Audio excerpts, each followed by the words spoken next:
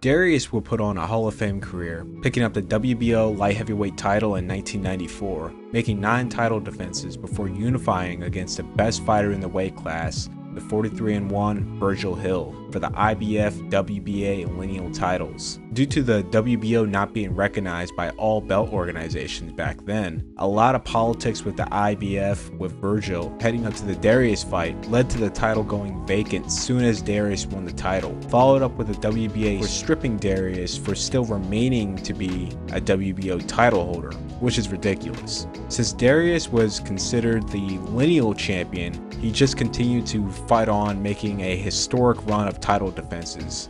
By 2003, Dariusz was 48-0, making his 24th defense of the title against Mexico's Julio Cesar Gonzalez. Julio would upset the long-reigning champ to become Mexico's first light heavyweight champion in the process of kicking Dariusz out of the clean sheet undefeated champion club and the run for tying or beating Rocky Marciano's record. A year and a half later, Dariusz would find himself fighting for the WBA title, which he'll lose by TKO in the 6th round. He will retire after this fight. It's all over, the very game and brave.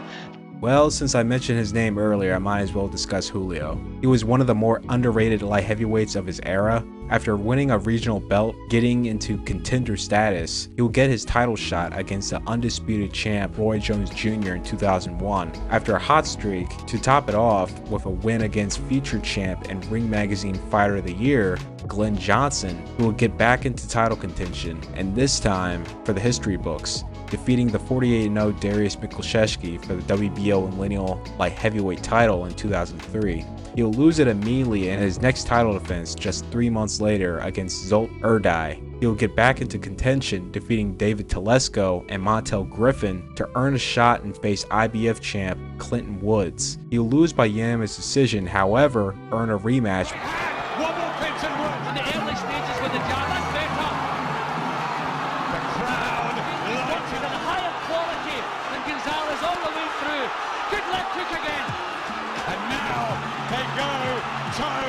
He seems to be at that edge, and here he goes again.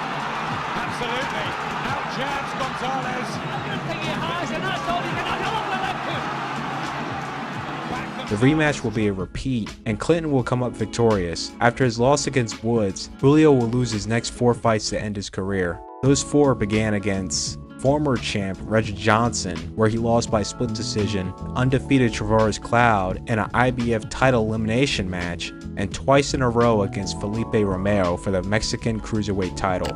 After Eubank's loss against Steve Collins by split decision, he would find himself in 2 overseas fights in Dubai and Egypt before landing a title fight against Joe Calzaghe for the vacant WBO title. Calzaghe would beat him by unanimous decision and begin his journey to greatness. Eubank would move up in weight to the cruiserweight division and just barely come short, defeating Carl Thompson for the WBO title.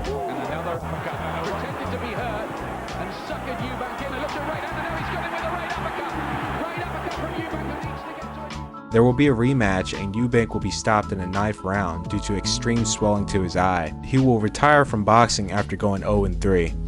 Postol will rise up as a true boogeyman of the 140-pound weight class when he was blatantly ducked by unified champion Danny Garcia. This would come apparent when Postol would completely bulldoze through Matisse for Danny's WBC title that was stripped from him months prior, as he should have fought his mandatory Postol summer of 2014. Coming to 2016, Terrence Crawford was making his moves into junior welterweight, capturing the WBO title roughly around the time Postol did. Since both were from the same promotion, this was an easy fight to be made. Both guys in the top 2 ranks. This was for the WBC, WBO, and vacant Ring Magazine titles. Postol would be completely shut out by Crawford and earn his first defeat. He would rebound but lose to future undisputed champion Josh Taylor for the WBC silver title. 2 years, 2 fights later, Postol will be up against unified champion Jose Ramirez. Postol will come up just short and lose by a close majority decision to Ramirez. 113-115, Dave Moretti 114-114, Steve Weisfeld 112-116. Following after the Ramirez defeat, he will lose his next 2 fights against prospect Gary Antoine Russell and Elvis Rodriguez July of last year. He will go 0-3 from 2020 to 2023.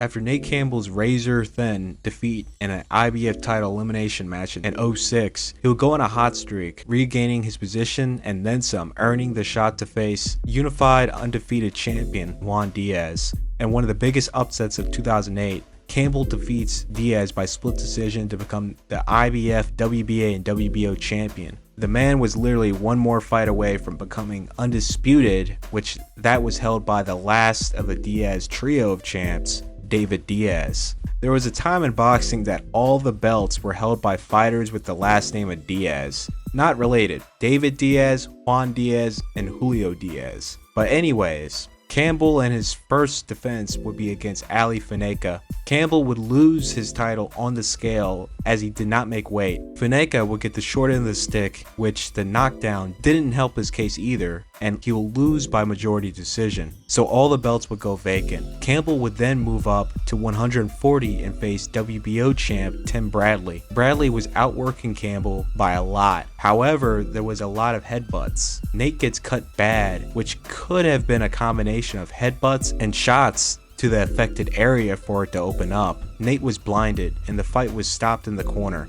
The fight was originally ruled a TKO victory for Bradley, however it was reversed to a no contest weeks later. Campbell will then lose his next 3 fights against Victor Ortiz, Walter Estrada, and Danny Garcia, going 0-3 and 1 no contests in a matter of a year.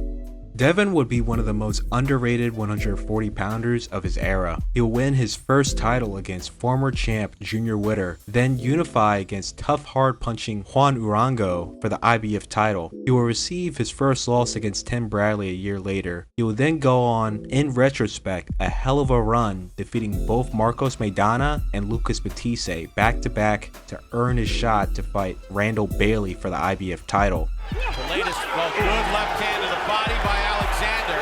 Hurt Maidana. Combination, rocks back Maidana, and another left hand. Alexander would lose it in his first real defense of the title against Sean Porter. After a win against Jesus Soto Caras, he will lose 2 in a row against Amir Khan for the silver title and Aaron Martinez. He will win his next fight, then have a draw against Victor Ortiz. From 2018 to 2023, Devon would not record a win, going 0-4, split decision loss to Andre Berto, 6th round KO loss to Ivan Radek, UD loss to Luke Santamaria, and 3rd round stoppage against Gabriel Mastre. Adam Konotsky is possibly one of the worst cases in this video. Adam was one of the few hopefuls fighting in America at the heavyweight division, under the PBC banner, becoming a regular face as he stayed on the undercards at their Barclay events. 1 year and 5 fights later, after his initial start under PBC, he would find himself in a passing of the torch fight against fellow Polishman Arthur Spilka. Adam would stop Spilka in the 4th round. After that, he will go on a hot streak through the national ranks, defeating prospect Lago Kalad's decision win against former title holder Charles Martin, then Gerald Washington, stopping him in the 2nd round. Then to top off the 2019 year, getting a decision win against former contender Chris Arreola. Coming into 2020, Adam came in ranked number 3 by the IBF, number 3 by the WBA, number 4 by the WBO, and number 10 by Ring Magazine. Going with the IBF would have been the more safe, guaranteed route for a title shot. However, and possibly the worst case scenario, Adam goes to fight number 6 ranked Robert Helenius for the WBA gold title. Not the real title, but you get title fight pay in 12 rounds of boxing, and it could be promoted as a title fight. By worse luck, this is the final weekend of boxing in America before America closed down for COVID. Adam will lose to Robert in the 4th round, which will be his first loss of his career. Due to COVID, this loss put Adam in the worst position because he will need to rematch Robert to regain a fraction what he lost to move forward into title contention. Due to the pandemic, he didn't get to have the rematch or fight till October 2021, which he will lose unfortunately in the rematch. The following year, he will lose again to a heavyweight prospect, then again in 2023, and recently at the beginning of March 2024, in his first pro fight in his home country of Poland, he will get stopped in the 1st round for the Polish heavyweight title. As of now, Adam has gone 0-5 since starting out undefeated coming into 2020. Coming into 2011, Andre Berto was on top. had the WBC welterweight title, and he was groomed to be Floyd Mayweather's opponent if he were to get past Victor Ortiz. In a fight of the year caliber fight, Berto would come up just short of stopping Ortiz before Ortiz would end up dropping him and completely changing the momentum of the fight. Oh my God! Unbelievable! What a fight! George Foreman and Ron Lyle stand aside. Berto would bounce back, defeating Jan Zivik for the IBF welterweight title. He then vacates the title to pursue a rematch against Victor Ortiz. Ortiz's rematch gets cancelled and Berto is suspended because he tested positive for steroids. In his comeback fight, he will be matched up against Robert Guerrero for the WBC interim title. Winner fights Floyd Mayweather. The pacing was a lot like the Ortiz fight, however Berto was trying to mimic Floyd's shoulder roll and failed dearly. This costed him early by a lot, getting dropped in the first and second round. He never seemed fully recovered from those early rounds, despite it being an entertaining show. Berto would lose by a unanimous decision. His next fight was like a two-step plan to be in title contention. His opponent, Josesito Lopez, for the NABF title, important North American regional belt. Berto once again tried to mimic Floyd's shoulder roll without knowing the actual science behind his family style of the shoulder roll, because the Mayweather Gym shoulder roll is different from what you find from a James Toney shoulder roll or others from the past, just due their family correcting common issues of it over the years. If this was a video game, Berto is using version 1.1 while the Floyd family is on version 5.1. So due to that, Kata's banked in rounds that Berto should have won. And Soto Kara's putting the pressure on Andre Berto again, connecting with the right hand.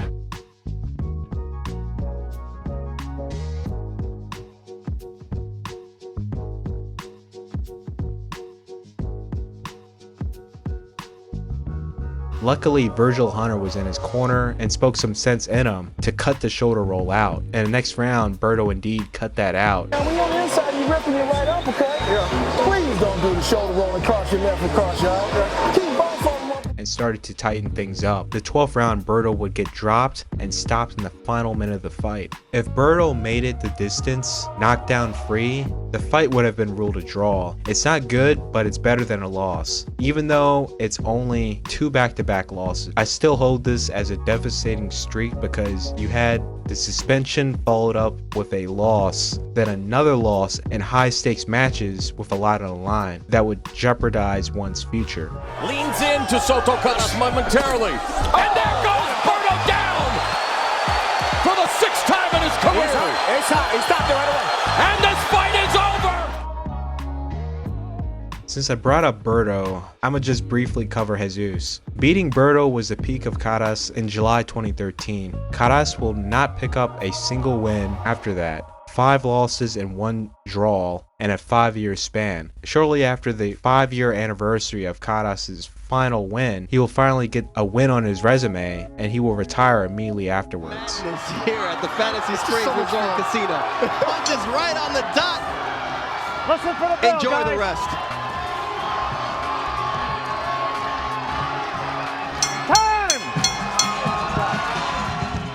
In 2016 going into 2017, Julius Indongo would put on one of the most thrilling runs by a wildcard fighter, coming out of nowhere to pick up the IBF and IBO title and a big upset, then pick up the WBA title in the UK against Ricky Burns. He would then go on to fight Terence Crawford for the undisputed junior welterweight title. That same year, he will lose to Crawford in the 3rd round, which will be the first loss of his career. Since then, Indongo would never recover after this loss, losing his next fight by TKO for the WBC interim title against Regis Prograis, win his comeback fight, then to lose 3 in a row before picking up his final win in February 2022, before losing every single match since then, going 0-5. Indongo's record after unifying for undisputed, 2 wins, 10 losses, in which his last fight took place back in January of this year.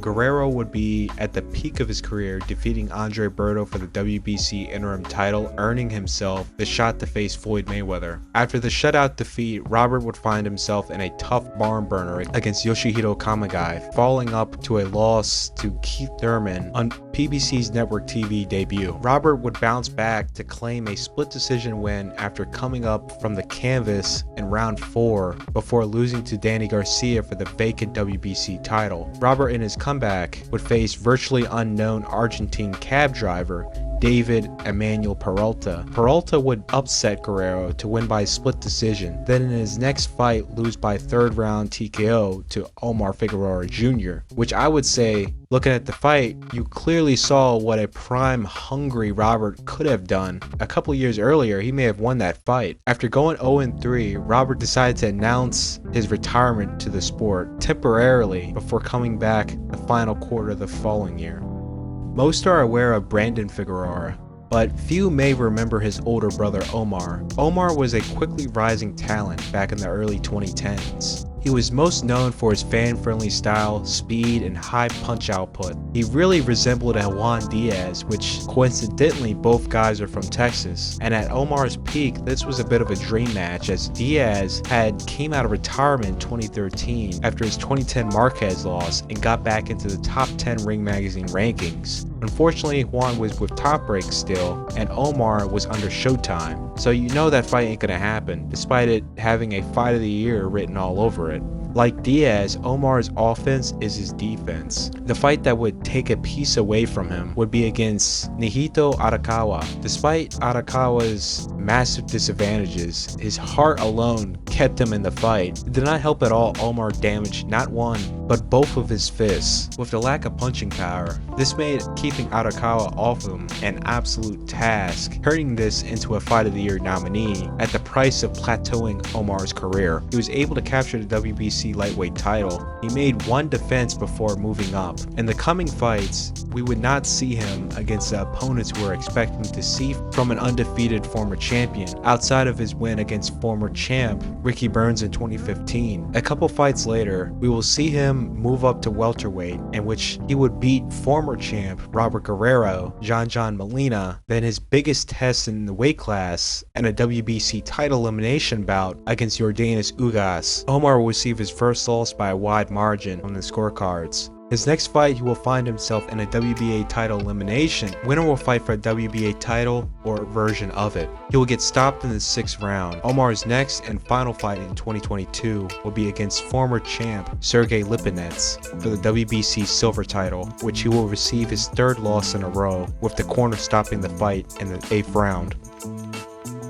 Berchelt came on the scene as a boogeyman of the super featherweight division, thanks to coming in at the right place at the right time, as a lot of these household names in the division were just out the door from the previous era or a shell of themselves. Blowing through Francisco Vargas for the WBC title, Vargas coming off 2 straight Fight of the Year nominees, he would then defeat Vargas' rival, former champion Takashi Miura, by decision. This will be Miura's final fight and he would retire. Former featherweight champ Victor Barros, contender and late bloomer Miguel Roman, Francisco Vargas even more convincingly, and lastly Jason Sosa before the pandemic. 7 fights, 6 title defenses later. The way Berchelt went through these guys earned him the Boogeyman title of the weight class, which coming into the Oscar Valdez fight, many had slept on Valdez to withstand what Miguel would dish out, especially since this was his first real opponent in the weight class. With the proper move up, Valdez not only gained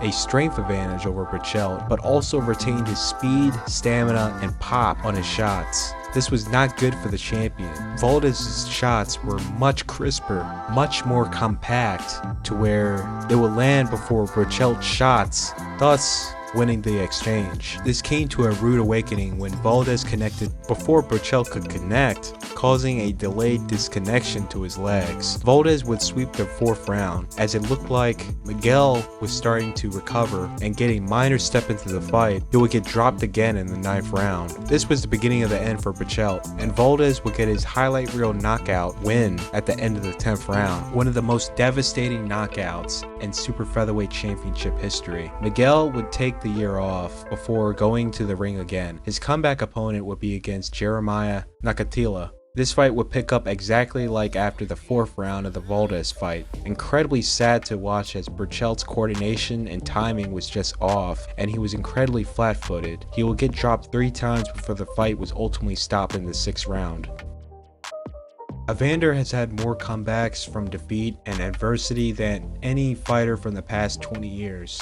The most devastating streak will take place in the early 2000s, after Evander's trilogy against John Ruiz ended in a bitter draw. To come up short of recapturing the WBA title, he will find himself beating former champion Asim Rotman under unusual circumstances by technical decision and a WBA title elimination bout. Holyfield would then go after Chris Bird for the vacant IBF title, in which he will fall short and lose to the tricky southpaw.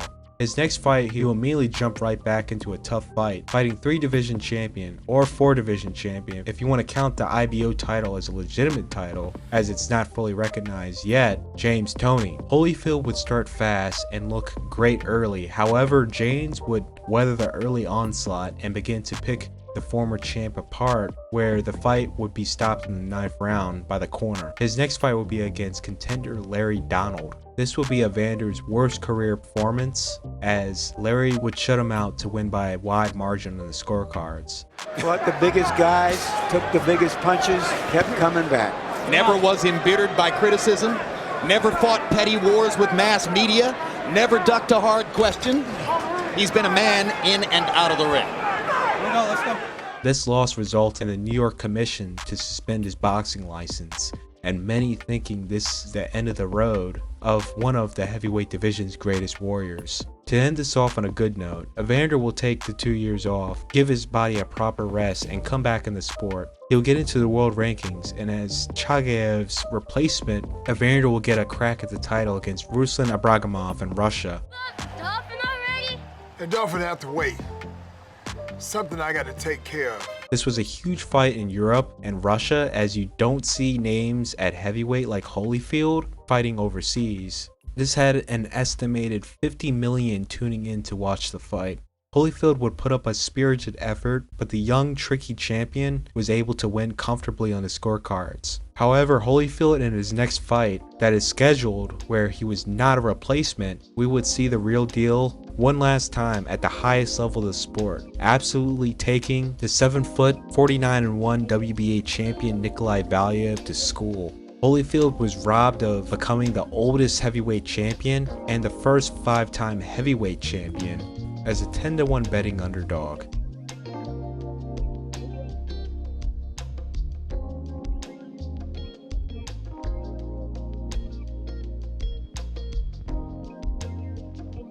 After Hatton's loss against Floyd Mayweather, he would have a rough comeback against Juan Lezcano, where he would drop his longtime trainer for Floyd Mayweather Sr. Keep in mind, the Floyd fight was at 147, and Hatton still remained the Ring Magazine Junior Welterweight Champion. And his first fight with Floyd Sr., he was up against IBF champion Paulie Malignaggi. He looked incredible. All his faults that was in the previous fights, including the Floyd fight, was corrected. When the Pacquiao fight was made, it was billed a 50-50 fight. The winner will be named Fight of the Year, and the trainer of that fighter will be named Trainer of the Year as well. Hatton would get washed by Pacquiao in 2 rounds, in which he would announce his retirement, battling substance abuse, depression, and extreme weight gain that came with the combination of all. Hatton was able to win his battle, cleaning his life up and dropping all the weight to make one last title run. And his first fight back in 3 years, he would be against recently dethroned champion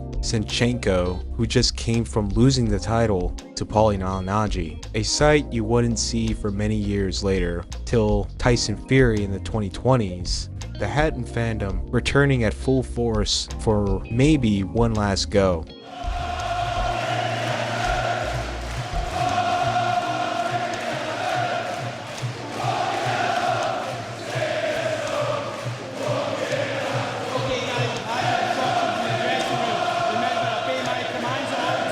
Hatton would start the fight off great and stack up a comfortable lead going into round 9. All Hatton had to do was control and coast to a decision despite showing clear signs of fatigue. Hatton was caught with a sneaky body shot where he was completely unable to make the count, resulting in a KO loss, ending what would have been a successful comeback journey.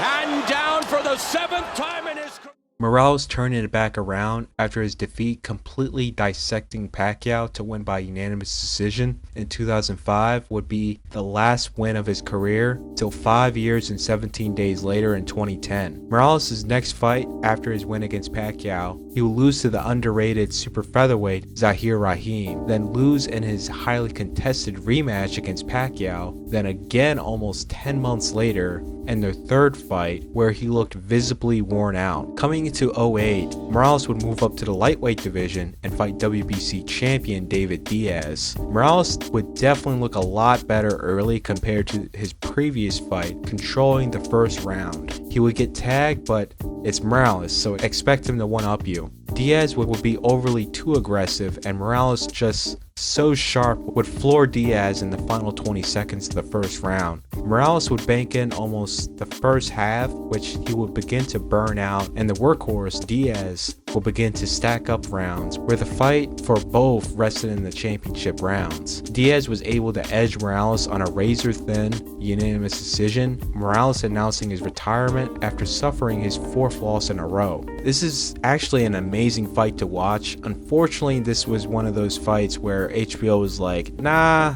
I'm good. We'll promote the fight on our platform. However, being broadcasted on HBO pay-per-view, this is not worthy. So this was a top-ranked pay-per-view, and unfortunately, there's no HD feed of this fight as a result of it. The Marquez vs. Casamayor card for the lineal lightweight title suffered from the same fate, which it is horribly preserved. HBO missed out on a great fight, and for Morales' next fight in the States, HBO did not miss this opportunity and greenlit to air and have their production around it.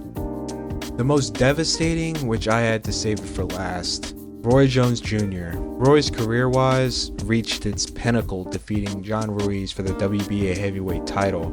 The problems would rise when he dropped all that muscle back down to light heavyweight to defend his title against Antonio Tarver. Despite being drained, Roy would pull it off, capturing a majority decision win. However, Roy did not let his body rest after a physically draining 2002 and 2003 year, rushing straight into a Tarver rematch just a couple months after the first fight. This would have been proven to be a bad move, and Roy will be knocked out by Tarver in the second round. He would then quickly jump back into the ring 4 months later to face IBF champion Glenn Johnson. Roy would not look good, and he would get knocked out in the 9th round by Johnson. Roy would then take a semi-longer break and fight Antonio Tarver in a third fight. Roy gun-shy would not really open his offense till the 4th round and really bank it in on the 5th. Lands a right hand, as if to say, oh, I'm far the superior fighter, and now we're able to punch his way away. And flashy because of the speed, but Tarver avoids most of those by blocking or either bending his body to his left. Jones trying to fight his way off the ropes for one of the first times in his 3 fights with Antonio Tarver, and he gets it done. Much more willing now to throw punches off the ropes than has been the case previously. After the 5th, Roy would go back to being gun-shy to where Tarver would comfortably take over the fight. Roy would have an opportunity in the 11th round. After getting cracked, Tarver had completely punched himself out. The 12th round, the holes were there, and Roy displayed within the first 20 seconds they were there, but Roy bit on Tarver's front that he is fine, just trying to time him, when in reality, Tarver is completely gassed out, hoping Roy stays at bay, which Roy stays at bay for the rest of the round, where Tarver is able to cash in a unanimous decision and end the rivalry with Roy going 0-3. This series I originally introduced autumn of 2016. Before we jump into the video, let's discuss actions that don't fall in the lines of cherry picking, but often get mistaken for cherry picking. At the top of the list, fighting your mandatory opponents. A champion's duty is to fight one mandatory annually. If they are not trying to unify titles, they should be fighting their mandatory opponents. So instead of shaming responsible champions doing their job as champion, you should be taking that energy and going after fighters that avoid their duties and find everything to not fight their mandatory, all while pretending to have such interest in unifying. Aren't you embarrassed by this?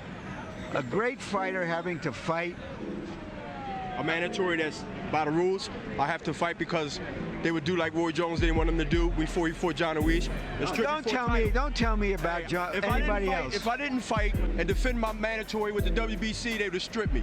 And I don't care what you say or anybody else say. This is my life, it's my prerogative. You do your job, I do mine. Active full-time boxers fight much more annually than the average fighter. They do this because either they do not have the financial luxury of having training camps, and this is a way of staying in shape, gaining experience, staying sharp while earning an extra dollar. Perfect example, former champion Shinsuke Rungvisai. Rungvisai became mandatory for the WBC super flyweight title, earning his rematch against Carlos Cuadras in 2014. Somehow Rungvisai did not get his fight for the title till 2017. Instead of just waiting around, gathering rust and not making money, because he doesn't have such luxuries like fighters out west, he fought regularly till ultimately the WBC threw that burden on Roman Gonzalez. Now you're probably asking, does a guy like Julio Cesar Chavez belong in this bracket? And he actually does not. He fought all his mandatory contenders annually and stayed busy throughout the year, fighting opponents that you can classify as a sparring partner, but getting paid to do so like a Buck Smith. This certainly kept Chavez in shape and sharp, as he had a small window of time to take a legitimate break where one could put on some weight and party.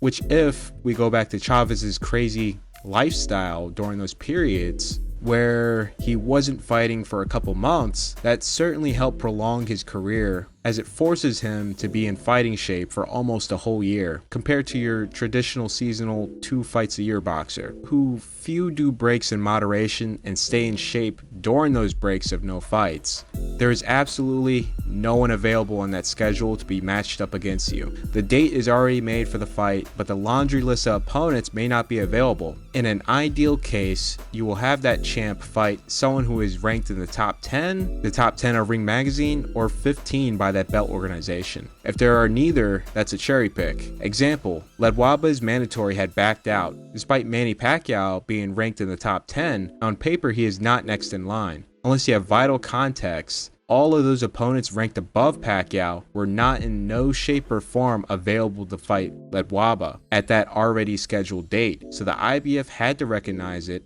and grant Manny as a new challenger for Ledwaba's title. Lastly, purposely stalling a fight to where that fighter has a lower chance of defeating you. The average person wouldn't be able to see. A perfect, well-documented example is Sugar Ray Leonard against Marvin Hagler. Most ignored it because Leonard's eye injury and his long layoff, but Leonard had been putting off this fight for years, as it was literally brought up as early as the Larry Bonds fight in 1981, 6 months before the Hearns fight, as an option of the Hearns fight if it didn't happen, but also a future fight for Leonard if he were to get past Hearns.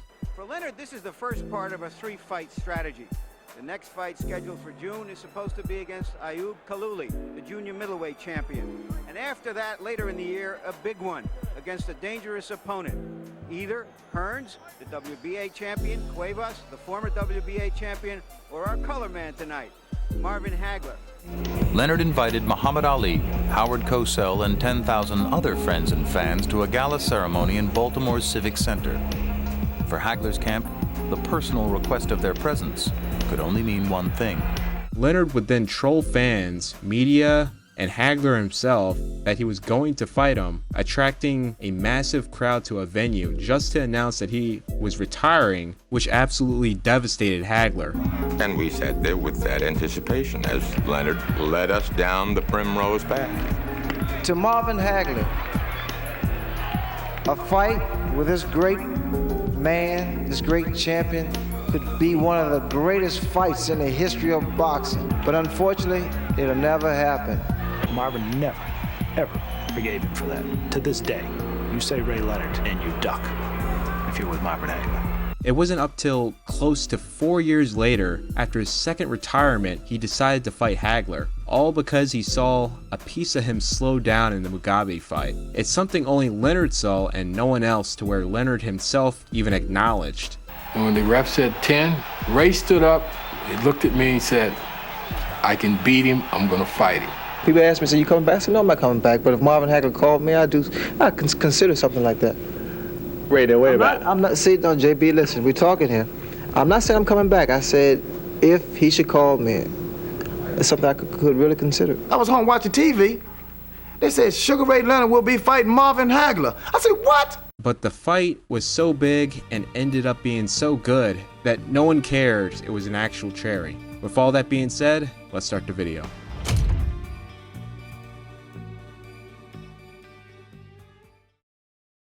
So this was a fight after Guerrero's loss against Danny Garcia. His opponent will be David Emmanuel Peralta. Robert just came off fighting for a title. The matchmakers really went deep and far finding an opponent, because Peralta is virtually unknown. All his fights were in Argentina. He did fight for the IBF Latino title and lost fights prior, but he was unranked. Peralta is not even in the top 40 ranks by the WBC. Neither has any rank with the IBF. Guerrero was ranked number 13 by the WBC. Given the fact that this was a main event, this was certainly a fight to put Guerrero in a position for something bigger against a guy on paper who was supposed to have given him a highlight reel victory. Now, there are many cases over the decades, and if not a century of boxing, on and off record, where fighters would joke on other fighters' opponents saying they fought cab drivers, which somehow that's supposed to equate to an inferior fighter because they have to work a job to contribute to their other job. David Peralta is an actual cab driver in Argentina who boxes whenever he can. Peralta in his biggest fight would rise to the occasion and put that century-old stereotype to rest, giving Guerrero all he can handle, even dropping him in the 9th round, which wasn't counted as a knockdown. Peralta would win by a split decision. USA Today is real petty with this headline.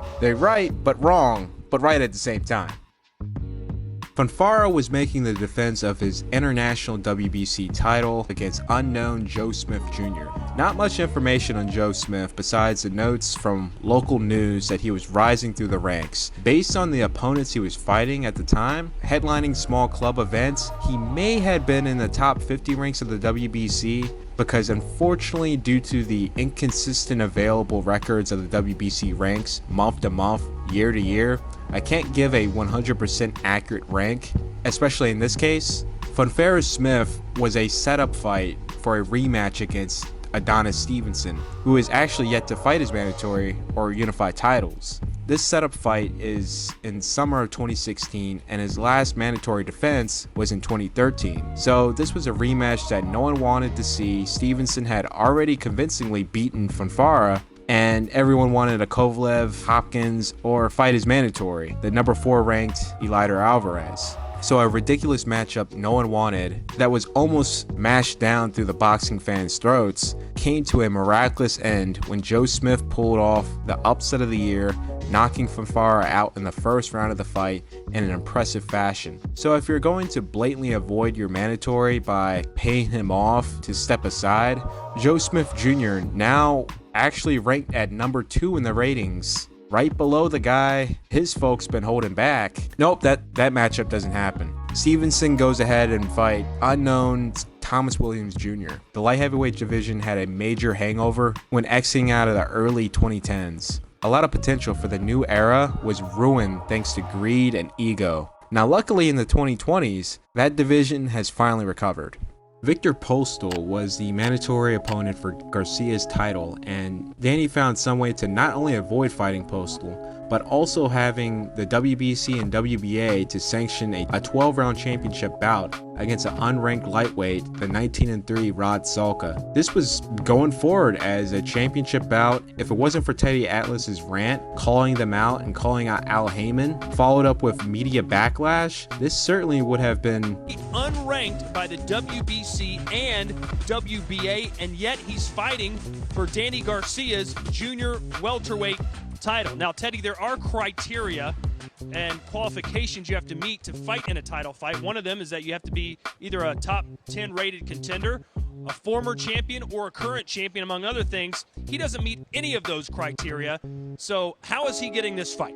He's not rated. I wanted to show you that 15 guys in each one of those organizations are rated. He's not one of them. He's not even close.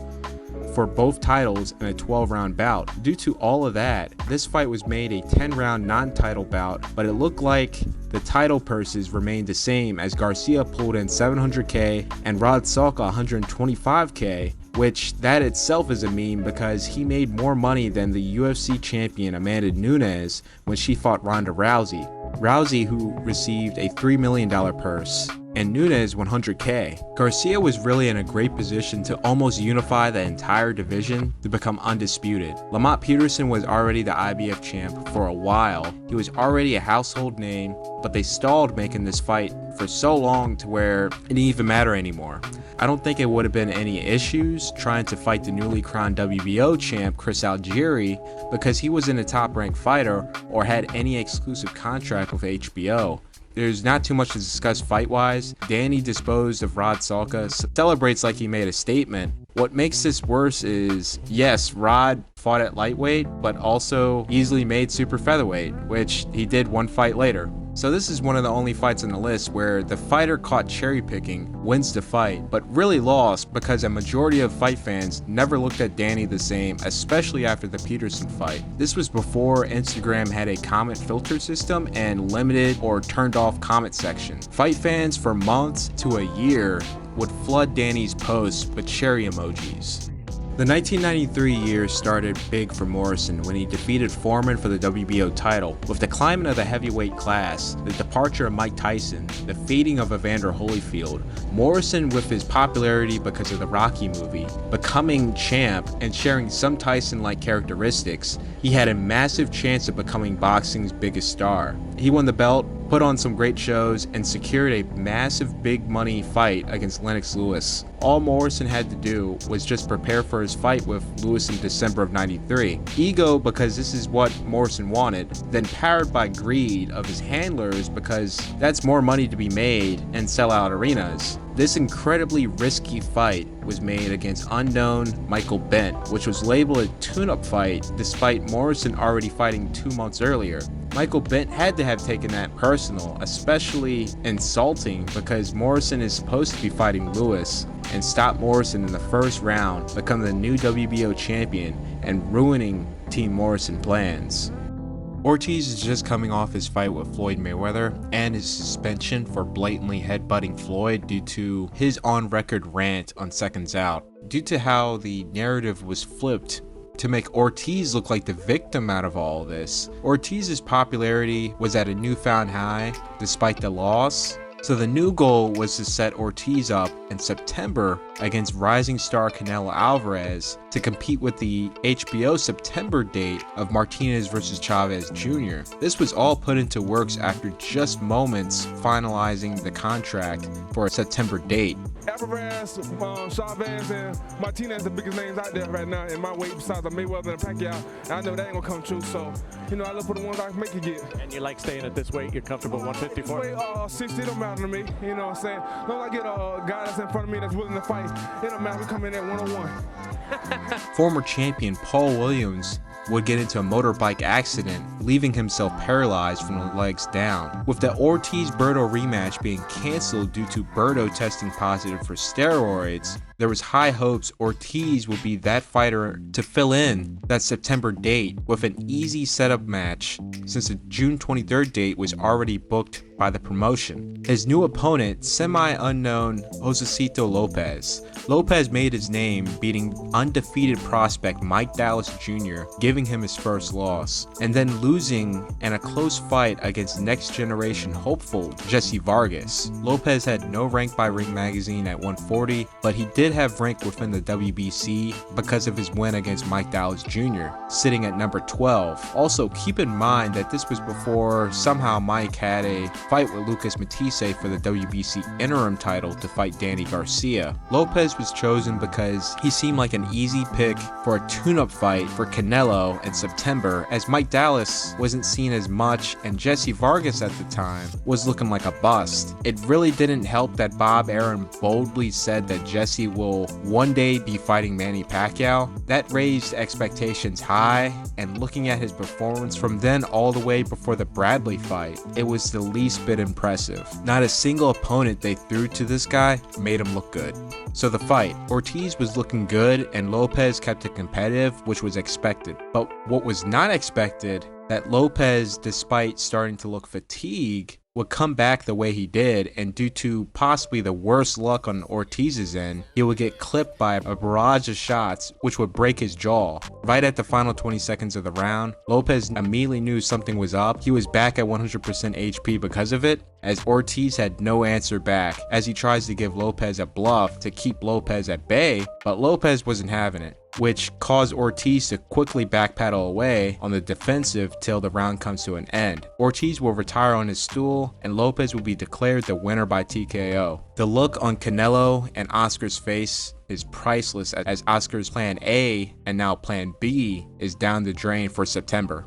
Vitaly Klitschko retires, and we would see possibly the worst and weakest title grab in the history of the weight class. Chris Arreola managing to earn the WBC international title against American heavyweight hopeful Seth Mitchell. Then Bermane Stiverne just barely managing to get a win against former contender Ray Alston. You see what Latimer did to him in 2 rounds. I didn't expect that it's gonna be as easy as it was, and it was easy actually, because Ray Alston was much slower than my sparring partners. And you see that this is an even fight where Ray is up on the scorecards. It really just goes to tell you how bad the state of the heavyweight division is in North America. He's fighting a journeyman. The journeyman is schooling him right now. Ray Austin just jabbing, piling up points. 86-84, greater Rain Man Austin. Klitschko, I don't know if he ever threw a punch. and Klitschko actually never threw a right hand in that fight. Ended it with a left hook. Which will put in perspective the class of heavyweights we're watching here. Right. So Vitaly's vacant title was fought between Stiverne and Chris Arreola in a rematch. Stiverne will beat Chris. Now, Latimer at that point was making it his mission to get his brother's title back to become undisputed, as he holds all the rest of the titles. So the powers to be across the pond was like, yep, that's not gonna happen. And Wilder Stiverne was made. Wilder would plow through Stiverne, but he managed to let Stiverne back into the fight in the final quarter due to just being exhausted. Wilder would earn a wide unanimous decision to become the first American title holder since Shannon Briggs in 2006. Klitschko is calling for unification for the undisputed title. Stiverne and then Wilder's management is not having it, pulling all the excuses out of the book, saying Wilder is not ready to fight a Klitschko. Since Klitschko is not ranked by the WBC, he can't force Wilder to fight him, which that would be Klitschko's next attempt, since the writing's on the wall, he's being blocked. So he tries to get a fight with a ranked WBC opponent. That would be number 3 WBC ranked Bryant Jennings. Also, funny note that when Klitschko Jennings was announced, Jennings was magically removed from the WBC rankings. Keep in mind, Jennings was ranked number 3 by the WBC January 2015. The very next month, he is nowhere to be found. So with all this context here of possibly the most protected title, we see Wilder face Eric Molina, who magically went from number 26 in the rankings to number 11. You had Stiverne, who lost to Wilder for the title, still in the top 5 ranks, all while Bryant Jennings, who is scheduled to fight Klitschko, removed altogether. Absolutely insane. Any other sport, there'd be an attorney general would be showing up somewhere and saying, wait a minute, we have to investigate this. Wait a minute. You can't just move a guy from nowhere to all of a sudden where he's going to fight for a world title. Unfortunately, in this sport, with no proper supervising, no proper watchdog, no proper policing, and that's why the sport is always in a threat of becoming less and less relevant. All right, the fight. So Wilder does his thing early. Molina also starting to connect in the second round. The third round, Wilder would get cracked by Molina, then followed up with Wilder making more fundamental mistakes to get cracked again. Molina on a full offense for the greater period of the round till Wilder would regain his legs and we would see him rally back in the final 20 seconds. That momentum will be on Wilder's side as he is a much fresher out of the two. He will clearly win the round and drop Molina in the final seconds of the fourth. Molina will catch another knockdown in the fifth round. Molina, tired and in survival mode for 2 rounds, would finally recover and catch a second win, piling shots on Wilder, the body attack stopping Wilder's offense. And here we see why so much was made to prevent Klitschko from having a chance of fighting Wilder. Molina looking punched out, and he is just winging shots to the body and head, wide open to be countered with absolutely no answer from Wilder, which this boosted Molina's confidence where he finished the round strong. His best round in the fight since the third. The ninth was an offensive struggle by both guys. That rush Molina had in the 8th wore off, and he looked like a tiny breeze would tip him over. Wilder would find his opening after Molina had repeated the same telegraph combination, the second time really leaving himself out there to get countered. Wilder lands a counter right as Molina rushes in, and he was just out from that alone as the other shots missed. In 2007, Erik Morales would announce his retirement from boxing after losing to WBC champion David Diaz by a close unanimous decision. In 2010, he would make a comeback to boxing. Most took it not seriously, and the usual stereotypical responses, "Oh, he needs money. Stop trying to relive your glory days. Just stop. You're ruining your legacy."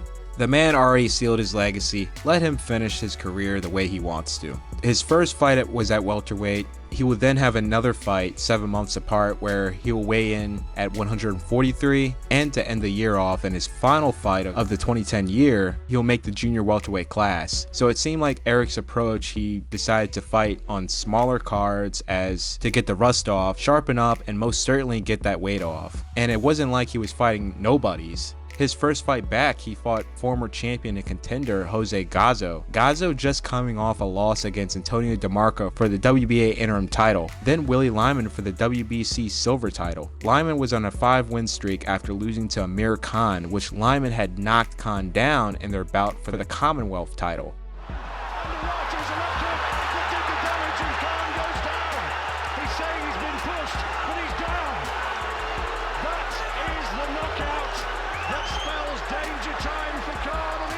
Despite Morales sort of just being thrown into the WBC ranks after his comeback fight, literally in the top 3 ranks, which I can't really give you a reason why, Morales definitely had to prove to people behind the scenes he belongs in the ranks in general, which he did. That went overlooked due to Morales' physical appearance. To start the 2011 year off, Morales was given most would see as a retirement fight. This matchup was demonized by the fans and media. HBO just barely gave this a green light to even put their name beside it. If not, this would have been a Golden Boy pay-per-view like Casimero versus Marquez. HBO didn't really push the fight either, despite it being a pay-per-view. I didn't even get to talk about Maidana. So Maidana is coming off hot off his show against Amir Khan, and since Morales had ranked within the WBA at number 5, I don't know how, but this was selected to be for the interim WBA title. Maidana was supposed to blow through Morales, pass the torch, Morales retires, and Maidana gets the Amir Khan rematch. In the absence of the chance to fight Marquez, to the shock and surprise of almost all ringside critics, Morales reached out and said, "I want to fight Marcos Maidana." It is regarded by almost everyone here as a very bad idea, but he's Erik Morales. He has a sure ticket to the Hall of Fame. He is as arrogant as any fighter in the last 20 years.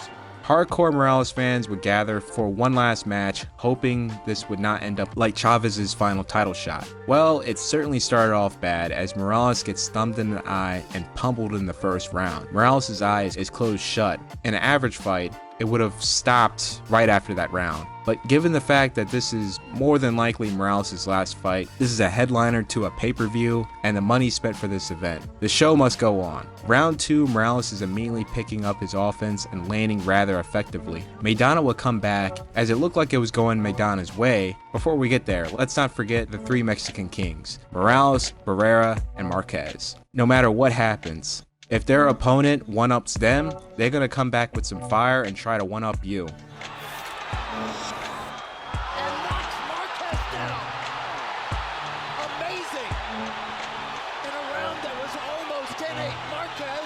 And that's exactly what happened, and Maidana, in shock, had no answer. Absolutely huge right hand. Maidana. And suddenly Maidana has been knocked back. Maidana would take back the 3rd round, but Morales would pick it back up and rally in the final minute. The 4th round, Morales would lose, but the fight would be at his pace. The 5th round, Morales is completely picking apart Maidana, then to finish the round big, waking the crowd up and giving the folks who bought a ticket hope and their money's worth.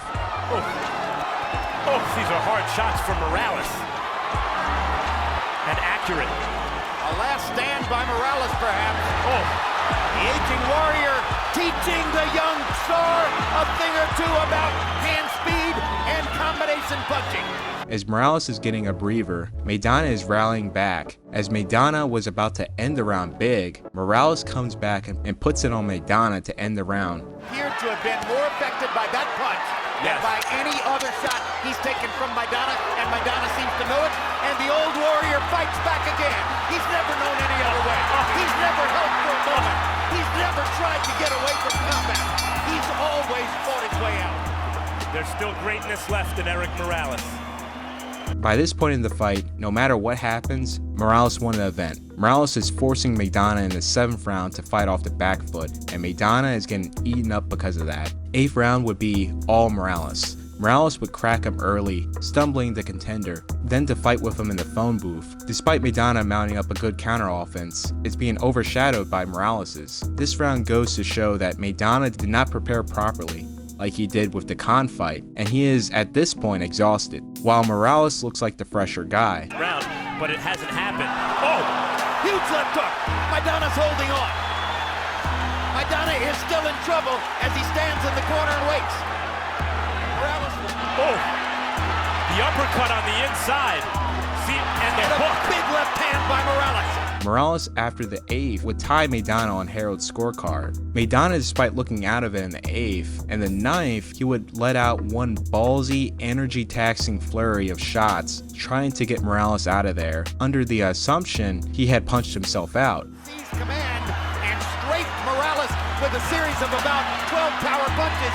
And right now, Maidana believes that he's trying to finish the fight. Maidana would come to a rude awakening and get caught with a 3-punch combination while rushing in. Morales would take over the back half of the round, leaving it all on the line. All of a sudden, Maidana has found the second win. Look at him take Morales' hard shots. Erik Morales. Unbelievable. I don't think there's a soul in the arena who believed that Marcus Maidana versus Erik Morales was going to become a serious candidate for Fight of the Year. And yet it is. Not to mention upset of the year. Morales would craft up another solid round, making it 96-94, 2 rounds up on Harold's scorecards. To think that he could do it. It also points out a hypothetical question. You're at Canastota. Oh. Well, we can't talk about it now because he's finally, after a while, he said, maybe Pacquiao. Yeah, it was Pereira. At this moment, it's hard to imagine that Pereira could be competitive. Maidana would finally rally back this round due to Morales' lack of punch count and win it. With the fight potentially on the line, Maidana would go all out to get Morales out of there, but Morales was keeping it even in the first half. The final half is up for grabs, as both guys are landing at a great rate. The final straight at the end may have won it for Maidana in the 12th. Due to Morales losing the 11th and the 12th, Harold scored the fight a draw on the scorecards. 1 out of the 3 judges would score it the same as Harold, 114-114, and the other having it 116-112 in Maidana's favor, ruling it a majority decision. Just think, if Morales wasn't blinded in the first round to where he had to use instincts figuring out where Maidana's at, That and having maybe one more fight leading up to this, he may have very well beaten Maidana. So obviously because of this show, Maidana did not fight Khan, and Khan went to unify against Zab Judah. Al inicio de la pelea tenía mis dudas. ¿Será este el momento donde el boxeador se tiene que retirar y no lo entiende, no lo alcanza a ver? Nah. As discussed in my video of real-life Hajime no Ippo moments, Takahara is a real-life Takamura. Jorge Castro was considered to be the best middleweight in the division after big wins against champion Reggie Johnson for the WBA title, the undefeated John David Jackson, and another big win in his rematch against Reggie Johnson. This put Castro number 2 in the world ranks under the G-Man Gerald McClellan. Given this is an archive ring issue of 1995, and this fight took place later in the year of 95, when it was indefinitely ruled that Gerald McClellan will not be returning to boxing due to his incident with Nigel Benn, that will make Castro as a number 1 ranked middleweight in the division by Ring Magazine. Japan is not known for fighters above the lightweight divisions, so Shinji, with his skills and natural size, at that time was practically unheard of. Takahara will only finish middle school and skip high school to further his boxing training. He started his pro career at 17 years old. Unfortunately, the Pacific region in that weight class at that time was incredibly weak. The opponents he was facing were unknown and pushovers, thus putting Takahara under the radar. Takahara would quickly pick up the Japanese regional title, important title you need to even get into the world ranks if you're not from America. He would make 4 defenses. One of those defenses was against a now familiar face in boxing, the father of the 2-time and unified champion Kenshiro Taraji. Pretty wild. His dad is a natural middleweight sitting at 6'2", and his son, who is on the road to becoming a future Hall of Famer, is 5'5", fighting at light flyweight. Anyways, Shinji would pick up the OPBF crown, which signifies he is the best in the Pacific region. Like I said, the Pacific region is incredibly weak. It is comedically weak. So Shinji blew through these guys. He showed he had quite a bit of punching power, but there's actually no way to tell he can actually crack because the lack of ranked opponents. We're talking about in the top 50 ranks. After 4 defenses of the OPBF crown, the 23-year-old's management somehow got him a title shot against the best fighter in the weight class. Now his management had a lot of faith in him to not only get the fight, but get the fight in Japan. But they didn't think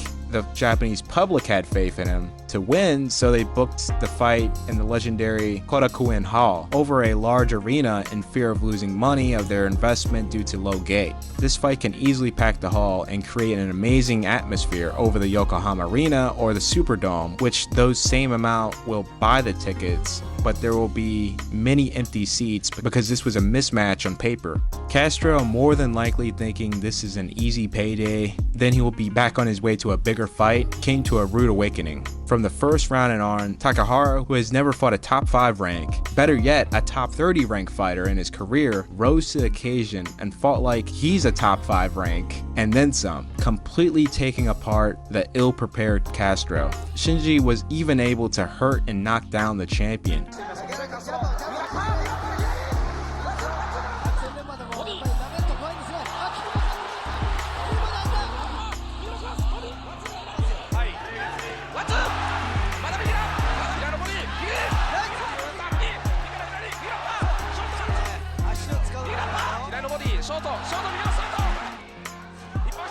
Round by round, Shinji was shocking spectators, which you can see the nervous excitement that their homegrown fighter is going to be Japan's first middleweight champion. Takahara would finish the fight strong and seal the deal and make history to do so.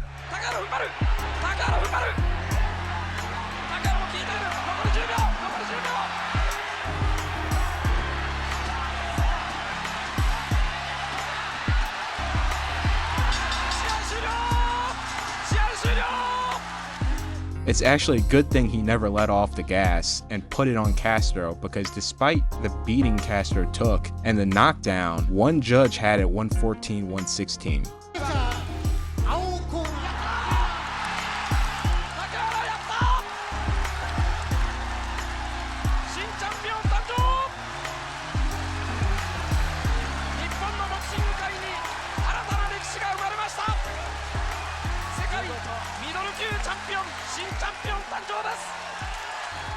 Adonis Stevenson was an upcoming prospect quickly moving through the ranks in Canada and world ranks, picking up the WBC Continental Regional title, then the WBC International title. So a fight against a fighter who has a record of 16-15 with 2 draws on your US and Showtime debut doesn't really sound good. So Showtime never broadcasted it, the footage never exists besides home video. Darnell Boone was coming off a stupendously busy 2009 year after a 2-year hiatus. 6 fights, all 6 against blue chip prospects, most notably Edwin Rodriguez, Arislandi Lara, and Craig McGuinn. He will start the 2010 year off fighting prospect Jose Angel Rodriguez and Brandon Gonzalez. Everything about this reeks of cherry picking. Boone was notified on a 2 weeks notice. Boone was currently training himself at the time. Dude had no trainer. Despite Boone not knowing much about Stevenson either, he assumed he can't be that experienced. So with Boone already being sharp from his constant activity, he took the fight. And well, there you go. This home video here pretty much explains itself.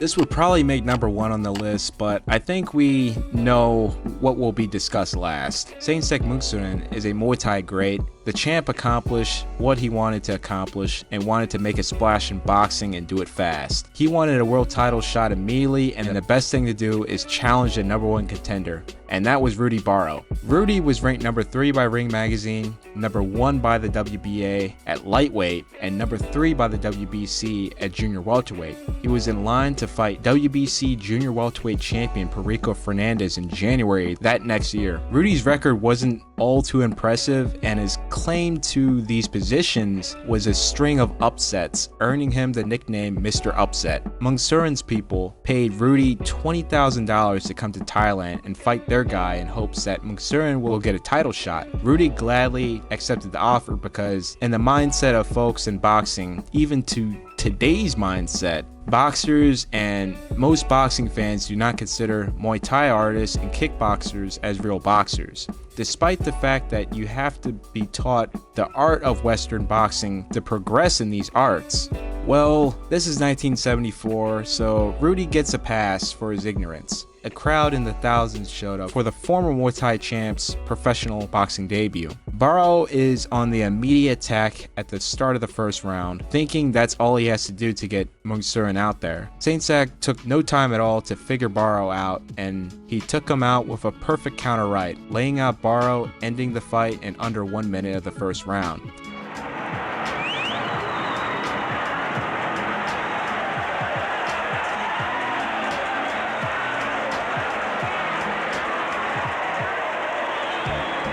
On paper, Munksuren should be in the line to fight for the title. Perico wouldn't mind either because a lot of money is now being offered for this fight. But the WBC stepped in, mostly because they were suspicious that Barrow took a dive. And WBC President Roman G. Velasquez stated, no fighter with 1 professional bout should be fighting for a world title. In order for him to fight for the title, he needs to fight another WBC ranked opponent within the top 10 or win the Asian Pacific title. So to end this segment off, Saan-Sack fought number 3 WBC ranked Leon Fuduyama. Saan-Sack would stop Leon in the 7th round, earning the shot for the junior welterweight crown.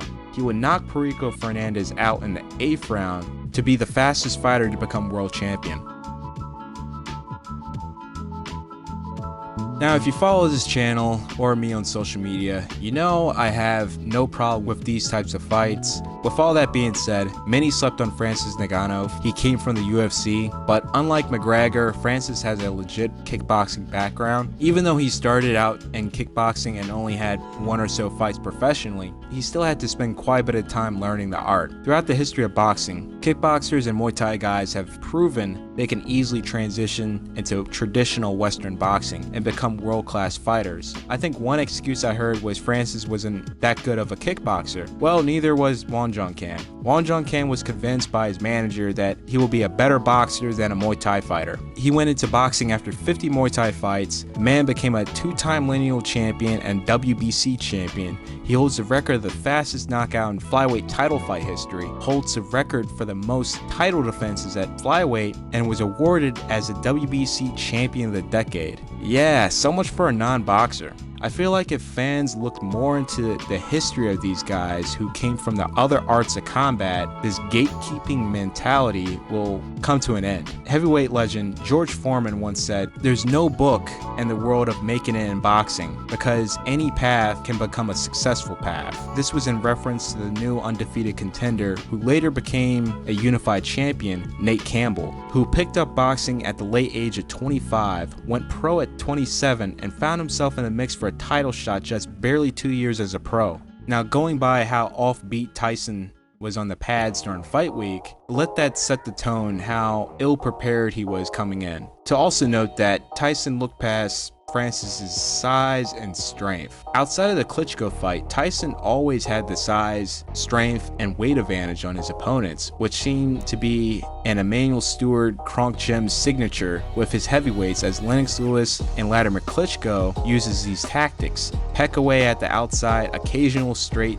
then hold, pushing all that weight on their guy, rinse, wash, and repeat to where their guy is so tired and battered that they can catch them with something they can't see or just simply get the stoppage. Fury could not use these tactics, and he would have to think twice before even trying to hold because Francis has the advantage. So we would see Fury fight more on the outside like in the Klitschko fight and when he was testing waters and boundaries in the first Wilder fight. The lack of Fury not being able to fight at his pace, we were treated to some interesting moments early on, which led to a beautiful counter left hook by Nagano to floor Fury to the canvas. Tyson will have his moments which were supposed to have been part of the script, but Nagano is outshining Fury by a wide margin. Right when it looked like Fury was just getting ahead in the fight, Francis would come back big, as seen in the 8th round. Absolute struggle by Fury to get anything on Francis, who is displaying quite a fine defense, something that is expected from someone who has practiced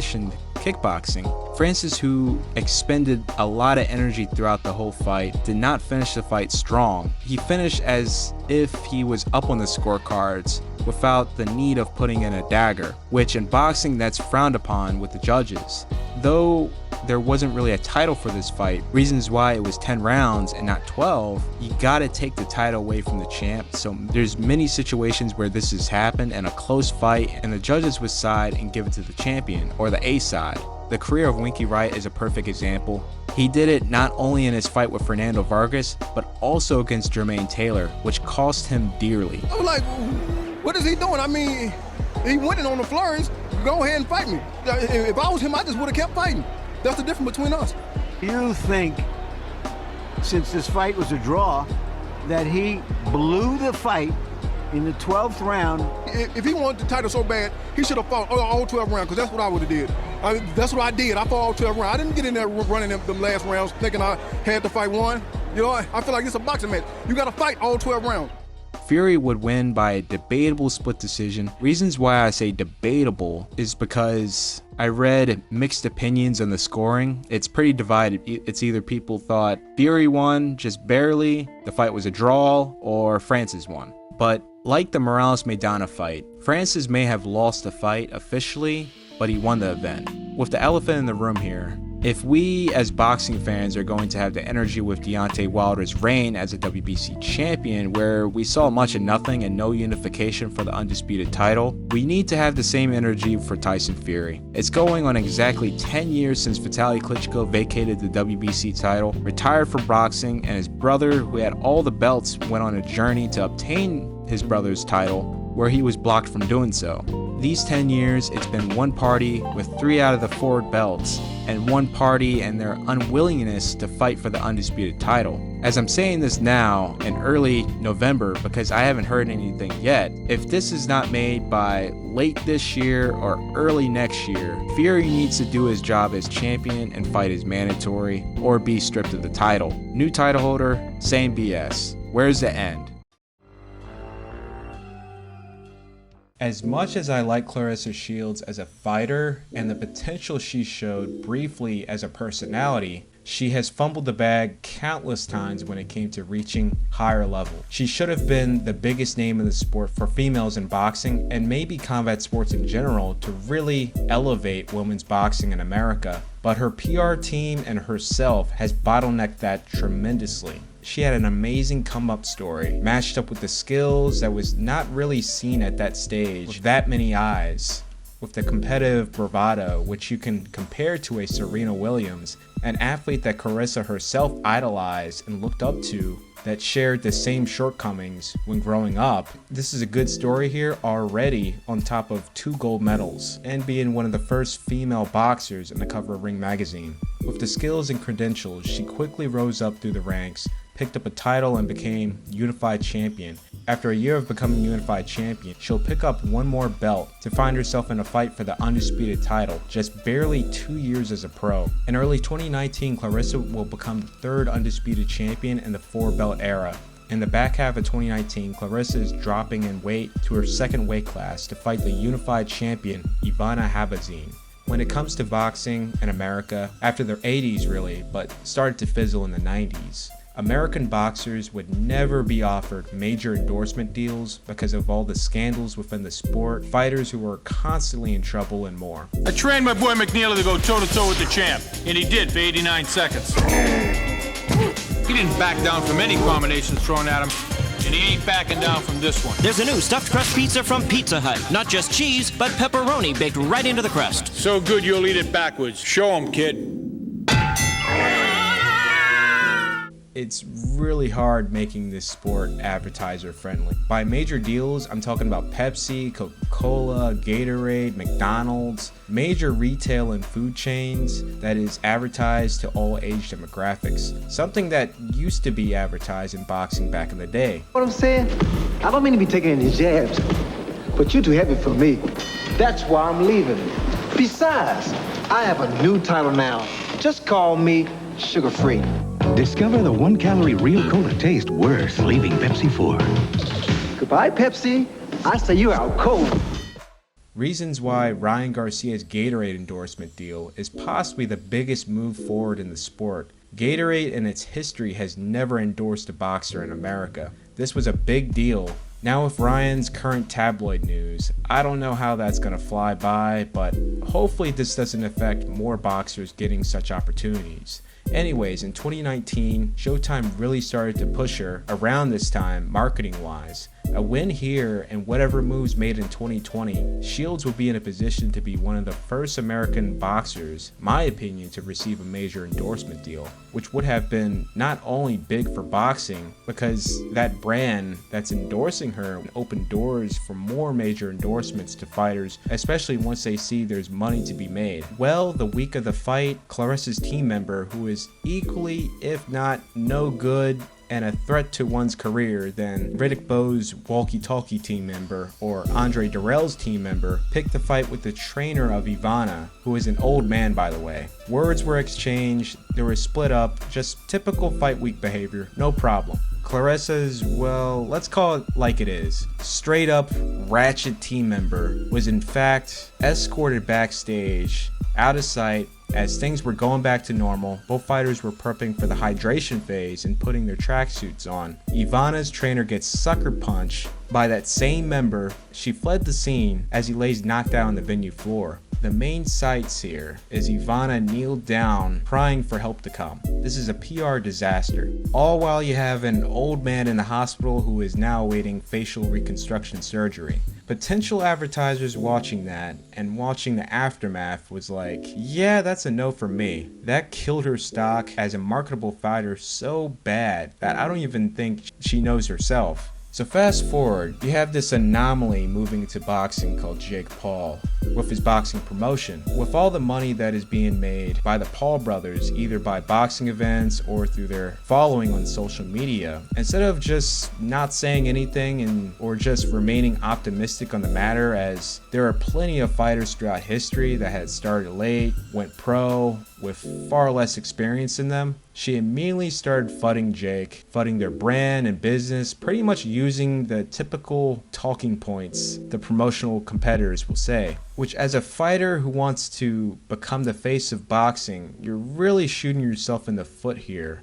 because someday you could actually make money off this person. But Paul will then bring the underrated and overlooked Amanda Serrano to his promotion, who fought for peanuts in front of small crowds and then some. As mentioned in one of my videos, there is one thing I noticed about Paul's fights at this time, and it was the close attention and support to the undercard. He made sure the network gave the undercard fighters the red carpet and had it in a manner as if they were the main event. One thing that was in Paul's favor was that his fans are not boxing fans. They pay money for a ticket, they want to see the entire card for their money's worth, something a majority of the boxing fans don't do. I'll never forget the undercard to Canelo Golovkin 2. First fight of the main card was former champion and #1 pound-for-pound star Roman Chocolatito Gonzalez, and his comeback fight after his losses to Rungvisai. I could have counted about 50 people in those stands. I was absolutely disgusted by that sight because Gonzalez was such a great fighter. All the biggest events in boxing, the crowds don't start showing up to the final rounds of the co-main event.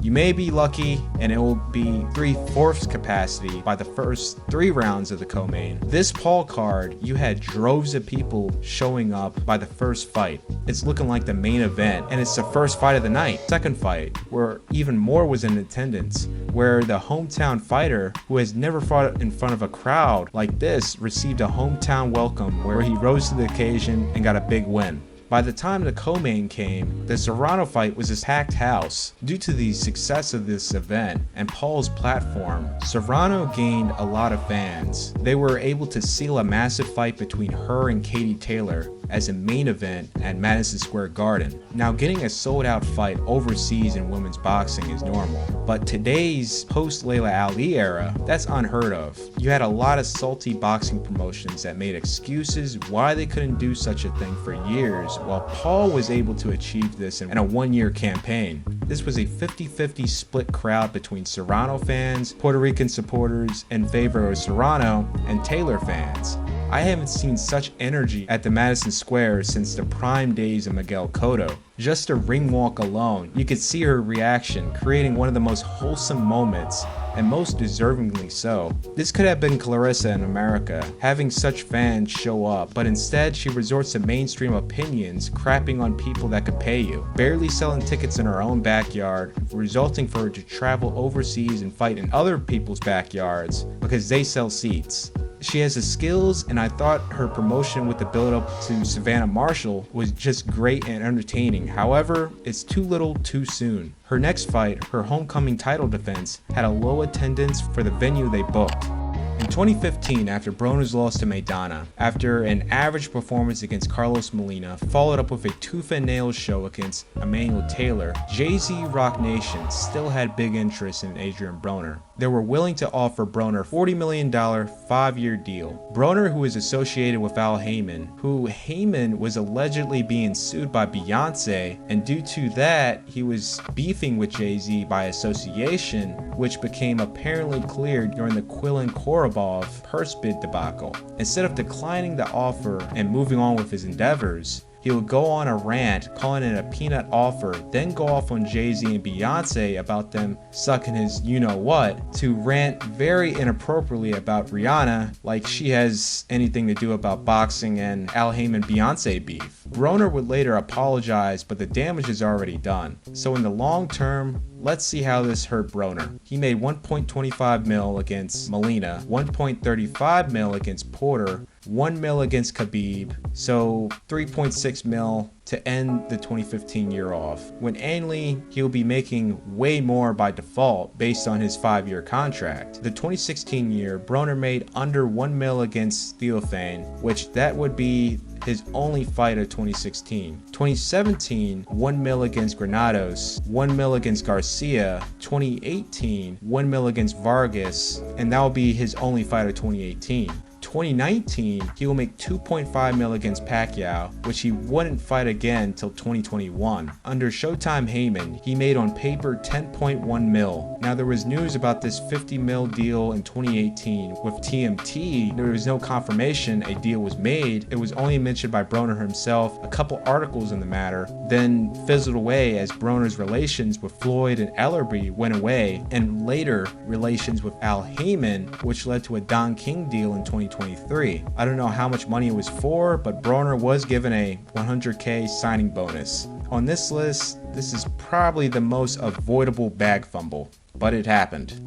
Ray Leonard had a wonderful relationship with HBO. Not only he threw on big fights on the platform during their early days, he was also part of the commentary team, which Ray excelled at when he first joined the team in 1978. The third fight between Leonard and Duran was not that good, despite the amazing pre-fight shows, the large outdoor gate. This lowered the stock of Leonard, and coming into his fight with Terry Norris, Leonard was going to be making less money, despite a title being on the line. He was guaranteed more money to bring his fight to HBO's competitor, Showtime. For $4.6 million guaranteed, Leonard would be making plus whatever percentage from fight day revenue.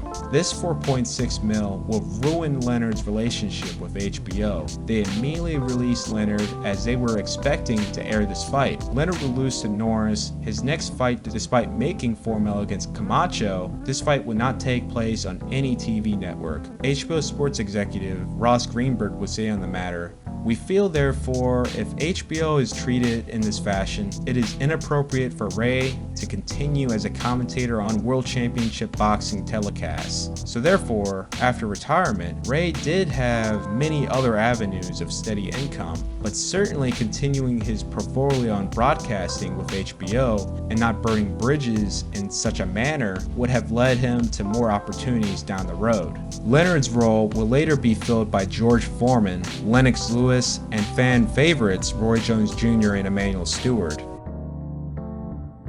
Celestino was a talented fighter from the lower weight classes that had an insane height of 5'11". He will find himself becoming the WBA Super Bantamweight champion, then to unify and become the IBF champ. After a couple of defenses, he will find himself making his HBO debut and featherweight debut against undefeated Dao Yordan. Yordan was most known for quite a bit of success and beating Robert Guerrero to the punch. The momentum was so much in Yordan's favor, but unfortunately an awful cut happened that was ruled by a clash of heads by the ref. Guerrero was unable to continue and the fight was ruled a no contest, as it was within the first 3 rounds. So due to this performance against a blue chip fighter, Yordan's stock was quite high coming in. Celestino on his HBO debut would completely burn through Yordan. Beautiful performance by the former unified champion.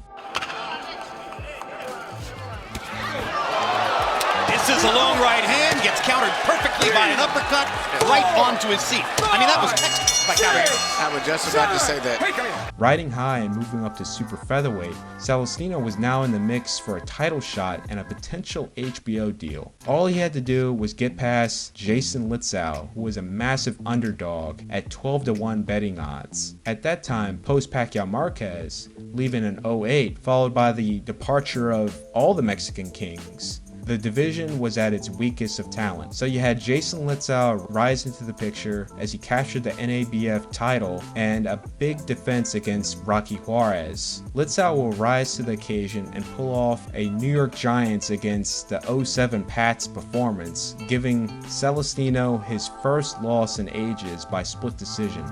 This will be named by Ring Magazine as a 2010 Upset of the Year. In the aftermath, we would never see Celestino on this stage to be made into a name stateside. He will find himself moving down in weight, picking up a title at featherweight before being stripped due to falling orders to not fight his mandatory challenger and top-ranked fighter Nicholas Walters. Celestino had recently signed to TMT, and well, you know the relationships with Floyd and Arum was at an all-time low, so you know that fight will not be happening, when really he should have taken that fight. He will lose his next fight for the WBC silver title against Robin Castellanos in his own backyard of Panama. Despite Robin having the record of 19-10, he was making his 7th defense of the silver title at that point. The following year, Celestino will lose another regional fight, which moments later it will reveal in 2016 Celestino would be arrested in a bus. They found 10 kilos of contraband in his vehicle. He will be sentenced to 5 years in prison. Coming into 2020, one of the most important fights to be made in the lower weight classes was between Riel Casimero and Naoya Inoue. The unification was to take place in early 2020. Due to COVID getting bad, countries shutting down, this fight was cancelled, as boxing was coming back, but not yet where all the money is at the division till the end of the year. Broner will pick up the WBC title spring of 2021. And since boxing in Japan was still closed, talks of a fight between Broner and Casimero was in the works. The winner fights Inoue for the undisputed title. The fight between the two would almost be made and slated for August of 2021. This fight will be thrown out on Casimero's side, as in regards to drug testing, even when the application was submitted before the final date. A lot of he said, she said, and the fight was thrown out. Coming into 2022, Broner will fight Inoue in June, and the winner, in fact, will fight Casimero in December for the undisputed title. All Casimero had to do was fight his mandatory challenger, Paul Butler. The fight took place in England, and the rules over there in regards to weight cutting for safety reasons, fighters cannot use a sauna prior to the fight. How was Casimero caught? On his own YouTube channel, on a video recapping his fight week arrival. The video shows him going to a sauna to cut weight.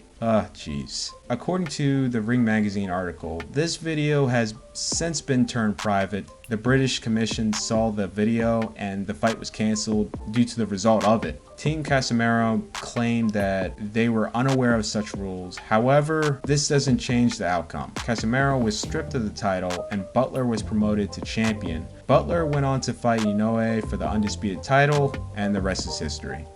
The Ohara story reminds me of the Cowboys post-Jimmy Johnson era. Win some games, look good, we them boys, this is our year for the title, and losing the first game of the playoffs. Ohara will always be in the mix for title contention, then lose it in the regionals. Ohara will get his first loss of his career, losing to Josh Taylor for the WBC silver title. Then after coming back, beating Prospect for the WBC international title, he will lose to Jack Catterall for the WBO intercontinental title. Then this time, he'll put up that Dallas Cowboys 2014 season. He would put up a hell of a win streak, sign the Golden Boy, sit on rank while he is at the closest he was ever to a title shot. All he has to get past is contender Ismael Barrosos for the WBA interim title. Winner fights WBA champ Rolly Romero. Ismael became the story early in 2023, leading up to his fight with Rolly Romero for the WBA title.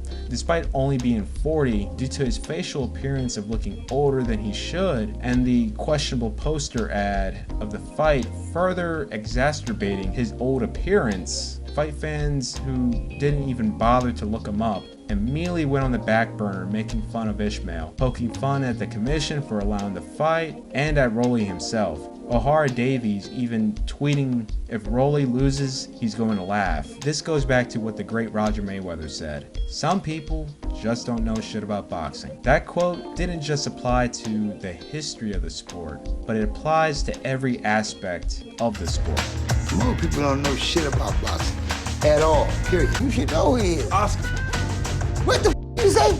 I mean, who is it? Ismael's first spree to becoming a contender, 17 wins, no losses with 16 knockouts. He would knock out Kevin Mitchell to earn the WBA interim title. He would lose to Anthony Crolla for the title, where he was only down by 2 rounds on the judges' scorecards, and he was put out by a body shot. His second and third loss will be title contention bouts, get decisioned and stopped, but 2 out of his 3 losses so far, he has knocked his opponents down in. So this shows this man should not be taken lightly because he can crack people on the world-class level. These knockouts do reflect his power. He will go on a 4-fight win streak. 3 out of the 4 fights were by KO. He will capture a decision win against boxing prospect Julius Jr for the WBA gold title. With the change of hands and rank within the WBA coming into 2023, Ismael, who was patiently waiting for his call up for a title shot, finally came through. He shocked the casuals, dropping Romeo and really go into town on him. Romeo would mount up a rally, get some rounds in, stun Ishmael, resulting in the fight to get stopped. Many saw it as a controversial stoppage, despite ignoring there was some awful incidents recently in the sport that may have had the refs on edge. Even a ref like Tony Weeks on edge, who is usually giving the fighters the benefit of the doubt. With the questionable stoppage, and with Ishmael winning on all 3 judges' scorecards, 2 out of the 3 having him 3 to 5 rounds up, it raised the question that a fix was in place, and Ishmael became a hero and the ultimate warrior overnight, despite these very same fans making fun of him. Due to controversial nature, the fans, and media outrage, the WBA, instead of just giving Ishmael a rematch with Rolly, threw him against Ohara Davies for the WBA interim title. Winner becomes Rolly's mandatory. This would be Davies' USA debut, and wow, looks like you gotta give some credit to Rolly because he was able to recover and mount something. Davies never recovered and got stopped at 1 minute 53 seconds of the first round. It's coming down! Down goes Davies again! You want to continue? Davies is out of it! And that is it! So I'm going to discuss the 2 massive fumbles he made. I'm going to leave out the DAZN deal for the Joshua fight because there was strategic reasons why that deal was off the table. So it's 2021, post Wilder Fury 2. Fury versus Joshua for the undisputed title was in the works and was about to be made, which would have made it the biggest championship fight in UK boxing history. Right when it was going to be official, Wilder and his team forcing Fury to fight him. I'm not sure if Wilder wanted any step-aside money, but that idea was thrown out the window as Bob Arum outright said Wilder will not be given any offers of step-aside money, and it will be best to just get rid of him now and go on about business. Which, if Fury got rid of him like he did in the second fight, he will be in fact gone to where he will have to face hungry ranked competition. Something that he did not have to worry about when he was coming up. April of 2021, Wilder was ranked at number 3 by the WBA. He was in a great position to sit on rank,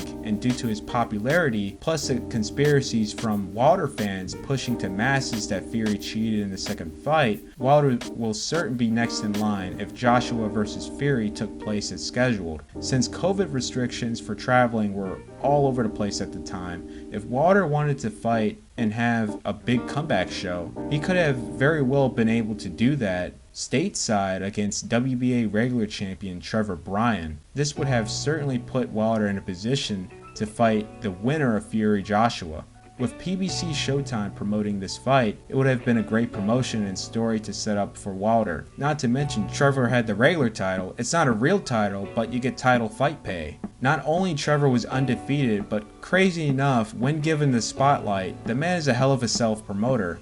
You gotta knock me out to take what's mine. And that's exactly what he came to do. He came all the way across the pond. Now, I commend him for that, for coming across the pond and going to somebody else's backyard to try to take what's theirs, but I'm gonna treat him just like that, a hostile enemy. I'm gonna take him out. It might not be early, and it could be late, but best believe he's gonna touch that canvas and he's gonna taste it. Anyways, Wilder loses to Fury, but due to his courageous performance and almost getting Fury out of there, that kept his stock high. He would then fight ranked contender Robert Helenius in his comeback fight and won impressively. With the end of Showtime, Wilder found himself in a position partnering up with the Saudis, who are slowly but surely making their own region into the next mecca of super fights. In a lot of these mega matchups, there's always a setup fight. In Saudi Arabia, this was turned into a super event, matched with an amazing promotional video, in which I have not seen such level of production since the 80s when it came to marketing and boxing. Champ, your next fight's June 27th in Atlantic City. Yeah, that's right. What can you tell us about this fight before the fight, Mike? A couple of pops in the mouth, and it's history. June 27th, the fight before the fight, sponsored by Diet Pepsi. If Wilder got past Joseph Parker, he will earn his position to fight Anthony Joshua if he were to win with a $50 million purse. On fight day, Joshua completes his end of the bargain, defeating Otto Weiland, and now it all rests on Wilder. This should be an easy fight, right? Wilder and crazy PBC supporters discredited Joshua's accomplishments for years, and especially his fight against an undefeated Parker, in their unification. Wilder, who looked like he hasn't missed a step against Helenius, this should be a walk in the park because Parker had lost against Dylan White and KO'd against RoboCop himself, Joe Joyce. Well, this all came to a rude awakening, not only for Wilder, but the supporters across the waters, as Parker completely shuts out Wilder on the scorecards, earning a unanimous decision. With $50 million down the drain, this loss and him getting the boot out of this mega fight tournament, this leaves him in a position where he will be forced to fight guys of the world class to get back into contender status, and not guys like this. I knew this was going to bite him in the butt. I remember posting about Stevenson's move up to lightweight, all while politically he was in a perfect position to become undisputed. Stevenson, who is literally right there, very close to an undisputed unification, decides to move up to lightweight to pursue a Devin Haney fight. He vacates his titles and fights Shuichiro Yoshino. He will become Haney's WBC mandatory. Haney at this point is the clear A-side. Shakur gave up all his juice when he decided to vacate and move up, reducing him to the status of former champ and mandatory. Stevenson's making it out that this should be a 50-50 fight, which it's clearly not. It's a 60-40 fight. A 50-50 fight would be if Stevenson stayed at super featherweight, became undisputed, and challenged Haney while he was undisputed. So obviously a deal is not made. Haney moves up and begins his campaign at 140, fighting Regis Prograis for the WBC junior welterweight title. All the belts at lightweight spread out like Dragon Balls after a wish is made, and now Shakur is left with one belt he's fighting for, which that fight gets canceled due to his opponent asking for too much money. Frank Martin is the Al Heyman fighter, and Heyman doesn't do business with Top Rank, but that was the ultimate L for Shakur because now his fight is up in the air. A replacement was made, and the performance was met with disappointment. He had a chance to become undisputed at lightweight, and possibly the most politically screwed up weight class in boxing of the past 5 years, which would have given him privileges to go after big fights and get the big deals he wants while fighting mandatories. Now he's stuck here having to deal with these guys from different promotions and different networks, and that's what I call fumbling the bag. The story takes place in 2017. Long-reigning WBC champion Shinsuke Yamanaka is riding high coming to this year after unifying the division, beating number 2 ranked and number 1 WBC contender Asmelo Moreno for the vacant Ring Magazine title in the fight of the ages.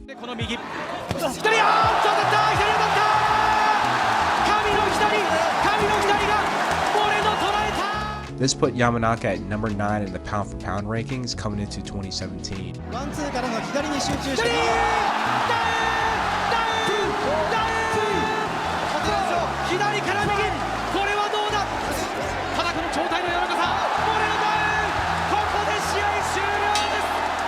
To start the year off, Yamanaka would make his 12th title defense against Carlos Carlson, dominating him round by round to get the TKO victory in the 7th round.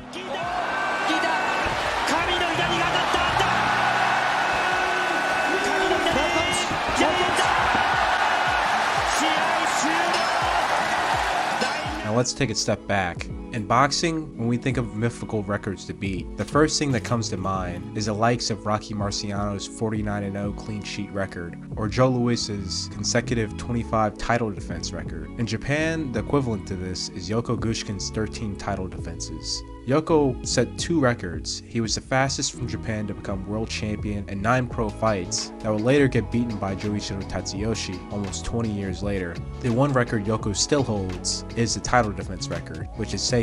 Yoko made 13 defenses of the title before being dethroned and receiving his first defeat. He would retire from boxing right after the defeat at the young age of 25, where he became a popular and heavily influenced personality in Japanese culture. The fighter that rivaled Yoko's treasured record was 3-time 3-division champion Hozumi Hasegawa. Hasegawa had won the bantamweight title in a massive upset against Thai legend Virapul Sahapram in 2005. He would successfully defend the title 10 times. In 2009, his 11th defense, he would be set to unify against WBO champion Fernando Montiel. This was before Japan recognized the IBF and WBO as belt organizations, so only Montiel was eligible of keeping both belts. After 3 Hasegawa rounds, Montiel will stun Hasegawa, where his arm would get trapped on the ropes, resulting in Montiel to brutally put away Hasegawa just before the bell rung, ending his reign and his hopes to tying Yoko's record.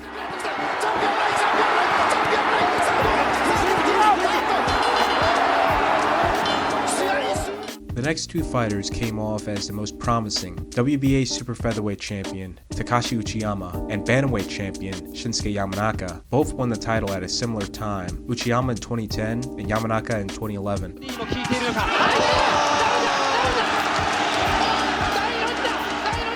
By the end of 2015, both fighters had surpassed 10 title defenses, where Yoko was brought back for his opinions on his record, and if it will be tied. Uchiyama will be the first to go, ending his long reign to the hands of Jezreel Corrales on his 12th title defense. All attention now is on Yamanaka.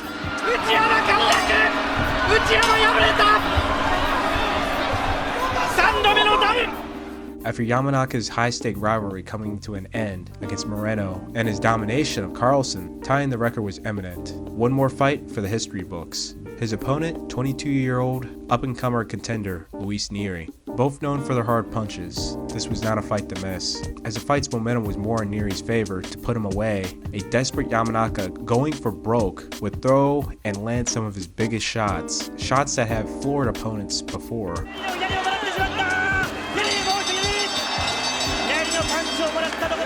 Nery would not budge and fought through Yamanaka's onslaught to where he was able to get him out of there in the 4th round. Nery is now the new WBC and ring champion. But wait, Nery before the fight would test positive for a banned substance called Zapaterol. This substance is used by athletes to cut and make weight. However, in unusual circumstances, this fight goes on. In a situation that occurred in the same year with Tevin Farmer versus Kenichi Ogawa, Ogawa won. He tested positive for a banned substance. The fight was later ruled a no contest. However, that was under the IBF, and this is under the WBC, so I expect something out of the ordinary. Team Nery would claim this came from tainted meat, which it is found in tainted meat in Mexico. However, when the B sample came back, Nery was in fact using this to make weight and other benefits that come from using this substance in its purest form. Ring Magazine stripped Nery of the title and reinstated Yamanaka as the champion. For some reason, the WBC title was not returned to Yamanaka, and this fight was still ruled a loss on Yamanaka's record. Since this looks bad on the WBC's end, as it seemed like there was not going to be a rematch, since Yamanaka's record was tarnished and he threatened to retire from boxing if he didn't get an immediate rematch, the WBC will later order the rematch. The fight is on March 1st of 2018. Nery will come in grossly overweight, 5 pounds above the bantamweight limit. Despite him shedding off a pound or two, Team Yamanaka will allow the fight to continue. It was evidently clear that they should have canceled the fight, as Yamanaka from the opening bell looked to have zero fight confidence left in him, as Nery, the young, stronger fighter, just bulldozed through him in 2 rounds. Given the context leading up to both fights, Nery would do the unthinkable to excessively celebrate, knowing all the violations he has made leading up to this point. This would not only make him the biggest villain in the country within fans, but also the JBC, as this fighter has made a complete mockery, humiliating them on the highest level. The public outcry and everything that he has done leading up to this moment, the JBC gave Luis Nery a lifetime ban from fighting in Japan. The JBC also wanted other organizations to suspend him, however, Nery received no punishment and fought 7 months later, adding more insult to injury. 体重関係なく、普通に、相手より弱かったっていうだけですけど、今後に、もちろんもうこれが最後ですよ。はい。これで終わりです。一生懸命やった。それだけです。Japan is very strict when it comes to making weight. You miss weight, it's an automatic 1-year suspension and fines, where promotions out west would just shrug it off and move forward. Here, you have long apology statements, like if it was a scandal or something. WBC flyweight champion Daigo Higa missed weight in his fight with Rosales in April 2018. Not only he was suspended, but his license was revoked. By the time his suspension was up, got his license back, proved that he can make weight in his new weight class. It was February 2020.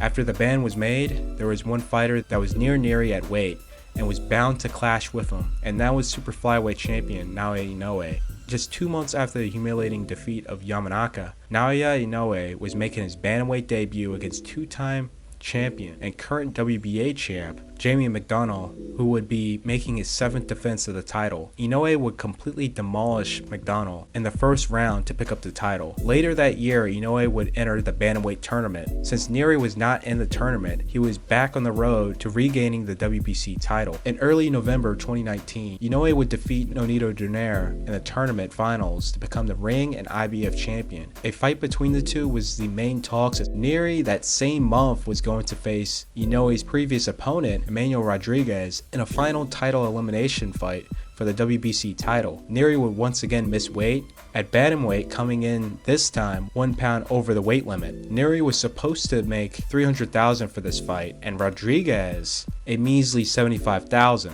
Rodriguez saw that Neri was too dangerous to fight under these circumstances and refused to take any more money, resulting in this fight to be cancelled, forcing the Inoue fight to not be made.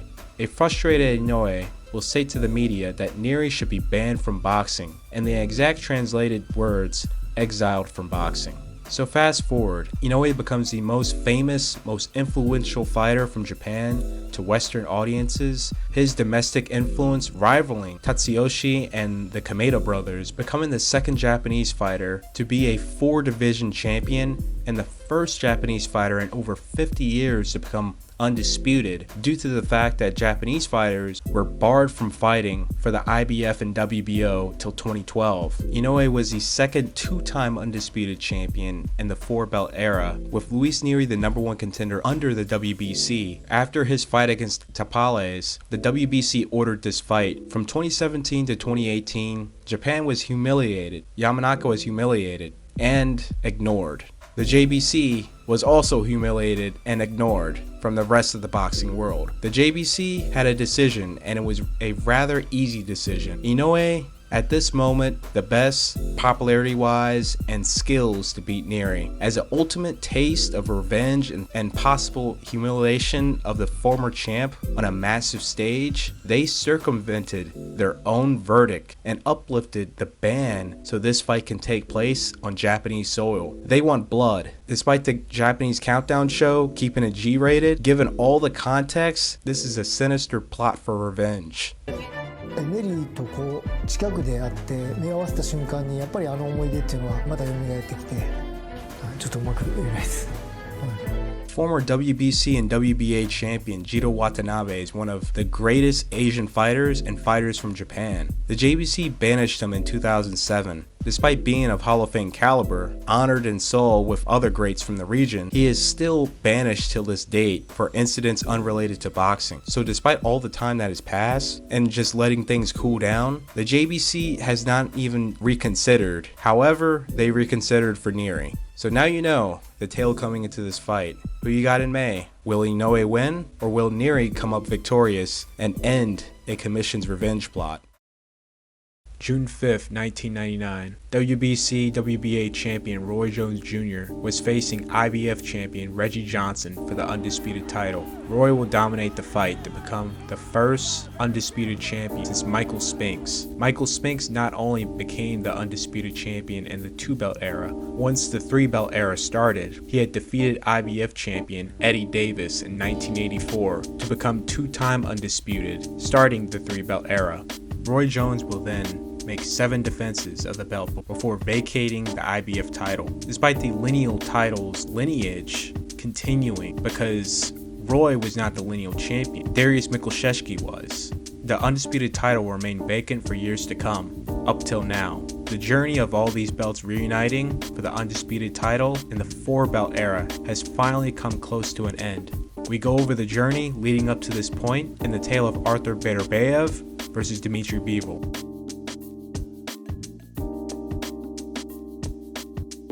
The story takes place in 2010. In 2009, the lineal title will be vacated for the first time since 1985 by long-reigning Hungarian champion Zsolt Erdei after making his 11th successful title defense against Yuri Barashian. Erdai will vacate his titles and move up to cruiserweight. Coming to the new decade, you had Chad Dawson at number 1. He just came off finishing his series against Antonio Tarver for the IBF and IBO titles.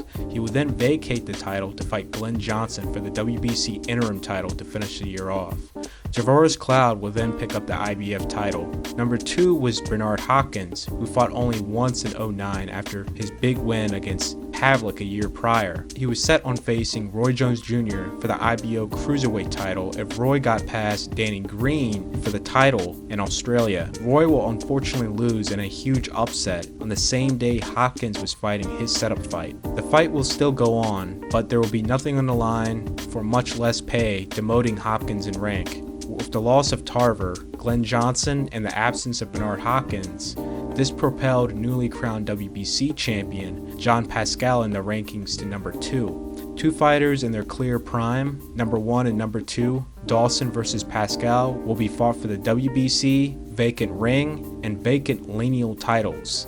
John Pascal is more of a version of a Roy Jones, but he's not Roy Jones. I think that both guys are very, very talented, very skillful. I think that Chad Dawson may be a much more balanced fighter, physically and mentally, as well as maybe a little bit better notching skills. If you have not seen a fight in Montreal, get ready for a show. These are some of the most enthusiastic, loudest, most responsive boxing fans to be found anywhere in the world. Most Americans knew of Chad Dawson as he was seen as the next heir to the throne to become a star in the weight class. Very few viewers knew of Pascal as his fights were only aired on Canadian television and his breakout fight with Froch was aired in the UK. Dawson, even is supposed to be the big superstar, but he has no fan base, so that's why he's paying in my town. So I'm gonna have the whole Montreal, the whole Quebec behind me. Dawson's gonna see it's not easy to fight in Montreal.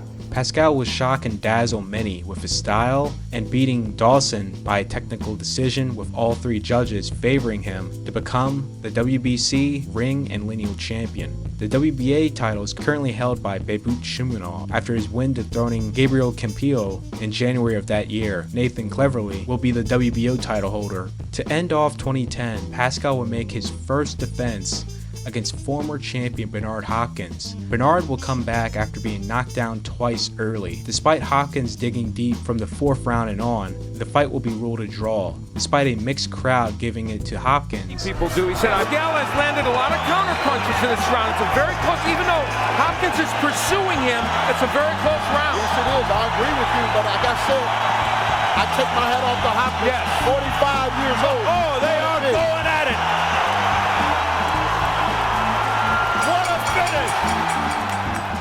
There will be an immediate rematch with Hopkins coming up victorious and the undercard setup fight with Chad Dawson to face the winner.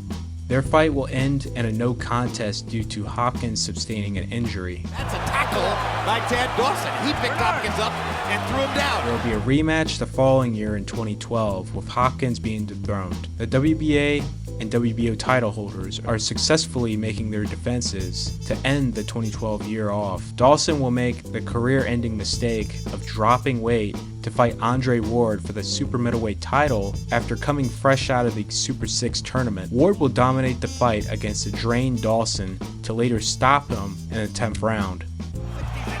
Ward just rocked Dawson again with another left hook, and Dawson's legs are gone, and there's the 3rd knockdown of the fight. 4. That began with another crunching left hook. I thought that one landed on the neck, and Dawson may be calling an end to this himself. And that's a wise choice. He's done. Tavares Cloud, who seemed to have been plowing through guys, will peak out there and win a controversial decision against Gabriel Campillo. Coming into 2013, and Hopkins' last go for the title, he had a chance to fight champion Tavares Cloud. Hopkins will dominate the fight, beating Cloud by unanimous decision to pick up the IBF title. Just a couple months later, Dawson is set to face contender Adonis Stevenson. Stevenson would shock the world, knocking Chad Dawson out in the 1st round to become the ring, WBC, and lineal champion. Land that body shot at Will. It's going to take some more work. Down goes Dawson on a spectacular left cross, and Chad Dawson is very badly hurt.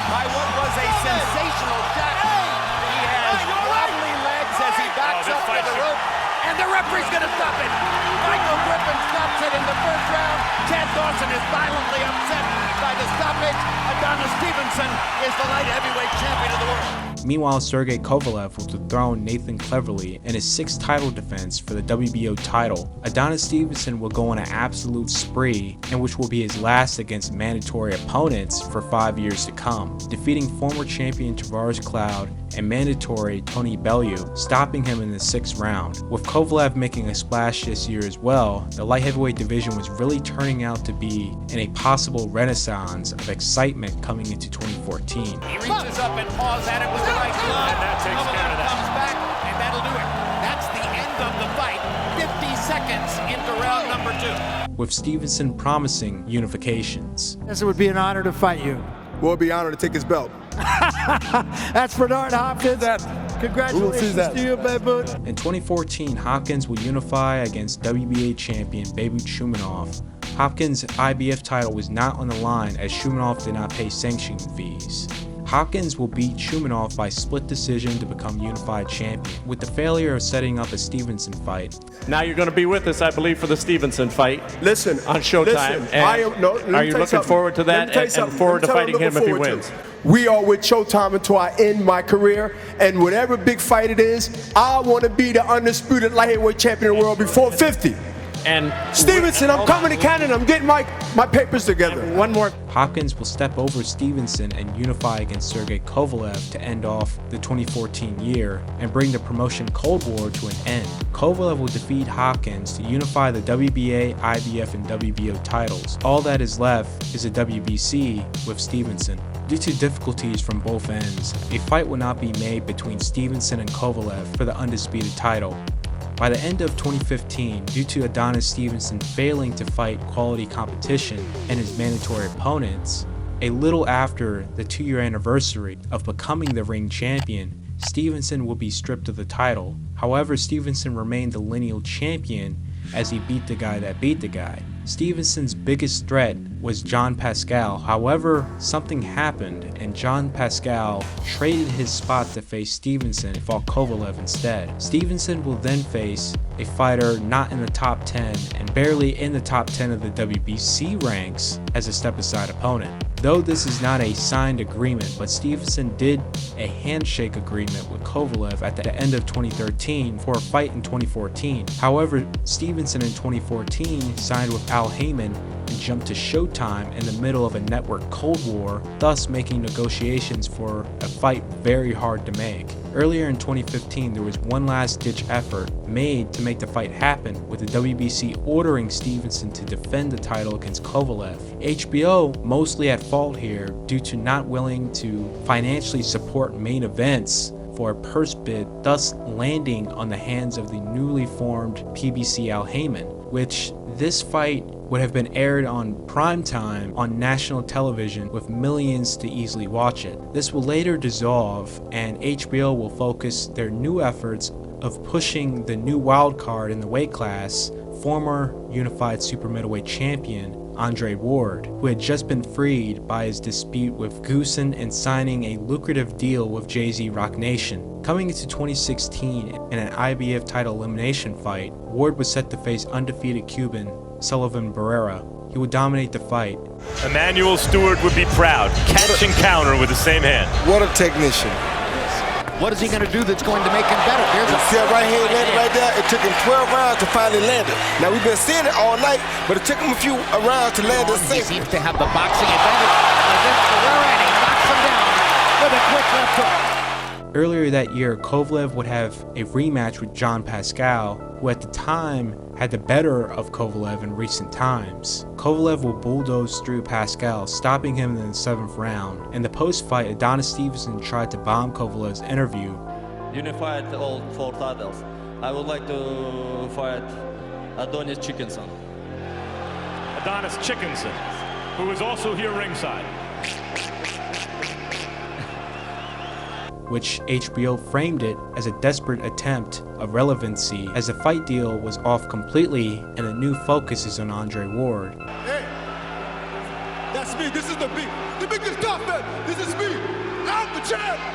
I'm the world champ. Oh yeah. Oh yeah.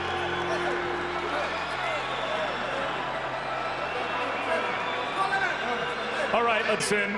The champion is in the ring, ostensibly trying. With Jim Lampley completely dismissing the events that took place as a waste of energy and airtime. Consensus light heavyweight champion of the world. Jean Pascal entered the ring moments ago to say something, to congratulate Sergey, and didn't get a chance. Jean, is there something you'd like to say? I just want to say thank you to all my fans who came up. Andre Ward, to end the year off, will face Alexander Brand for the WBO Intercontinental title. This will be the final series that will set up a Kovalev fight. A month prior, Kovalev successfully defended his title against Isaac Chilemba in his first fight in his home country of Russia since 2010. This fight was set for November of 2016. Keep in mind, both fought barely 3 to 4 months ago in setup fights. After Kovalev easily banking in the majority of the first 6 rounds and knocking Ward down in the second round,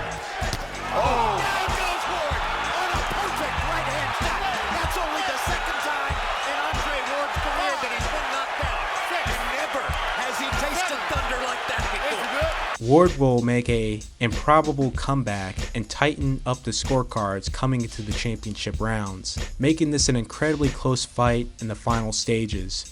114-113 across the board for Andre Ward to barely scrape by on a unanimous decision victory. As a little intermission, now my personal thoughts in this fight, I became a lot more interested when the 24/7 series showed that legendary strength and conditioning coach Mackie Shilstone will be brought in for Ward's camp. Mackie plays a huge role in combat sports history when it came to pioneering strength and conditioning, making it easier for fighters to move up in weight class using his ideology from strength and conditioning training when training football athletes. So I became a student watching it, putting physiology to the actual sport itself, what I would call specificity of training, relating the training procedure to actually what goes on in the ring.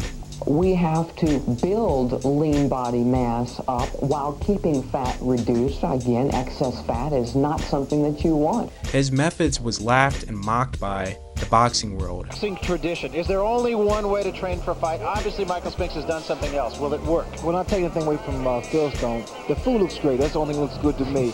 As everything Mackie did was considered a taboo, and why do something different that hasn't been changed since the days of Lewis, Robinson, Marciano? Around the actual action, for instance, so when we do the deadlift, that's so if Larry Holmes crashes down on Michael, he's got low back and leg strength to come right back up and push him away. While weight training has never been an accepted norm in the sport of boxing, neither is the recording of every movement in what may be the most detailed training analysis in the history of the sport. Mackie broke it down to the science and kept logs, something you only saw in the NFL and college football. Long distance runs to supposedly build stamina and leg strength. But that's also changed. Modeled after a track conditioning program, this very intense form of running is geared to simulate boxing's 3-minute round and 1 minute of rest. Recover. Just take it easy. We just won a hell of a round. A hell of a 4 rounds with Larry Holmes. In addition to exercise, but equally important, is proper nutrition to assure that Michael build muscle and not fat. What was an 1,800-calorie diet is now a 4,500-calorie diet, consisting of 65% carbohydrates, 20% protein, and 15% fat. He did the impossible of making a light heavyweight into a heavyweight. The sport of boxing has witnessed a training approach never seen before. I'm equipped that I am a heavyweight now. And that's what I want. That's what I want to become. That's what the whole thing is all about, becoming a heavyweight. To become the first heavyweight champion that was a champ at light heavy. Michael is actually making Larry work for this fight. Look at Michael. Michael is so aggressive, but the fact is, Michael is still aggressive for Larry. He can't seem to get any punches through. And there's a good left by Michael Spinks. And new IBF heavyweight champion of the world, Michael.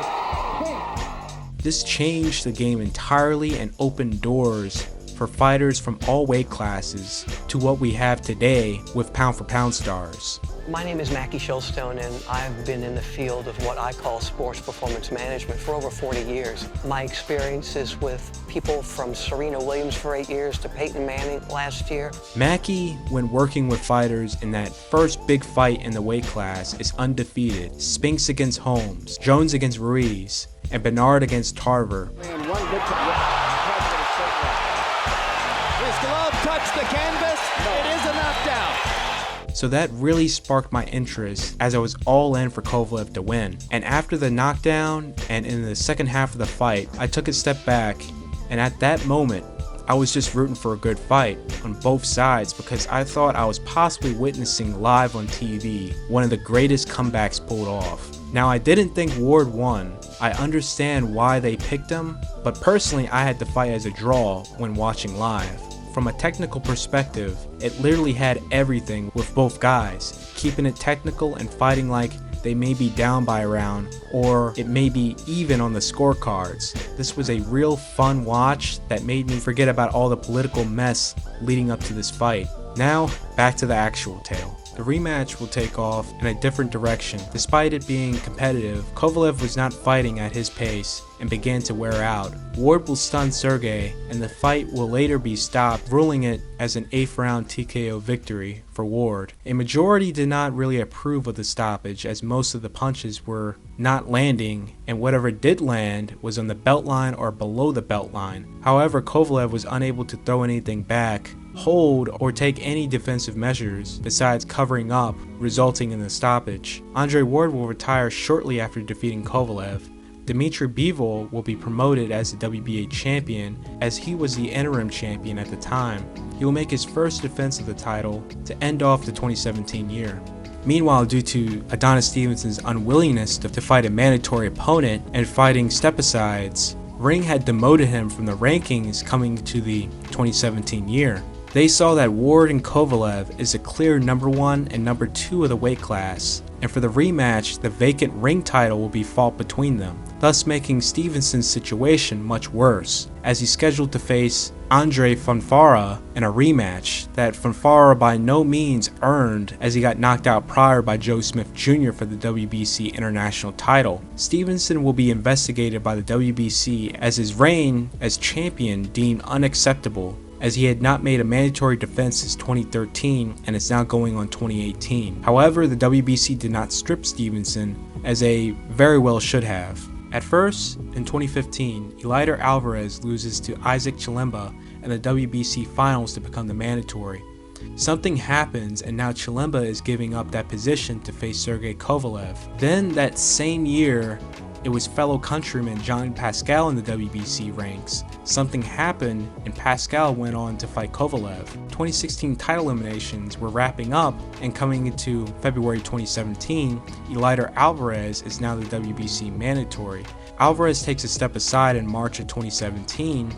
Then when finding out the WBC randomly will be doing a 4-man tournament again to become Stevenson's mandatory, he dropped out. Keep in mind, Stevenson and Alvarez is part of the same promotion. Alvarez will go on to face Sergey Kovalev for the WBO title, in which he will knock Kovalev out.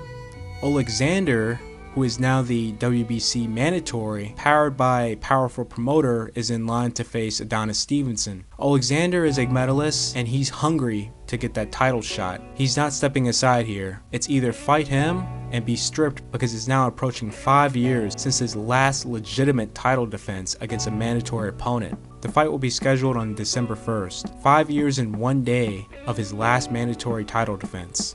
It will be a hard-fought battle from both sides. Stevenson getting dropped in the 3rd round, a clear knockdown which will be ruled a slip by Michael Griffin, who at the time had a very good track record. Stevenson would bank in the early rounds with Alexander to slowly even things up and then unofficially pass Stevenson on the scorecards. Stevenson would have his best offensive round in the 10th, coming just short of dropping Alexander. Stevenson will begin to fade towards the end of the round, where Alexander will rally back and get Stevenson on the defensive. Alexander will hurt Stevenson towards the final minute of the 11th, then in the final 30 seconds hurt him again. Stevenson is out on his feet and the ref moved in way too slow, trying to give Stevenson the benefit of the doubt, just for Stevenson to be knocked out cold by a blow he did not need to be hit with, sending him to the canvas. Stevenson did not get back up, and once the winner was announced, this broadcast was quickly wrapped up. Stevenson receiving immediate medical attention, suffering a concussion and ending up in a coma. He will wake up from his coma February 2019. Now, I am having difficulties finding an article to cite, but I remember very vividly the WBC paid for Stevenson's hospital bills. Before we jump into the new landscape of the light heavyweight division in 2019, let's discuss real quickly of Dmitry Bivol and Arthur Beterbiev. Bivol will be promoted to champion status under the WBA shortly after Ward's retirement in 2017. As Bivol was the interim champion, he will quickly make 6 defenses of the title, making a name of himself to be the next huge star in the division. Arthur's path actually takes place much earlier than Bivol. Arthur will start his career in cruiserweight, slowly, fight by fight, making his way down to the light heavyweight limit, till the final quarter of 2014.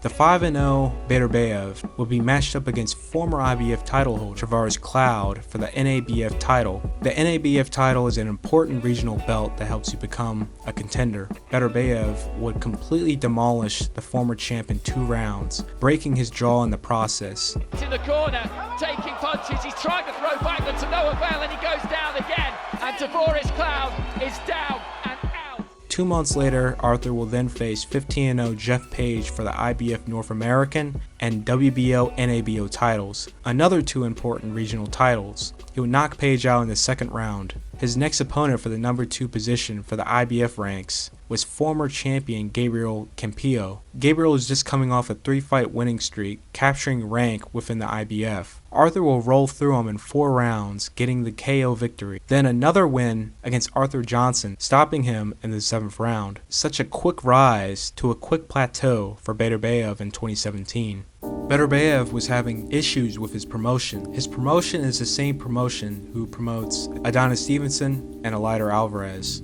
From my point of view, there didn't seem to be a promotional push on Beterbiev. If you didn't see him wrecking guys on PBC when it happened on air, you wouldn't have known who this guy was. So maybe there were issues that he was purposely being under-promoted and keeping the attention on Stevenson, but that's just a theory, as he was a cash cow of the promotion. Something similar to Gennady Golovkin. Golovkin was fighting in Germany, where guys like Felix Sturm were the main draws. Beterbiev was able to pick up the IBF title during that time at the end of 2017. However, this dispute lasted over a year, and Beterbiev lost his battle in court with his promotion. Arthur was finally able to come with a deal and sever his ties completely in March of 2019, with Bob Arum signing him almost immediately. Arthur will fight that very next month and successfully defend his title, stopping his guy in the 5th round. This will set up the IBF, WBC, and lineal unification against Alexander. Since Beterbiev was not ranked number 1 or 2, this fight was not for the vacant ring title. Alexander is the lineal champion because he beat the guy that beat the guy. Since Stevenson was stripped of the ring title, it will remain vacant till the winner faces the number 1 ranked fighter. Beterbiev will come up victorious, stopping Alexander in the 10th round to become the WBC and lineal champion. Bivol, to end the year off, will make his 6th defense of the title. Kovalev will bounce back, regain the WBO title from Eleider Alvarez, then a huge defense against Anthony Yarde. Due to numerous issues with securing a fight for the scheduled September date for Canelo Alvarez, thus moving the date to November, Kovalev was brought in to fill in against Canelo. Kovalev's title will be on the line. After a highly contested first half going to the final 4 rounds, Kovalev began to tire out, and Canelo was able to take full advantage and get Kovalev out of there in the 11th round for Canelo to become the WBO champion at light heavyweight. At the end of 2019, Ring Magazine had him ranked at number 1 in the light heavyweight division. In 2020, Canelo will focus on the super middleweight class, neither Beterbiev or Bivol will fight that entire calendar year due to the pandemic. With Canelo focusing on super middleweight and Alexander announcing his retirement, that moved Bivol from number 4 in the rankings to number 2, right under Beterbiev. Wildcard Joe Smith Jr. found himself in a final title elimination match against Evander Alvarez for Canelo's vacant WBO title. Joe Smith will get the 9th round TKO to earn himself a shot for the vacant title. Smith would win by a razor-thin majority decision against Maxim Vlasov for the WBO title in 2021. Both Bivol and Beterbiev raking in title defenses. Since Beterbiev's promotion is in relations with Joe's, and the two fighting on the same network, their unification was finally set for June 18th. Bivol on the other end was given the opportunity to jump into the mainstream, as HBO had foresaw in the past against number 1 pound-for-pound star Canelo Alvarez. The pound-for-pound king bit off too much he can chew, as Bivol was too quick, too agile, and fought too smart, outwitting and outboxing Canelo to win beautifully by unanimous decision on the scorecards. Beterbiev, the falling monk, will win his unification against Joe Smith, getting the TKO stoppage, continuing his perfect knockout streak. 18 wins, all 18 by knockout. With Bivol's massive win over Canelo, and Beterbiev having all the rest of the titles, the stage was finally set in 2022 for an undisputed unification. However, the WBC wanted no part of this to be made because of the conflict between Russia and Ukraine, and this undisputed unification being fought between 2 Russian fighters. WBC refuses to sanction till the conflict is over, thus putting this historic match to a pause. To backtrack, the WBC tried blocking Canelo's fight against Bivol. However, they had no power over that since this is for the WBA title, and the fight still went forward with them just publicly coming out to not endorse the matchup, as both fighters are just defending against their mandatory opponents, unable to fight each other. A new force in boxing that is trying to bridge the gap between all the nasty politics and bureaucracies in the sport, setting up a new boxing capital in Saudi Arabia. The amount of money and funding to make these fights happen have opened up the gates to bringing boxing back to where it was, with the best fighting the best, and unintentionally exposing the fakers in the sport. It took a while for this influence to be rooted into boxing. Years back they've tried putting up all the money to make Mayweather-Pacquiao happen in their country. However, Floyd's exclusivity with the MGM Grand will be a conflict of interest and breach of a contract that we may not know about with the MGM. Don King and Mike Tyson had something similar as well, with relations souring after the Holyfield incident, resulting in Don King banished from the MGM and was forced to sell his shares of the company. The ball really started rolling in 2019 when a deal was made to make Joshua Ruiz 2 in Saudi Arabia. With the decline in the sport, death of TV networks slowly losing their funding, and the pandemic, it made things a lot easier to bring these promotions together and start having events here on the regular with stacked meaningful undercards that I can only compare to Pride FC from back in the day.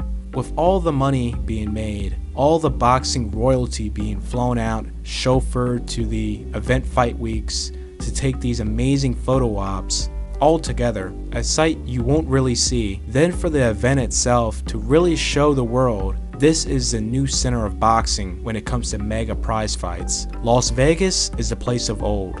The WBC bent their knee to their prior statement forbidding this match to now allowing this match to happen. In your own words, sir, what was the change of heart with you and the council? I will not talk about anything other than boxing. Money, I got money. The fight will be scheduled for June 1st. However, earlier in May, the fight is now postponed till towards the end of this year, as Beterbiev is recovering from a ruptured meniscus tear. I'm only guessing that due to the severity, it should be healed up and he can perform at 100% by a scheduled date at the end of the year.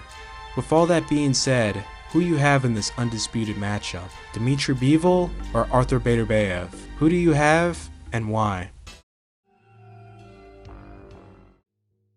I'm putting both of these guys together. Both are comically stiff, robotic-like, There's a bit more fluidity with Daniel, but both are incredibly slow. Both stylistically look similar. Daniel a bit more wider in his stance. It's like an old school fighting game with these two. You know, like on the PlayStation 1, by pressing square and select at the same time, you play as Daniel Dubois instead of Joe Joyce. With such flaws, the two make up with respectable punching power and fundamentals.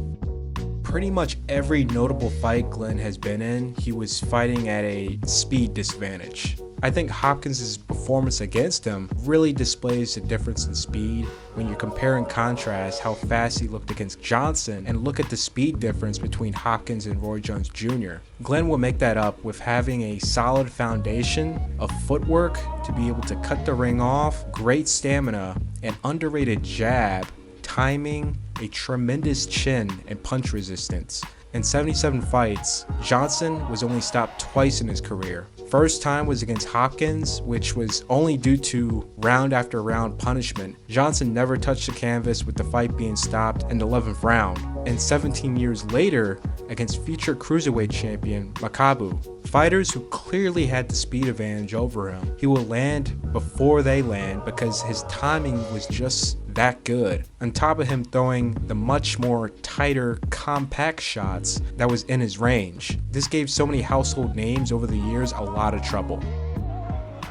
Right hand! Big right hand by Johnson. Backs up Froch. Froch fighting off the ropes now. Yuri Boy is your traditional take 3 shots to land 1 shot guy. So for measurement, Oba Carr was much faster than him, who Ike Corte was even or a hair faster than Carr. Trinidad looked blazing fast against Campos, and De La Hoya early on was just too fast for Tito. So Yuri Boy did end up fighting Oscar. Unfortunately, I can't show the footage and fears of a third-party claim, even though I'm well within fair use, but you'll have to take my word for it.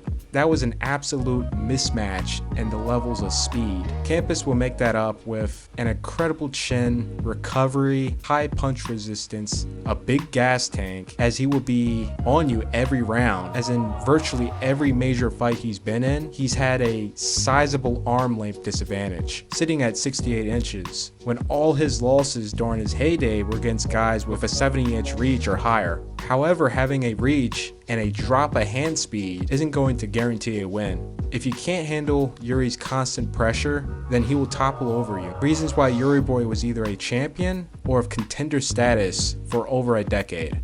Wright's impeccable defense, timing, and skills effectively cutting the ring off. It really gave the illusion where you couldn't tell how fast he was. Mosley, with some of the most fastest hands in the sport when he was in his prime, was neutralized by Wright. Only a couple second moments, you can see the speed difference between the two. Jermaine Taylor and Bernard Hopkins having more success showing these differences in speed, despite them nowhere near having the speed of Shane.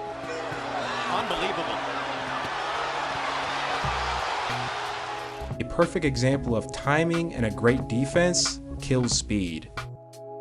In this back half of the video of these fighters, we're really going in the pound for pound stages of slow. Pongsaklak Wongjongkam started out as a Muay Thai fighter. He was convinced by his manager that he would be a better boxer, which began a Hall of Fame career. Lacking the speed, he had killer timing. Fighting out of a southpaw stance, he was never a stationary target. He was always throwing his shots from all sorts of angles, which were brilliantly timed, giving all his opponents a world of trouble. This resulted in a first round KO win to be the WBC and lineal flyweight champion. Then a year later, the fastest recorded knockout in flyweight championship history, then to become another record holder holding the most consecutive title defenses at flyweight, and the WBC champion of the decade. So out of all the WBC champions from the year 2000 to 2010, he was selected as the champion of the decade. In fights where Wongjongkam was not giving angles while in rhythm, you will see the clear difference in speed. In comparison to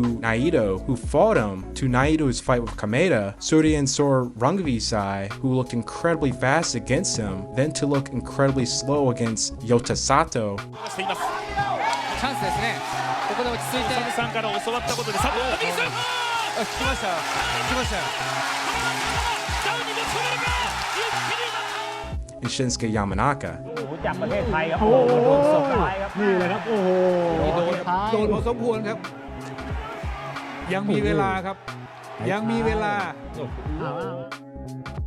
For the lower weight classes where everyone is somewhat fast, Omar ranks as one of the slowest. Narvaez, like Wonjongkam, tricky southpaw that gave angles, giving his opponents loads of trouble, practically making himself unbeatable in the weight class, rightfully earning future Hall of Fame status. This was a Plan B type of matchup. Unified bantamweight champion Nonito Donaire got Narvaez, the WBO super flyweight champion, to move up to face him. You really saw the difference in hand speed. This fight right here, unfortunately, I can't show you, but due to Omar's style and underrated defense, Nonito was shut down from getting anything damaging on Omar. Nonito was able to get the shutout on the scorecards based on overall punch count and aggression, as he threw double than Omar. However, Omar landed at a higher percentage and only 25 punches less than Donaire. He will continue to put up more defenses at super flyweight till you will see a massive difference in speed against light flyweight champion Naoya Inoue. Omar has dealt with fighters fast his whole career, and he knew Inoue was fast, but like what David Diaz said about Pacquiao, who dealt with a prime Zab Judah,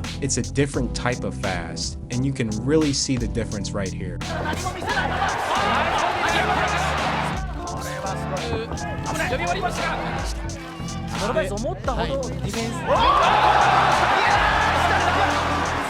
In the 2000s and onward, Trevor has some of the slowest hands in the heavyweight class, but it really wasn't like that at first. Becoming contender, he was relatively average in hand speed.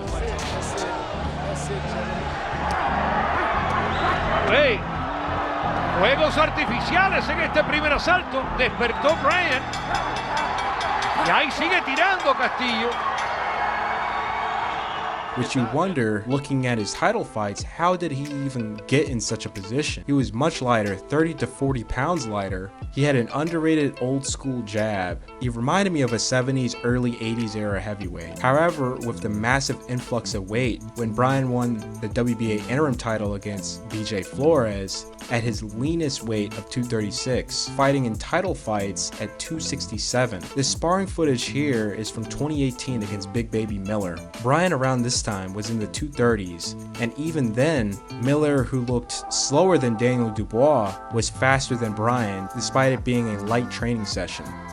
Little intermission here. To help the rest of the good old folks see this video, be sure to hit that like button. YouTube is doing your boy bad right now to not sharing the latest uploads to subscribers. The comment section topic of the video is, what country are you from, and who is the best upcoming talent in your home country? Leave in the comments. Thanks for sticking around to the end, and let's get back to the video. At junior middleweight to middleweight, Kirkland is one of the slowest in the weight class. However, there is someone much slower than him that is at the top of this list. Kirkland's conditioning is what kept him in fights. He was a workhorse, and thanks to Anwolf's traumatizing methods of conditioning, this is literally what kept Kirkland in fights, because his defense was not good. There was nothing slick about him. He just rushed straight forward at you. No threatening jab, no angles, no feints setting up traps. Footwork was not the best. For some reason, he was always cold and dry at the start of fights. However, he possessed heavy hands. He was a solid puncher. He had a massive heart complemented by the conditioning if he got his feet wet and made it out those early rounds to warm up. His opponents were in for an absolute rude awakening, as seen in the Angulo and Tapia fight, both knowing of Kirkland's reputation and did their absolute best to get him out of there early before he warms up. Carlos Molina, who did not have the power or luck of catching Kirkland cold early, met the same fate, but his corner sort of ruined it for him, getting him disqualified. This was Kirkland under Ann Wolf. Kirkland not under Ann Wolf against Nobuhiro Ishida. Ishida, a guy who's not known for his speed, looked incredibly fast that night and was able to take Kirkland out before he could get warmed up. The Canelo fight showed on an even high level of speed, even though he is not the fastest at 154 to 160. Despite this being Kirkland's last fight in 2020, I don't know how much speed you can lose at this point because he was never fast to begin with. With the fight broadcast these days being at a much higher native frame rate, it makes his hands look even slower. I saw him a year ago when I was in Los Angeles training with a couple of fighters of mine, and we noticed a guy over there quietly training by himself. Every day he was at the gym. and they told me he was going to be fighting Zab Judah. I said, yeah, okay, must have been a joke. I mean, there's nothing that impressive about him. Carlos is definitely up there on the list of some of the slowest hands in the sport on the world stage. Yo, motherfucker slow as hell, you know what I'm saying? What Baltimore had going for him on his come-up was a granite chin, workhorse stamina, and a whole lot of mystery. There was no tapes on this guy, so they didn't know how to deal with him. They were unaware of his rehydration after weigh-ins. Carlos on fight day is rumored to be close to 170 or above 170. Zab Judah, who did not take the matchup seriously, came in ill-prepared against Carlos and lost in a huge upset. Arturo Gatti, when interviewed before his fight with Carlos, knew nothing about him as well. Gatti, who is also known for rehydrating to crazy weights after weigh-ins, had met his match. Gatti, with the clear speed advantage, did not fight the right fight. He didn't try to box Carlos, and not trying to load up on every shot. He very well could have taken home the victory and changed the course of history, because that would have made Gatti the ring, lineal, and WBC welterweight champion. A title Floyd will need to get in line to fight Oscar De La Hoya. You truly saw the insane difference in speed when Floyd was matched up against Baltimore. Carlos may have been at his career heaviest this fight, while Floyd came in relatively light, and it showed. Carlos couldn't land a thing on Floyd, with his shots looking like they were underwater. Carlos would move up after Floyd, and whatever advantages he did have was lost right there. Guys were bigger, packed more power, and still faster, with the late great Vernon Forrest running circles around him. Then the nail in the coffin with Canelo doing the same, but knocking him out for the first time in his career since his first year as a pro. Okay, Alfredo Angulo. By far, pound for pound, the slowest hands I've ever seen in this sport. When he fought another fighter from this list, James Kirkland, James looked faster than Angulo, which that is just insane. If the other guys was underwater slow, Angulo is punching in your dreams slow. What makes Angulo so special, he has one of the greatest chins in the sport, complemented with incredibly heavy hands and punching power to go with it. He has a rare combination of both. When Angulo fought Canelo, Canelo was completely outclassing him. However, he was also purposely engaging in infighting with Angulo, even to where he was dropping his hands, challenging Angulo to land on him, which Canelo would brilliantly roll off. Now the viewer may not look too far into this, but if Canelo made one mistake, he would have been floored.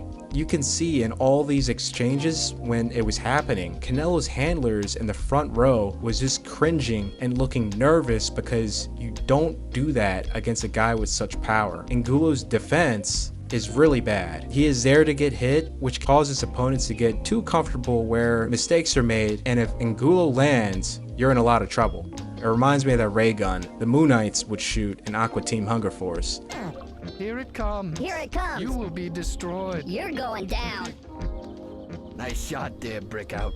And I want you jokers out of this. Oh God, my back! In this case, don't be a Carl. When I heard that Angulo will be coming to BKFC, I was excited. If Angulo was still the guy I knew from long ago, he is going to catch a lot of people off guard. Now, there have been boxers who have transitioned to BKFC and did not really have the success most would expect, with the exception of Austin Trout, who has brilliantly transitioned to the sport. Being slick and fast can only get you but so far in BKFC, and Trout was able to check off on every box to make himself into a complete fighter. Now this is a developing story, so we'll see how far up the ladder he goes this and next year. Angulo without gloves on still looked incredibly slow, but like I said before, his opponent came in not respecting his power, tried to overwhelm him with punches, something that Alfredo took easily, to where Angulo had enough space to actually throw a loaded shot which would floor Riggs, and that will be all she wrote.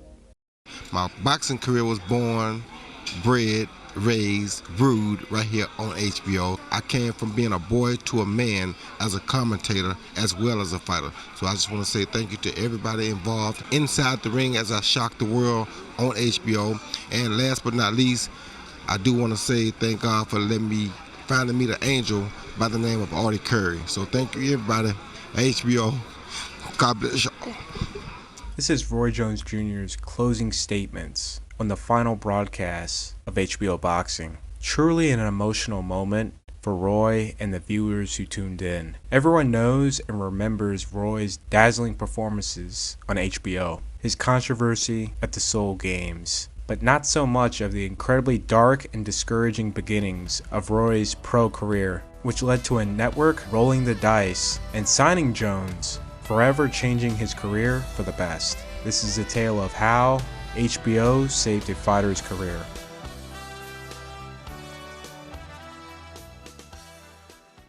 After returning from the Seoul Games, Roy will begin his transition to the pros at the age of 20 years old. Immediately upon the start of his career, he will run into promotional issues after his third pro bout. By the time Roy started the pros, the superpowers in boxing had monopolized the sport, where you were practically forced to sign with these promotions or be squeezed. Since Roy was robbed of gold, he could not operate like a Ray Leonard upon turning pro, so he could not skip over the promotion to the network to show his fights, despite being one of the most talented coming into the pros. Since Roy and his partners formed their own boxing promotion, Square Ring Inc., that made Roy blocked off from the rest of the boxing world to flourish, to where you have boxing promotions like Don King, Bob Arum, and others practically gatekeep fighters of certain skill levels from fighting Roy. These fighters don't have to be signed to these promotions. These quality club/journeyman status fighters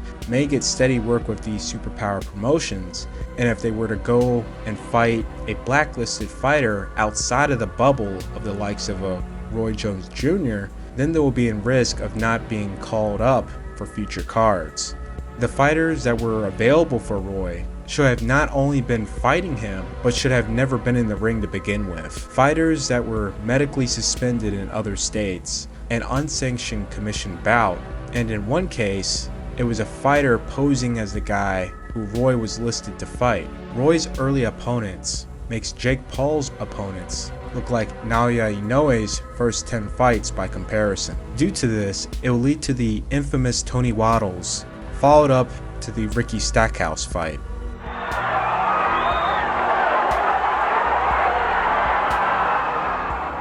On July 14, 1990, the 8-0 Roy Jones Jr. was scheduled to face the 16-14 Dennis Johnson. Dennis dropped out due to not coming to an agreement in regards to his purse. The 16-9 Duran Richards, who just came off losing to Julian Jackson, was brought in for Dennis's replacement. The fight will go as planned, with a nice large gate of 2,100 spectators. Roy will brutally put away Derwin in the first minute of the first round. A day later, the local news journal editor, Junior Ingram, will find out the man that Roy had obliterated in the first round was not Derwin Richards. This was after photos and signatures of the two didn't match, and Derwin himself confirming he was not in Florida fighting Roy, as he was working security at a correctional facility in Houston, Texas. The identity of the fake Derwin Richards happened to be the 0-2 Tony Waddles from Oklahoma,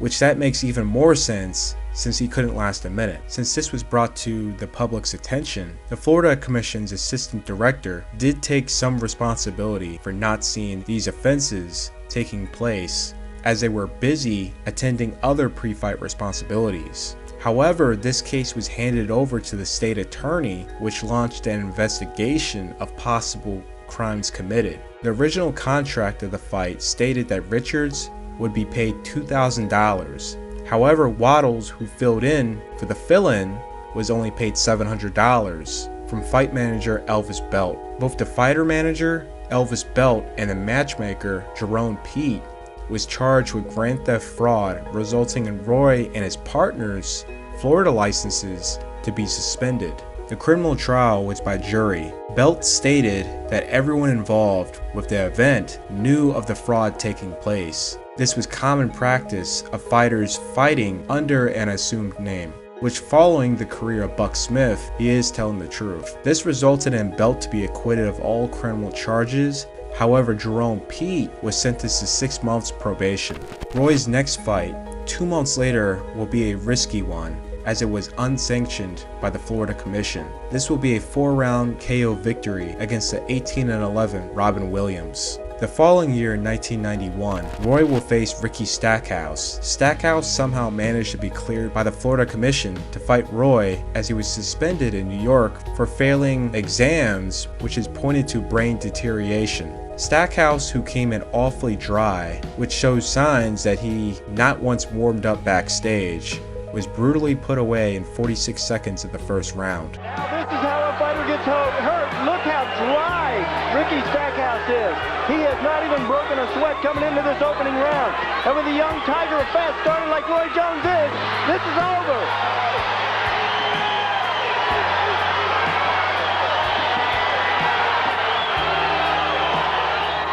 Since Roy is technically an unsigned fighter outside of Florida, in most cases of an unsigned talent, they may get a dream chance of fighting on an undercard to an event as a one-off fight. Roy will get that opportunity in 1992 against former welterweight champion, the 48-9 Jorge Vaca, at a catchweight of 156 pounds on the undercard of Iran Barkley versus Darren Van Horn for the IBF title. This pay-per-view was promoted by Main Events.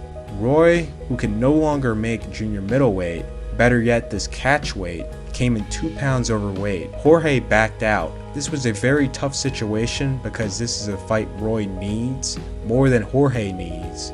Lou Duva stepped in and he was able to convince Jorge 2 hours before the supposed bell rings for their fight to fight Roy. The fight will go on as scheduled and Roy will put Vaca away in the second half of the first round.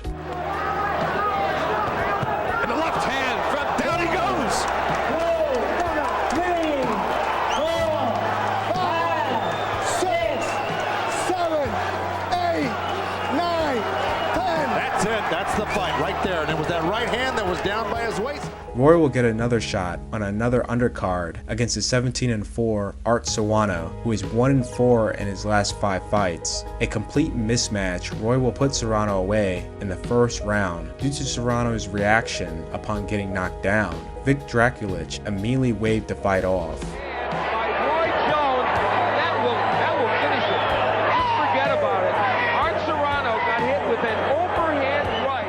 This whole time, Roy was ranked within the top 10 of the WBA, IBF, WBC, and USBA. However, he was being gatekept because he won't sign to a major promotion. Roy would have a rare opportunity to face number 6 ranked by the WBC and WBA former contender Jorge Castro in a 10-round non-title bout. Roy would earn a unanimous decision.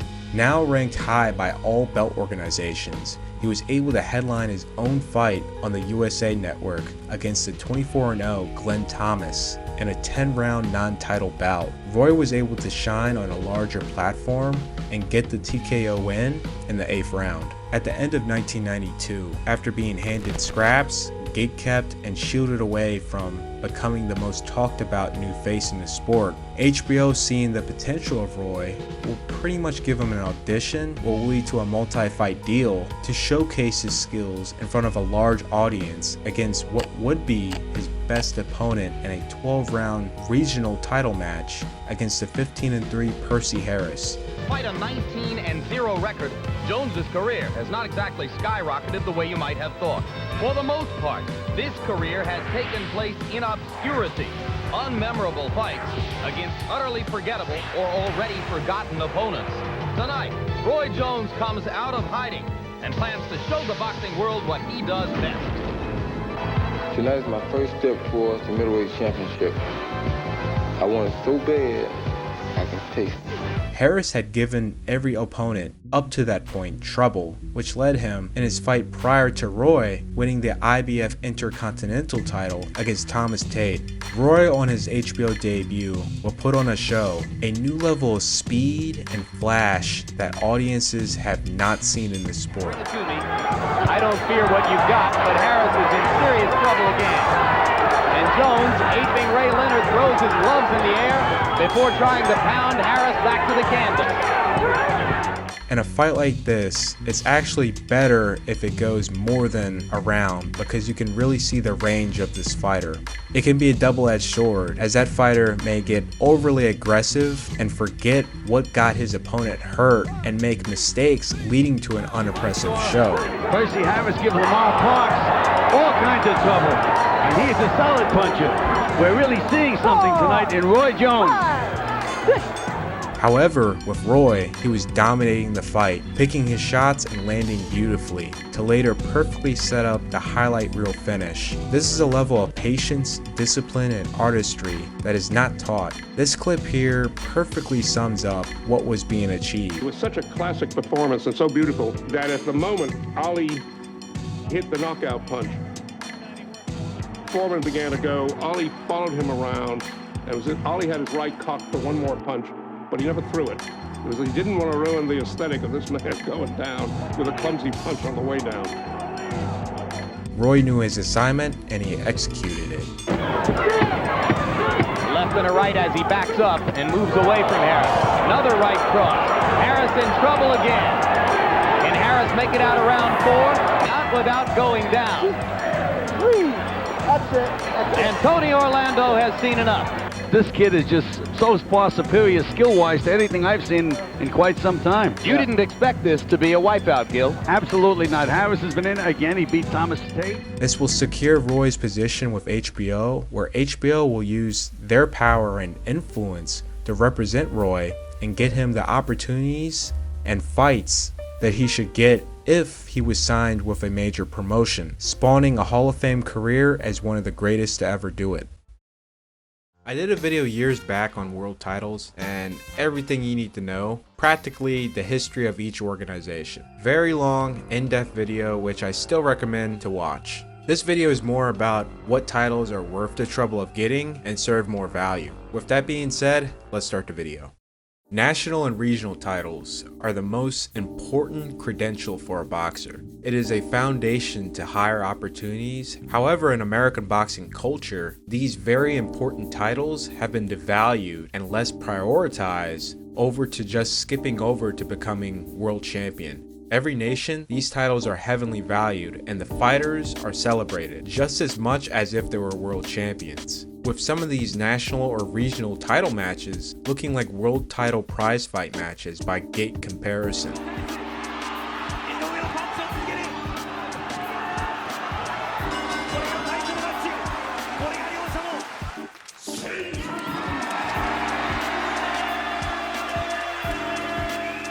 Not only is the foundation of building up to a championship fight, but also when it's all said and done, you have an accomplishment to look back on, share, and reminisce that you were the best in your own right. Boxing is full of sad stories, and this fighter, I followed his career for quite a while. Very talented Mexican-American fighter fighting out of Oxnard. He had all the talents of cleaning house, getting every national and regional belt. However, how he was moved in his career, he was only in positions of fighting for the world title or set up to fight guys in matches where there was nothing nationally or regionally on the line, title-wise. So he never had the opportunity to fight for the NABF, USBA, NABO, and even the Mexican national title. He had a good career and an honorable one, fought good guys, lost to some good guys. The saddest thing he told me was, I have nothing to show for it, and the regret was not fighting for any of those belts. I get that every fighter coming up wants to be champ and be great, but it's up to you to find out what's great in your own eyes, following your own path when it's all said and done, and not the path of others. See this man here? His name is Devin Hester. He's a punt returner. Devin, like many other punt returners before him, would have success on special teams and be moved, or you can say promoted, to receiver or a defensive position. Now, few of these guys will be successful or even then last for more than 3 to 5 years in the league. Devin, who had tried those positions, had recognized that on that stage, he won't have the longevity to be great, following the path of others from that position. Devin followed his own path, stayed in that position as returner, and became the greatest to ever do it, and the first of his position to be inducted into the Hall of Fame, because what he did was undisputably great. If he branched off into receiver or in a defensive position, he would have not had that longevity in the league because he was average at best and easily replaceable when that team is in a better structural situation and they can find their guy to fill in to replace you. Now, is there any boxing examples of this? Yes, there is. This is Rick Yoshimura. His US birth name is Frederick Roberts. Rick was a world-class lightweight. He very well could have been champ at one point. I don't know how long, but he had the skills. However, Rick became great in his own right. He will be remembered forever and not a blip on the timeline of the many world champions. Rick became the longest reigning Japanese national champion, 3-time national champion, 26 total title defenses. From 1995 to November 2000, Rick made 22 consecutive title defenses before formally vacating the title after his last defense. This is a record that will never be beaten. Due to what Rick achieved and his world rank, he finally earned a shot to face rival and 2-time champion Takanori Hatakeyama for the WBA lightweight title. He would just narrowly come short of becoming champion as the fight was ruled a split decision draw. Rick was penalized in the 9th round for holding. If not for the penalty, Rick will be world champion, as one judge had it 114-114. If I were to rate it, 9.8 out of 10 in value. Now with all that said, alright, let's get to the world titles. Starting with the WBC. If you're in a weight class that is oversaturated in mainstream popularity and a political mess, if you're from a nation that doesn't have a profitable stateside fan base, and lastly, you are a B-side, this is not the organization to dedicate a piece of your life to move up the ranks in. If you have all these ducks lined up, then this is your organization, but it's up to the fighter and team to put pride and ego aside to recognize, hey, I may be waiting ages for a title shot when I'm the mandatory. Rules that are loosely or sometimes never enforced on champs may be enforced strictly on me. Sersikitsor Rungvisai is one of the best examples, unfortunately. I haven't seen a fighter get screwed over that bad since Sergio Martinez. And Superfly wasn't barren as middleweight. You had a 5 Kings era that was sabotaged and ruined of a proper closing act. Rungvisai, Ioka, Gonzalez, Estrada, and Quadras. This double standard treatment can also happen when you're a long reigning champ in a not so glamorous weight class. Then a star moves in and some more talent. The minute that happens, you're gonna get that B-side treatment. The rating I give is a 6.1. The WBA has its fair share of faults like the WBC, prioritizing over the A side and where the money is at. However, they are better at enforcing mandatory opponents, so you do have a better shot at fighting for the WBA title as the B side. Of recent, not so good due to what happened to Ismael Vorosos. Fans were screaming for an immediate rematch. WBA pretty much waits this one out to where everyone forgets, which is a sad thing in this sport. You have a scandal or controversy that happens, there's an outrage for like a couple weeks, if you're lucky a month, and then the next month everyone just forgets it ever happened. They just move on to the next thing. Oh no! Anyway, last week... And then these organizations will just continue to keep on doing the same old thing. The WBA makes Barrosos fight a young contender, which he was still the underdog in.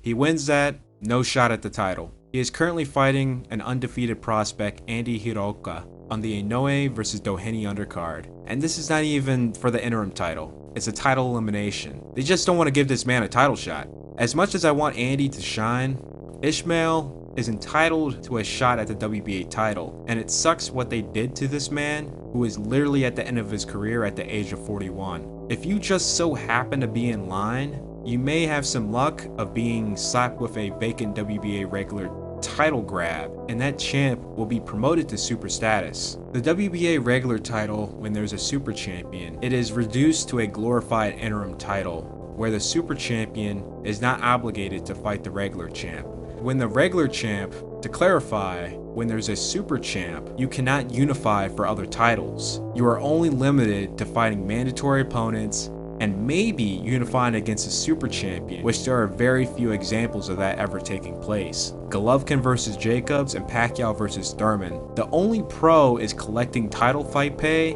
and falsely advertising it's a championship fight for a legitimate title. For example, Josh Taylor was a real WBA champion. However, in the promotion for the Barrios vs Davis fight, it was promoted in a fashion that it was for a legitimate title, and Josh Taylor did not exist. To further confuse the casual fans, super lightweight was used over the more commonly used junior welterweight. Then you got the WBA Gold, Intercontinental, and Continental. I understand the point of Intercontinental and Continental. Those make sense, but Gold? No. It just brings in more confusion and just an extra belt to collect more sanction fees.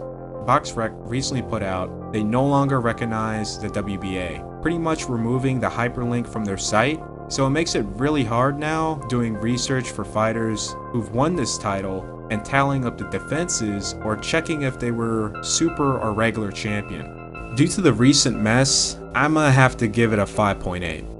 The WBO has always been on the good side when it comes to not allowing networks and promotions to create a full monopoly in the weight class, forcing fighters to sign with them to earn a shot because that belt is locked within the promotion and network. Now this doesn't apply if the fighter is undisputed, but the problem is you have one network and promotion with all but one belt, with absolutely no push having their champs unify. Now if the WBO didn't care, it will be one network, 4 belts, 4 champs, and no one's unifying. So it's a really good thing the WBO is there to offset all of that. They have regional titles that make sense compared to the WBA and WBC. The WBO actually has a super title, and really this format should have been used by the rest of the belt organizations. It's the least broken. When promoted to WBO Super Champion, it acts like every other non-super title. You still have to fight your mandatory opponents. It doesn't go vacant like the WBA title and becomes useless. However, you are given more time to pursue unifications, which allows you to set an extension from fighting mandatories to pursue unifications.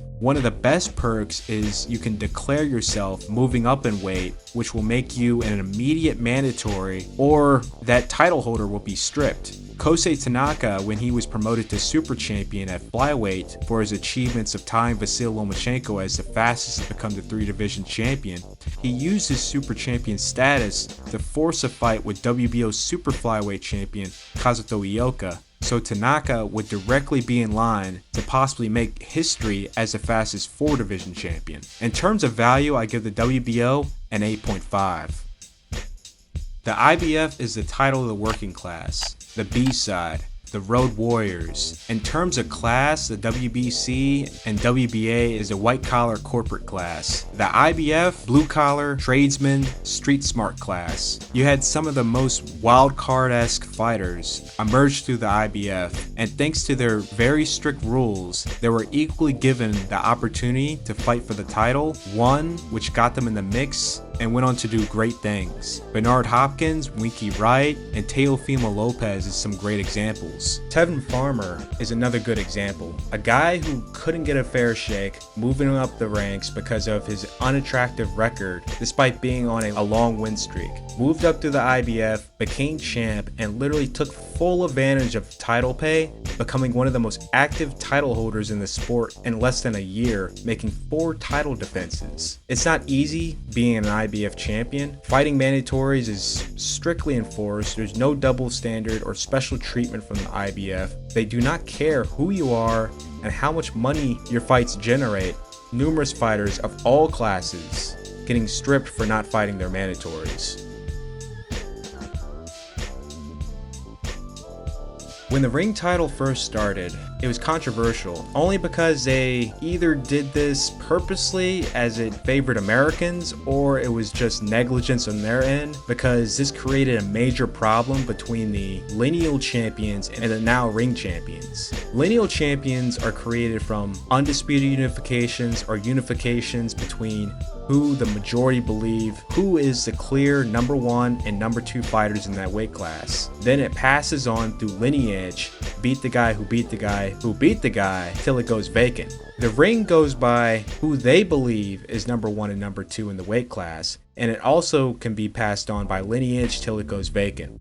The ring, when they created this title to identify who's the legitimate champ in the weight class among title holders, they should have grandfathered in the current lineal champs to avoid any confusion, because there were many at the time. This screwed up numerous weight classes, where it took over a decade for it to sort itself out. When the final lineal champion retired permanently or vacated by moving up and never returned. which is what happened in flyweight, super flyweight, and most irritating example, light heavyweight. Virgil Hill and Dariusz Michalczewski by majority was the clear number 1 and number 2 of the weight class. This was for the WBA, WBO, IBF, and vacant lineal titles. Dariusz will win, and he will be immediately stripped by the WBA because Dariusz refused to vacate the WBO. A lot of weird events with the IBF where it clearly showed Dariusz awarded with it, but Hill was stripped before the fight, though the title would be on the line, and Dariusz was stripped of that as well. Really wanted the belts to stay in the States. Though the lineal title was on the line, Dariusz won. The rankings on Ring was different, with Roy at number 1 and Dariusz at number 2. Even with Roy's loss to Montel Griffin, did not once affect his rank, as in April 97, months before the rematch, Roy was at number 2 in the rankings at light heavyweight and still ranked number 1 at super middleweight. Despite Dariusz beating the clear number 1, he remained at number 2. Roy will become the ring champion, which that is a head scratcher. After that, Dariusz should be moved up to number 1 in the rankings, which he was briefly, till somehow randomly Antonio Tarver was bumped up from number 5 and Dariusz bumped down to number 2. The heavyweight lineal title is still passed on to this day. Vladimir Klitschko won the vacant lineal title against Ruslan Chagayev. Then Tyson Fury beat Klitschko. Despite Fury's retirement, the title never went vacant, and he will retain it till his defeat against Alexander Usyk earlier this year. Light heavyweight will come to an end in 2009 when Zsolt Erdei moved up to cruiserweight. However, with Adonis Stevenson being stripped of the ring but remained the lineal champion till he was beaten in 2018. Which today, the lineal title is currently held by Arthur Beterbiev. This will be corrected later this year when he faces Beterbiev-Bivol for the undisputed title. For super flyweight, it finally came to an end in 2006 when two-time lineal champion Masamori Tokiyama retired. Flyweight from 1975 to 2016, the lineal title never went vacant. 40 straight years of beating the guy that beat the guy that beat the guy, which was royally screwed up by the poorly implemented ring title. There wouldn't be a ring champion in the weight class till number 1 ranked lineal champion Koki Kameda faced off against number 2 ranked, the former lineal champion, Pongsekalek Wongjongkam in 2010. Wongjongkam will win, and that will get passed around till Roman Gonzalez will get it after dethroning Akira Yagashi in 2014 to officially end the lineage in 2016 when he moved up to super flyweight. Once the lineal title being held when there's a ring champion also present finally came to an end, the ring title will become valuable among the rest of the belts. You don't have to pay sanction fees, you are recognized as the legitimate champ of the weight class above the rest of the title holders, so your fights can be promoted as title fights and receive title pay. You don't have mandatories, however you must fight opponents of quality and be active, as you can be stripped for not following such a code. It's rare to be stripped for not fighting quality opponents. Adonis Stevenson is the only ring champion of recent history I know of to be stripped on those grounds. Now, I don't think you can have sanctioned fights without a belt organization stepping forward. The IBO would probably be the best option since the IBA and IBC I'm sure doesn't exist. Those organizations had the power to sanction 12-round championship fights. The IBO over the rest of the organizations has the lowest sanction fees. The more titles are on the line, the higher the purse, the more money and fees you'll be paying. Some organizations go overboard with the fees. In some fights, like Canelo versus Cotto was charged $300,000 of his purse by the WBC in sanction fees, which he refused to pay. After a brief history and details, and in terms of value, I give it a 9.1. In conclusion, in terms of higher percentage of having a fair shake, becoming world champion, and the benefits of doing your duties as champion, coming from a less privileged political and national background, the most valuable title to have is a WBO, IBF, and if it gets to the point you do unify, the ring title. What title you think is the most valuable? Very underrated fight that doesn't get as much love. It literally has everything you would want in a fight. at the highest level of the sport. Very competitive first half and a nail-biting 11th and 12th round. Both Tarver and Johnson started the 2004 year off defeating Roy Jones Jr., Tarver giving Roy his first legitimate loss, knocking him out, and Glenn Johnson to follow in his first defense for the IBF title to do the same thing. With both beating the clear #1 guy in the weight class, this fight was to dictate who is the best at light heavyweight. However, Johnson was forced to vacate the IBF title or be stripped in order to face Tarver. For Tarver, he was flat out stripped by the WBC for not facing his mandatory Paul Briggs. With both fighters being stripped or being forced to vacate, can't really have a 12-round bout without a belt organization stepping in. The IBO stepped in to sanction this as a 12-round championship bout, with now the vacant IBO title on the line alongside the ring. I'm not sure what the IBO is, but the Ring Magazine belt may not be official, but it is the most legitimate belt at stake here tonight. Tarver would bank in the early rounds. If he wears him down, who would you prefer to fight? What's a good fight? You think he tried to do? Going to show a punch and keep going. Glenn Johnson will warm up and pick up the pieces midway through the fight. Tarver will rally in the final quarter, which then that opened up a hell of a 11th and 12th round. If you listen, we win the fight. If you listen, you gave me good word, baby. All we got to win this is 2 more rounds, 1 at a time. After you give me 3 of the best minutes in your life, you come back to me and I'll bring you back. With the fight on the line, both raised up to the occasion, with Johnson just slightly edging him in the championship rounds. Hard right hand by Johnson. Best punch of the fight for Johnson, I think. Seizing the initiative here in the 11th. Tarver pops him to the left. Johnson walks through it and comes off. Crowd is very excited. Johnson will win by a narrow split decision and become the IBO and ring champion. He will be named 2004 Fight of the Year by Ring Magazine. He is the Road Warrior, Glenn Johnson.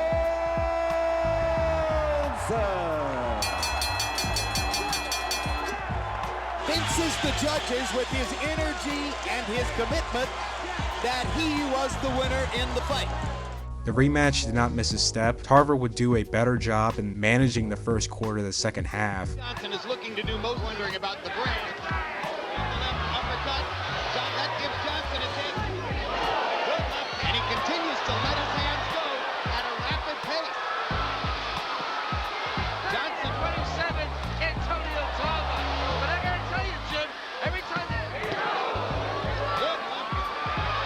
Lands another right hook. Johnson will begin to rally in rounds 8 and 9, tightening up the scorecards.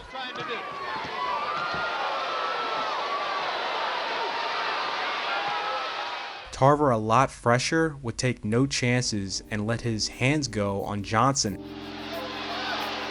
Antonio Tarver showing a lot of confidence in himself right now. However, that would open himself up for Johnson to rally himself, making the 11th and 12th round once again a sight to see. Hard right hand by Johnson. Tarver momentarily stunned by that. Here's the Johnson rally again.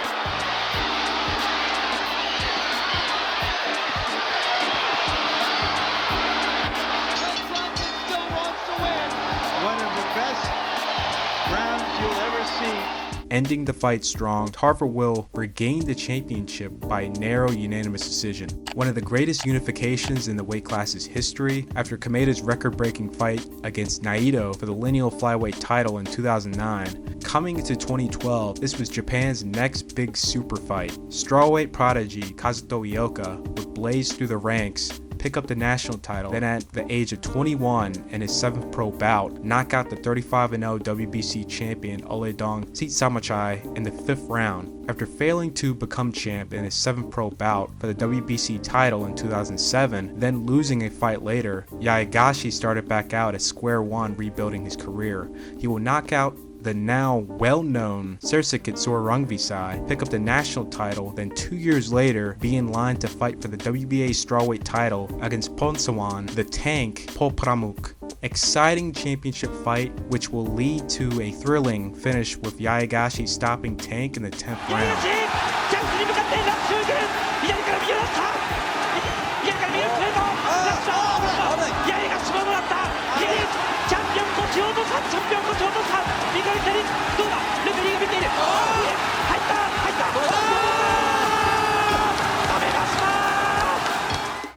champs from two separate gyms, the stars are finally aligned for a unification, which there had not been one in ages. This was hyped up to be exciting as Japan's first super fight, Tatsuyoshi vs Yakushiji in 1994. And for a little historic information, this is the first fight using high definition tape. Look at this and look at the biggest money fight at that time, Tyson vs Holyfield. It's just ridiculous. This is what American fights should have been looking like if they put up the money. Cheap bastards. This was the Pacquiao vs Marquez in the strawweight class. Too close to call. Yaegashi was not only fighting Ioka, but he was fighting on borrowed time, as both his eyes were almost closed completely. By miracle, he passed every test, and not taking any chances, he fought like each round would be his last round. ワンツースリー、八重樫が出る。ガードしてますよ。はい、右から左フック。右アッパー、八重樫入った、右フック当たった。八重樫のパンチが。ってことに本当にどっちにも行きます。右。盛り返して互いに打ち合う。自分のキャリアだと言います。左は当てない井岡、ワンツーから右。井岡勝負と見る。ちょっと出た。右ボディ。井岡が歯を食いしばる。This was an open scored fight, and when the final scores came in after the ninth, you saw a desperation from both guys to finish the fight strong. どんなところなんですか？いやー、気持ちですよ。気持ち。ハードハード。おお、すごい。打ち合う。クロスを打った八重樫。そして井岡、アッパーから左フック。八重樫もまだ当てる。右左。井岡は下がらない。23歳井岡と29歳八重樫と死闘。The 12th being one for the books, Ioka will become the unified champion by a hair on the scorecards. これが怖い。右、八重樫が下がった。井岡だ。八重樫とパンチが当たった。井岡の動きが止まった。残り10秒。36分間の死闘が終わろうとしています。時代が求める世界チャンピオンは井岡か八重樫か。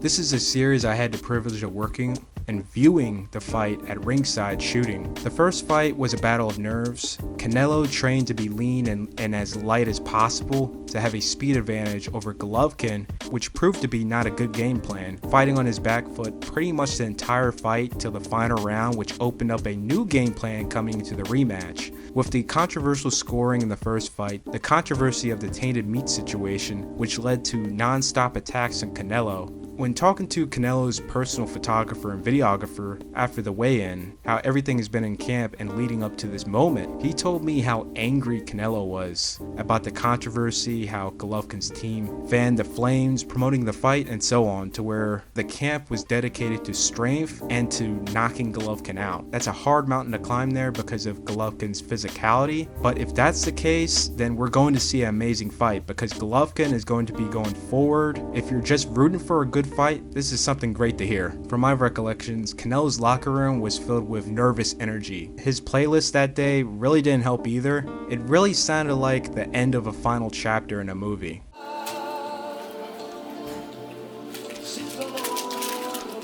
Before the walkouts, you had former rival Miguel Cotto come into the locker room to give Canelo his blessings. Then shortly after that, the great Julio Cesar Chavez Sr. came in to give his blessings. At this moment, I'm like, wow, this is some pretty wild stuff right here. This is going to be a great night of boxing. We may see something special here. Alright, enough of my personal recollections and home video. The fight itself. Now, my friend was serious about what Canelo was going to do because he was pressing the fight, fighting forward and trying to force Golovkin on the back foot. The extra weight, strength and conditioning helped combat Golovkin's natural strength, making this an amazing fight. Boxing at its highest level and an absolute nail-biter to the finish. Canelo came into the fight with boos while Golovkin was receiving the majority of the cheers. And I've told this story numerous times. It's like they took the reversible headbands that said Team Golovkin and Team Canelo on them and flipped it to Team Canelo in the second half because that crowd did the switcheroo and began rallying behind Canelo. I have never seen this.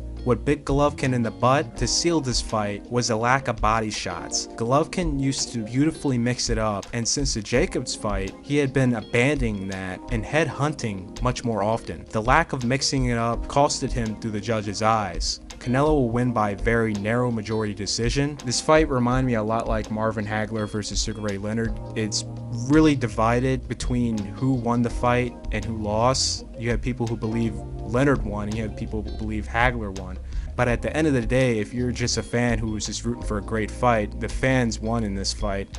The saddest thing about this fight was you had two guys who pour their hearts out in this performance. There hasn't been a fight of this magnitude, this close and entertaining on this level of the sport in America for a long while. Both believe they won, and Golovkin was devastated by the results and exited the ring. Like I stated before, the crowd had flip-flopped and began rooting for Canelo halfway through. I'm assuming a good percentage had money on him, as he was a 2-to-1 betting underdog. When he exited before the interviews, the crowd completely turned on him, booing his exit. The broadcast turned away from that the best they could, but that was sad to see because he didn't deserve that. HBO Boxing After Dark was throwing down some consistent banger after banger cards. Reputation of HBO Boxing already established, then to open up smaller scale cards, giving more fighters the opportunity to be seen. These fighters, whenever they came on, they wanted to put on a show, and they fought hard. Got him looking for one big clincher. He's still trying hard, Larry. Oh, what drama. What a fight. Even though this was neither's first rodeo on HBO, stylistically, this was getting your money's worth fight. Tony was making a slow transition to the cruiserweight class, picking up the IBO title, then the IBA title, then moving up through the IBF ranks before landing him a title shot against Kazakh Olympian and IBF champion Vasily Girov. This fight was an absolute barn burner turned nail biter in the championship rounds. Fighting hard off the ropes at close range. And the lead at close range, Tony measuring his Vasily Girov. Vasily Girov only knows one way to fight. He comes straight forward, digging to the... Still a very, very close fight. Having another big round. Girov, he looked nearly out of it at the end of the 10th. He has come back and dominated the 11th round. With both Freddie Roach and Tony accepting that there needs to be something big in the 12th round. This opened up for one of the most memorable commentary moments in HBO Boxing and Boxing After Dark's time on air, with Tony doing the impossible, finishing the round big, dropping Girov in the final seconds. Look at this. Oh my God. He got him with the left hook. The right hand. Girov is hurt. Girov is going. The left hook again. The leg's going again. Oh my God. Look at this. Look at this. Oh my gosh. Oh, look at this. Oh. Tony. Oh. That's it. That's it. Got him. It's down. Almost got him. Got him down. Unfortunately, we'll see not one, not two, but three of the most worst scorecards rendered for a championship fight, two having at 117-109 and 116-110, all while Harold Lederman scored the fight 113-113. After the departure of champions Kazuto Ioka and Akira Yaegashi, when they moved up from strawweight to light flyweight and flyweight, Katsunori Takayama, who had been around at strawweight for a long time, becoming champion in 2005. After numerous failed attempts, he will rally, regain the title in 2013. Rodriguez Jr., after his loss against Roman Gonzalez at light flyweight, would find his footing in the new weight class of strawweight, and in early 2014 become WBO champion, stopping the undefeated Filipino champion Melito Sabelo in the 10th round. This will set up a unification against Takayama August of that year. Not many unifications be happening in this weight class, so to get two back-to-back and a 2-year duration is a real treat. Please keep in mind, strawweight has not produced a single Ring Magazine champion up to present day, and sadly this and Ioka Yaegashi was not for the ring title. Really, this fight should have won Fight of the Year for 2014. From round 1 to round 12, it was unbelievable. The 12th round being easily one of the best rounds of the year, with 3 minutes of toe-to-toe action. When it's Mexico versus Japan, for the most part, you are getting your money's worth and then some. Termina por ganar la posición ofensiva. Entra encima en una ocasión para sacar el parado. De manera lateral. Vuelve a atacar con potencia. Puede ser el momento. El japonés se queda parado. Rodriguez will become the unified champion by unanimous decision. Sigue manteniendo disparando golpes por todos lados. El cazón le cae. Responde el japonés. Sale golpe de fuerza por parte Ataca el japonés con fuerza. Termina por encerrarlo. Suena la campana. ¡Qué pelea! Despite Martinez's performance washing Alex Bunema and his robbery against Kermit Cintron, Martinez was still slept on into the Williams fight, who Paul Williams had a big reputation as the most feared fighter at welterweight, now making a splash at middleweight. Originally, Paul Williams was set to face middleweight champion Kelly Pavlik in October, then was pushed to December, then later in October it was cancelled altogether. Martinez will fill in for that December 5th date. The first round will start off like your usual Williams round, with Williams getting that early knockdown. Martinez will begin to warm up to equal the knockdown count before the round ended. Hard right hand, and Williams goes down, and Martinez has evened the round. 9-9. Brilliant. Martinez would dictate the early rounds before Williams began to find his rhythm and come back into the fight in the midway marker. The second half of the fight would be too close to call, with quite a few swing rounds to where it rested on the championship rounds. There's another right hook, and another left hand, and another right hook, and another left hand, and another two right hooks, and another left hand. And Sergio Martinez is determined to try to win this fight. Crowd is standing. We'd like to stand too, in honor of two guys who have fought 12 brilliant rounds. What a way to finish the year. And the 12th and final round is still up in there. The same way they started is the way they're finishing up.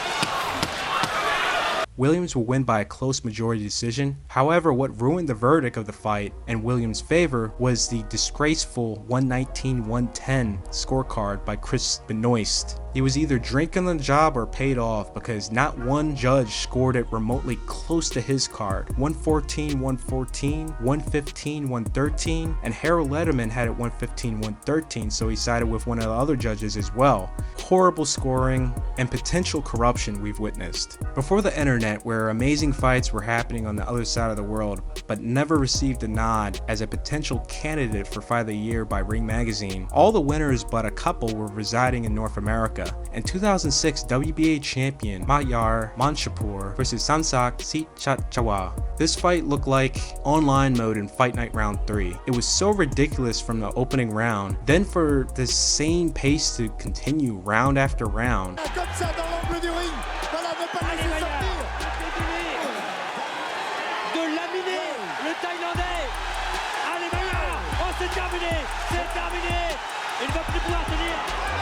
On a inversé les rôles. On a inversé les rôles. Toujours devant. Jean-Claude, quand on demandait à Mayar Manshapur, est en train de le prouver, mais en face, il y a du grand. Et attention. Where in the second half of the fight could have been stopped by either guy. Aussi élevé. Attention avec le crochet dangereux de Mayar Manshapur qui a été renversement de situation. Crochet gauche. Allez Mayar. La droite. Mayar aussi là, sur les talons. Attention. Oh, c'est incroyable ce qui se passe ici. Oh, c'est à nouveau Shinji Takehara qui est en difficulté. C'est un match, un combat fou. Un combat fou. Allez Mayar. Il ne tient plus. C'est pas possible. C'est pas possible. There was a breaking point entering the 10th round. All three judges had this competitive battle practically tied coming into the 10th. Mayar, il ne faut plus faire l'erreur. Montez les mains Mayar. Là c'est le Thaïlandais qui est en train de bien partir dans cette 9e reprise. C'est un incident. Incroyable. Mayar, monte les mains. Quelle fierté. Oh, alors.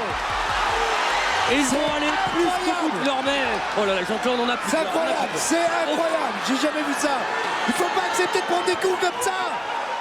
Manshapur coming close early in the 8th and 9th, stopping Saan-Sack just for Saan-Sack to rally in the final minute and 30 seconds on the punched out Manshapur. Et quand on disait juste avant que le Thaïlandais, Jean-Claude, on se rappelle, juste avant qu'il ne monte sur le ring, on disait ce combat va être certainement beaucoup plus dur que prévu. C'est pas tombé. Non, c'était faible même. Le mot était faible. Oh oui. Oh là là là. Il ne faut pas en faire tous les jours des combats comme ça, parce que là c'est vraiment dur. The same thing will happen in the 10th round. Manshapur just unloading on Sichachawa to where it looked like he was finally going to get the stoppage. Il n'a pas le choix. Il faut qu'il fasse son front. Il faut qu'il essaie de gagner même maintenant. Avant la limite, il reste 3 rounds. A toujours terminé avant la limite. Oh là là là. Oh, il en veut plus, il en veut plus. Il en veut. Mashapur left himself open and Saan-Sack just letting his hands go with 30 seconds left on the clock. Saan-Sack could have possibly been seriously injured as this entire exchange, he was only throwing his left hand and very sparingly throw the right hand. Seat Chachawa will get the photo finish stoppage to become the WBA champion. Mais il reste toujours dangereux. Attention! Attention Maillard! Allez! Ouais! Et heureusement qu'il va le faire parce que Maillard est à... Oh là, de droite frappé! Maillard! Allez! Attention! Non! Oh, il arrête! Non, c'est pas vrai! C'est un non! This was a huge fight in France. Due to the coverage and how ridiculous it was from rounds 1 to 10, there was absolutely no way to ignore this as it being undisputably the fight of the year of 2006, which Ring Magazine will acknowledge, giving it its status. Out of all the Ring Magazine fight of the years of the past 25 years, this is possibly the one everyone stateside didn't get to see and missed out on. Rafael Marquez and Israel Vazquez, one of the greatest rivalries at Super Bantamweight, spawning a 4-fight series, the 4th one being sort of a retirement package for Israel Vazquez. The health of his eyes had deteriorated so much that due to his style, he could not last but so long in the ring. However, the first through third were just absolutely amazing. In the first match, like how these fights go, incredibly competitive from the first round on. Vazquez will get the upper hand and drop Marquez in the 3rd round. Marquez will rally back and tighten things up. The 7th round, Vazquez will win the round, however, he was having issues with breathing due to his broken nose. Vazquez was forced to retire from the fight, resulting in the 7th round stoppage victory for Marquez, being awarded the WBC and Ring Magazine title. Is this a chance for you for redemption? A chance to make up for what happened 5 months ago? No, creo que gracias a la oportunidad que nos están dando la vamos a aprovechar. He's thankful for the opportunity he's getting tonight, and they're going to take advantage of it. The rematch will take off in the same fashion as the first, however the fight will truly pick up in the 3rd round. Just like in the first fight with Marquez, once again hurt in the 3rd. Marquez will rally back that round, resulting for Vazquez to get cut. And Marquez landing, incredible action, unbelievable, a right hand attack Marquez, no let up whatsoever. With Vazquez having a bad cut, this forced him to fight more on the offensive and go for broke, resulting in Marquez to be much more on the offensive than he really wanted to. Both Rafael and his brother Juan are technical fighters that take what is given to them and pile up points on aggression with pinpoint counters downstairs and upstairs till they can finally slow the fight down to their pace. However, Vazquez was overwhelming Marquez with activity, and to keep in mind, Israel has a high punch rate but also can crack when he sits on his shots. Marquez will get floored in the 6th round. Vazquez desperate, going for broke to finish the fight and earn the TKO victory to regain the title. This will be named Fight of the Year. The 3rd fight would top off the 1st and 2nd. You know it's going to be good if Jack Nicholson comes out to watch it. This series with Rafael has brought in the same level of excitement of his brother with his series with Manny Pacquiao, which Vazquez Marquez 3 and Pacquiao versus Marquez 2 was held just 14 days from each other in the same month of March 2008. 2008, man, what a great year of boxing. This was an absolute thriller of a fight, everything you will want in a championship fight. Then for this series to finally make it to the championship rounds, where you saw some of the most exciting action in the weight class. Marquez with the slight edge coming to the 12th round. Vazquez will need a big finish to win,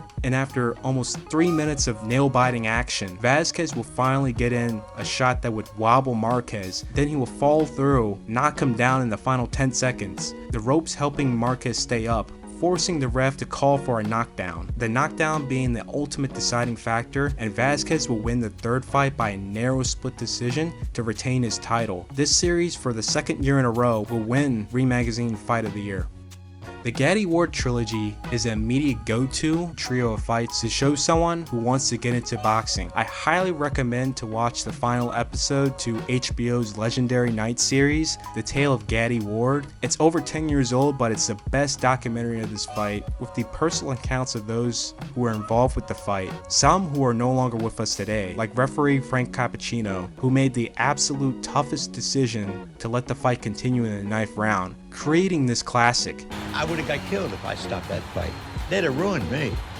Oh, Jesus, you know, Frank Cappuccino, he really shitted up the place, you know. Then lastly, the ref in both the 2nd and 3rd fight, Earl Morton, who had passed away of cancer before the premiere of this documentary. Luckily, this fight is easy to find in good quality. Go watch it. If you've already seen the fight and didn't even know the existence of this documentary, this is a must-see. Somewhere in my life, someone will ask me, what's the greatest fight you've ever called, or what's the greatest round you've ever called, or what's the greatest thing you've ever seen in boxing? And the answer is Gatti Ward 1, round 9. I think that'll always be the answer. To start the list off is former WBA champion Akifumi Sugar Shimoda. Shimoda at his peak was one of the best super bantamweights in the weight class, peaking at number 2 in the rankings, and had some of the fastest hands of that era. Shimoda was certainly a pioneer in Japan with a modified Western style inspired by the likes of Roy Jones Jr. and other greats.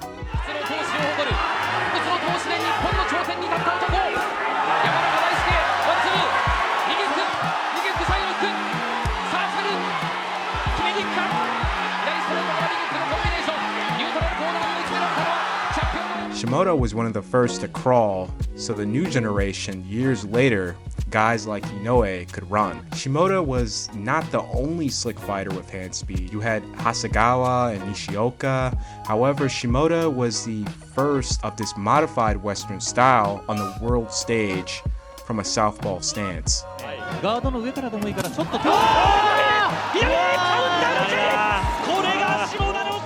From super featherweight to lightweight, Valero was a nightmare. Blazing fast hands mixed with devastating power, resulting in 18 consecutive first-round knockouts. And he'd rather just take his time and do what he converted right hand. Edward Valero is made up, indeed, and the difference is landing some very good punches.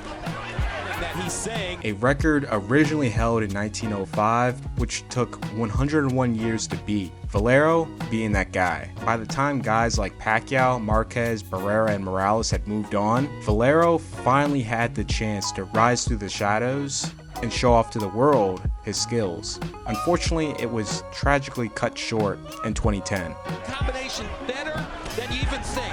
Just from DeMarco's look good. There are big shots by Valero. DeMarco. Another still danger to get hit with a right hook, but he is landing big shots as close as you can be during that 1-minute break. Two-time champion and unified champion Jorge Linares had crazy speed. いろんなことやってますよ今。ロープに落ちた。左からワンツースリー。それでもですね、打っていって優勝で。あれそうだ。1ラウンド試合は終盤。ラフにファイト。しかしパンチがご覧のように出てくると。ドミンゴはこれでガード開けて打って行う。Which fans sadly only seen sparingly on the big stage. However, in his early days, it was a sight to see. Jorge's style was awfully different back then. He resembled a young Oscar De La Hoya, where he was seen as the next De La Hoya while fighting in Japan.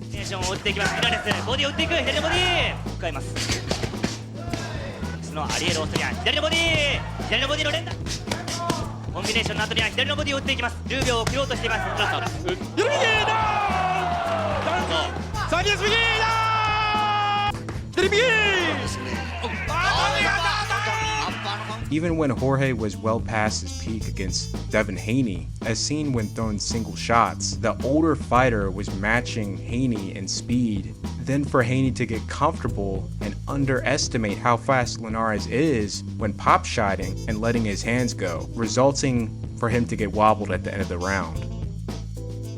Olympic gold medalist and two-time champion Meldrick Taylor, pound for pound, had some of the fastest hands in boxing history. The combination of speed and his short arm reach, which in a situation where Taylor is letting his hands go, it looks incredibly fast. However, such an arm length and weight classes where the average is longer, Taylor is always fighting at a disadvantage where his offense was his defense.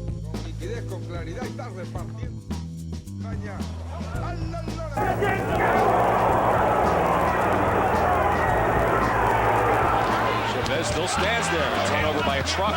It's like watching a fireworks. The last fight. Better fight. Chavez is trying to fight back. Right, and he's got Breland. Or they'll stop. Taylor's all over him. Still fighting. Don't stop. Oh, he does stop. And now it's stopped. Joan Guzman is a generational talent. Quicker hand, stronger puncher. Problems dirty. This freakish speed, respectable power, he had the footwork and defense to match it to where he was just running circles around guys. He does not get deterred. He's going to hang in there and stick with what he's doing.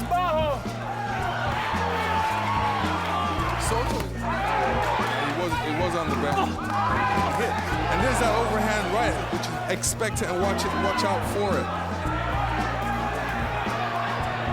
In Guzman's prime, he was unbeatable, too fast and well-skilled. However, inactivity and blowing up in weight resulted in the steep decline of what would have been a great career. It's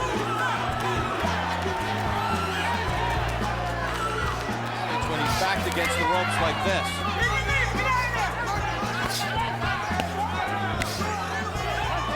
Guzman's doing the right thing. Yuriorkis Gamboa, Olympic gold and two-time champion. Like Meldrick Taylor, Gamboa had blazing speed, but cursed with short reach. His defense depended on the pace of his offense.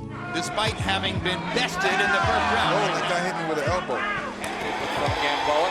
Gamboa comes out on the attack. Other than that, it's all Yuriorkis Gamboa doing what he's doing right now. Incredible hand speed, incredible work rate. They had too many shots. 5-1 Gamboa.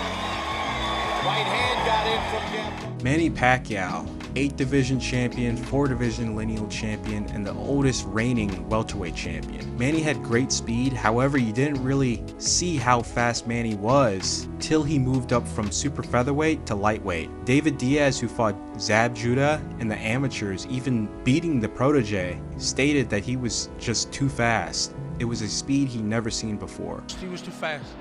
It was too fast. Did you have any idea coming in that he could be that way? No. I seen him on tape and stuff like that, but I was like, I could do it with that speed, you know? The power is what I wanted to worry about, but it wasn't so much about, it was just that he was so fast, man. Fast. Amazingly fast. Amazingly fast. I thought Freddie was in there hitting me too, so, you know. And even when Manny had gotten up in age, that speed he had brought up from his peak at super featherweight was still a threat to the much younger fighters, mostly due to the combination of speed and a wide variety of angle that his opponents are not used to, nor have sparring partners who can confidently replicate in preparation for. Floyd Mayweather, 5 division champion, 4 division lineal champion. Like with Manny, Floyd had speed, but you truly saw how fast he was when he moved up to welterweight and fighting junior middleweights. At least by someone, so puncher normally can make a difference. For Mayweather skipping away a little center of the ring. Good quick left hook inside. Here, this is toe-to-toe. 2 rounds to go. The biggest speed mismatch to be seen on the championship level. Mayweather, one of the fastest, against WBC and lineal champion Carlos Baldomir, pound for pound, historically one of the slowest fighters in boxing at the championship level. 4 division champion, 2 division undisputed champion Naoya Inoue has a rare combination of speed and power.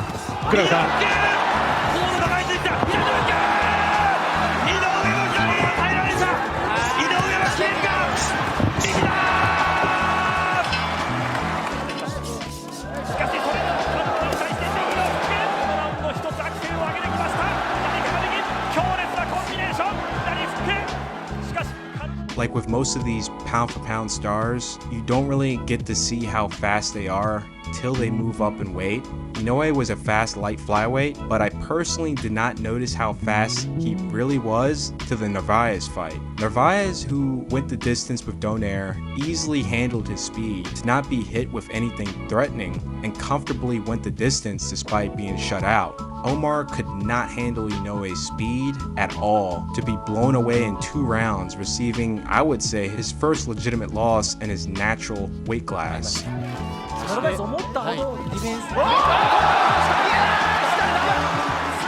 I don't know how that fight was made between Donaire and Narvaez. He was a WBO super flyweight champion and went up to fight Donaire, lost, and went straight back to defending the superfly title. Sugar Shane Mosley, 3-division champion. When he was at lightweight, he was the closest thing to Sugar Ray Robinson we were gonna get as fans. Blazing speed and power. He slowed down a little bit upon moving up, however he retained his power and really had guys from welterweight to junior middleweight. Yeah, but Shane is just changing. I was gonna say Shane is going to him because he sees that he's too slow. Vargas hits the right hand. That's why Shane was going forward. And the fight is stopped. The fight is stopped. Even in his later career against one of the fastest in the sport, Floyd Mayweather. There's a hard right hand. Mosley, another big right hand. Mayweather's knees buckled on the second right hand. Hector Camacho, 3-division champion. In his prime, he had devastating speed. Pre-Chavez, Camacho had some of the fastest hands pound for pound in the sport.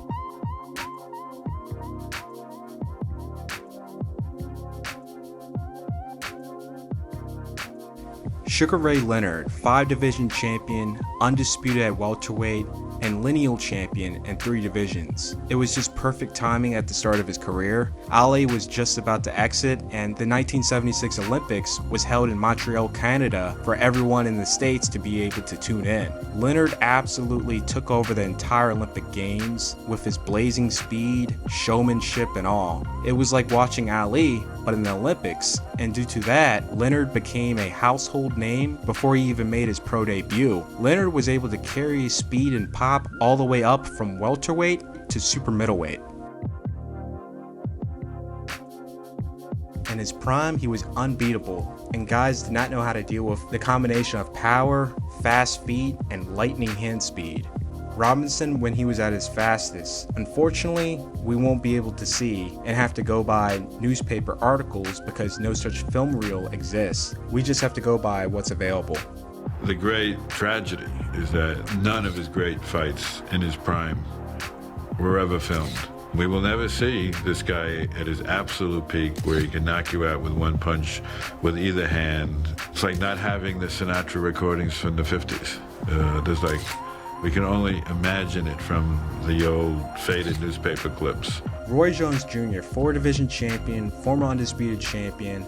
When Roy came on the scene, he had the type of speed and flash that was completely new. The double, triple hooks, the way he went upstairs and down to the body with such speed, it was a sight to see. From junior middleweight all the way to heavyweight, Roy was able to carry both speed and power in the ring. Even in Roy's later years, he still had flashes of his younger self that would keep opponents at bay. Well, I prefer to remember him from his great days, of course, but it's nice to see him put on an exhibition at the end. Hands finally back. Oh, nice. And now he lands the combination. And a little flash by Roy Jones Jr. There he is, a little dance. Oh, nice. Thank God. Big left hook and the right hand. Back with the knees. Headshot's in trouble. And it is rolled the knockdown. Undisputedly, Trinidad had one of the best performances for the 2000 calendar year. After Tito's big win to end off 1999 against Oscar De La Hoya, he will move up to junior middleweight and fight the incredibly talented gold medalist David Reed for the WBA title. Both guys will taste the canvas, however, Trinidad will pull through and drop Reed 4 times in the fight to win by a hard-fought unanimous decision. Then make his first defense against EBU regional champion Mamadou Thiam, stopping him in the 3rd 3rd round. Then, to end the year off, Trinidad will unify against the undefeated IBF champion, Fernando Vargas. One of the best fights of the year. Back and forth action, Trinidad will come up victorious, stopping Vargas late in the fight to become the unified champion in 2 different weight classes. He's a veteran. And that'll do it! The 3rd right hand, the 3rd knockdown. In 2001, it was pretty much ultimately decided between the winner of Don King's middleweight tournament. Tito would move up to his 3rd weight class in middleweight and absolutely wash William Joppy in 5 rounds. The IBF champion, Bernard Hopkins, will unify against WBC champion Keith Holmes. He will win by a wide unanimous decision. Winner takes all in the finals and becomes the undisputed champion. A win here would put both guys in place of greatness. The 2-1 underdog Hopkins would shock many, completely dismantling Tito, then to stop him in the 12th round to become the undisputed middleweight champion. Hopkins, who had a similar come up in the shadows like Marvin Hagler, would finally have his day, getting the recognition he was seeking for all these years.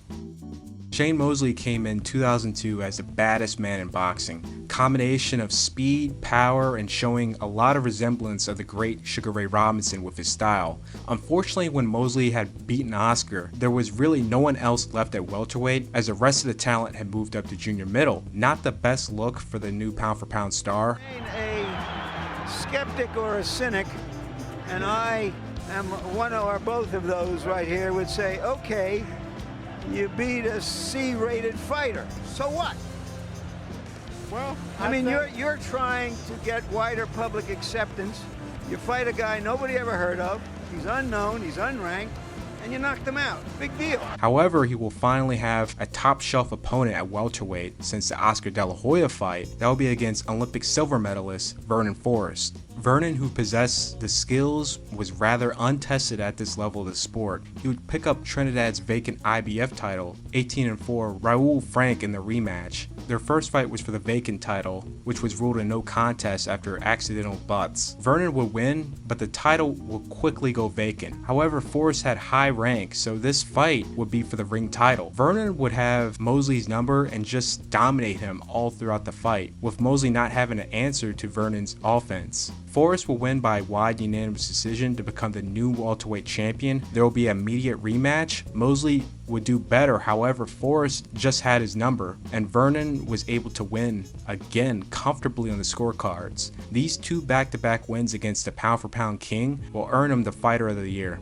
2003 was a rather competitive year. You had Manny Pacquiao move up to featherweight and defeat Marco Antonio Barrera, becoming a superstar and national treasure overnight. Then Roy Jones Jr. moving up to heavyweight and defeating John Ruiz. Then losing all that weight to defend his belts at light heavyweight against Antonio Tarver to pull off a majority decision win. However, this will be the year of lights out. After 5 years campaigning at cruiserweight, James Toney gets his shot to fight IBF champion Vasily Girov. HBO had Toney down. Toney, under the assumption of being down, would deliver big, knocking Girov down in the final seconds.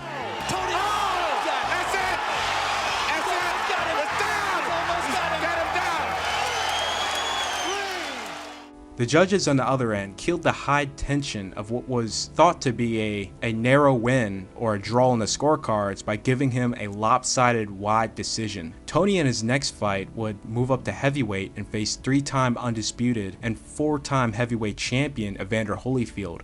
Toney would put up a show and stop Holyfield in the 9th round. Keep in mind, Holyfield was an 8-5 favorite to win the fight. With that, Toney became the Fighter of the Year. This is my favorite winner. You will never get a wild card like this for a very long time in boxing. Maybe if Julius Indongo defeated Crawford for the undisputed title, or Tony Bellew defeated Haye twice and Usyk in the same year for undisputed. But you see these improbable what-if scenarios. I'd like to see that. Glenn Johnson is that guy who just happened to pull it off. Johnson was at journeyman status very early in his career.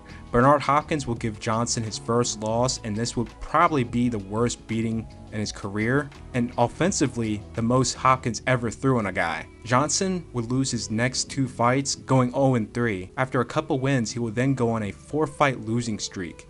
After 2 big wins, he would then have a streak of bad luck. He would get 1 win, 2 losses, and 2 draws. That one win was good enough because that was for the IBF USBA title. His draw would be against IBF champion Clinton Woods at the end of 03. At the start of 04, there was an immediate rematch. Johnson will defeat Woods for the IBF title, then come in as a 6-1 underdog against Roy Jones Jr., knock Roy out in the 9th round. Then the fighter of the year is decided between Antonio Tarver and Glenn Johnson, who are the clear best of the division given the crazy circumstances. Both fighters vacated their belts to make this fight happen. Johnson vacated his belt, however Tarver was stripped of the WBC title. That wouldn't matter as this will be fought for the ring and vacant IBO title. You had both guys fighting for that title of champion and fighter of the year. Glenn Johnson would pull through and win by a narrow split decision and bring in both titles, making it one of the most improbable nominees of the entire 2000s. He is the Road Warrior Glenn Johnson.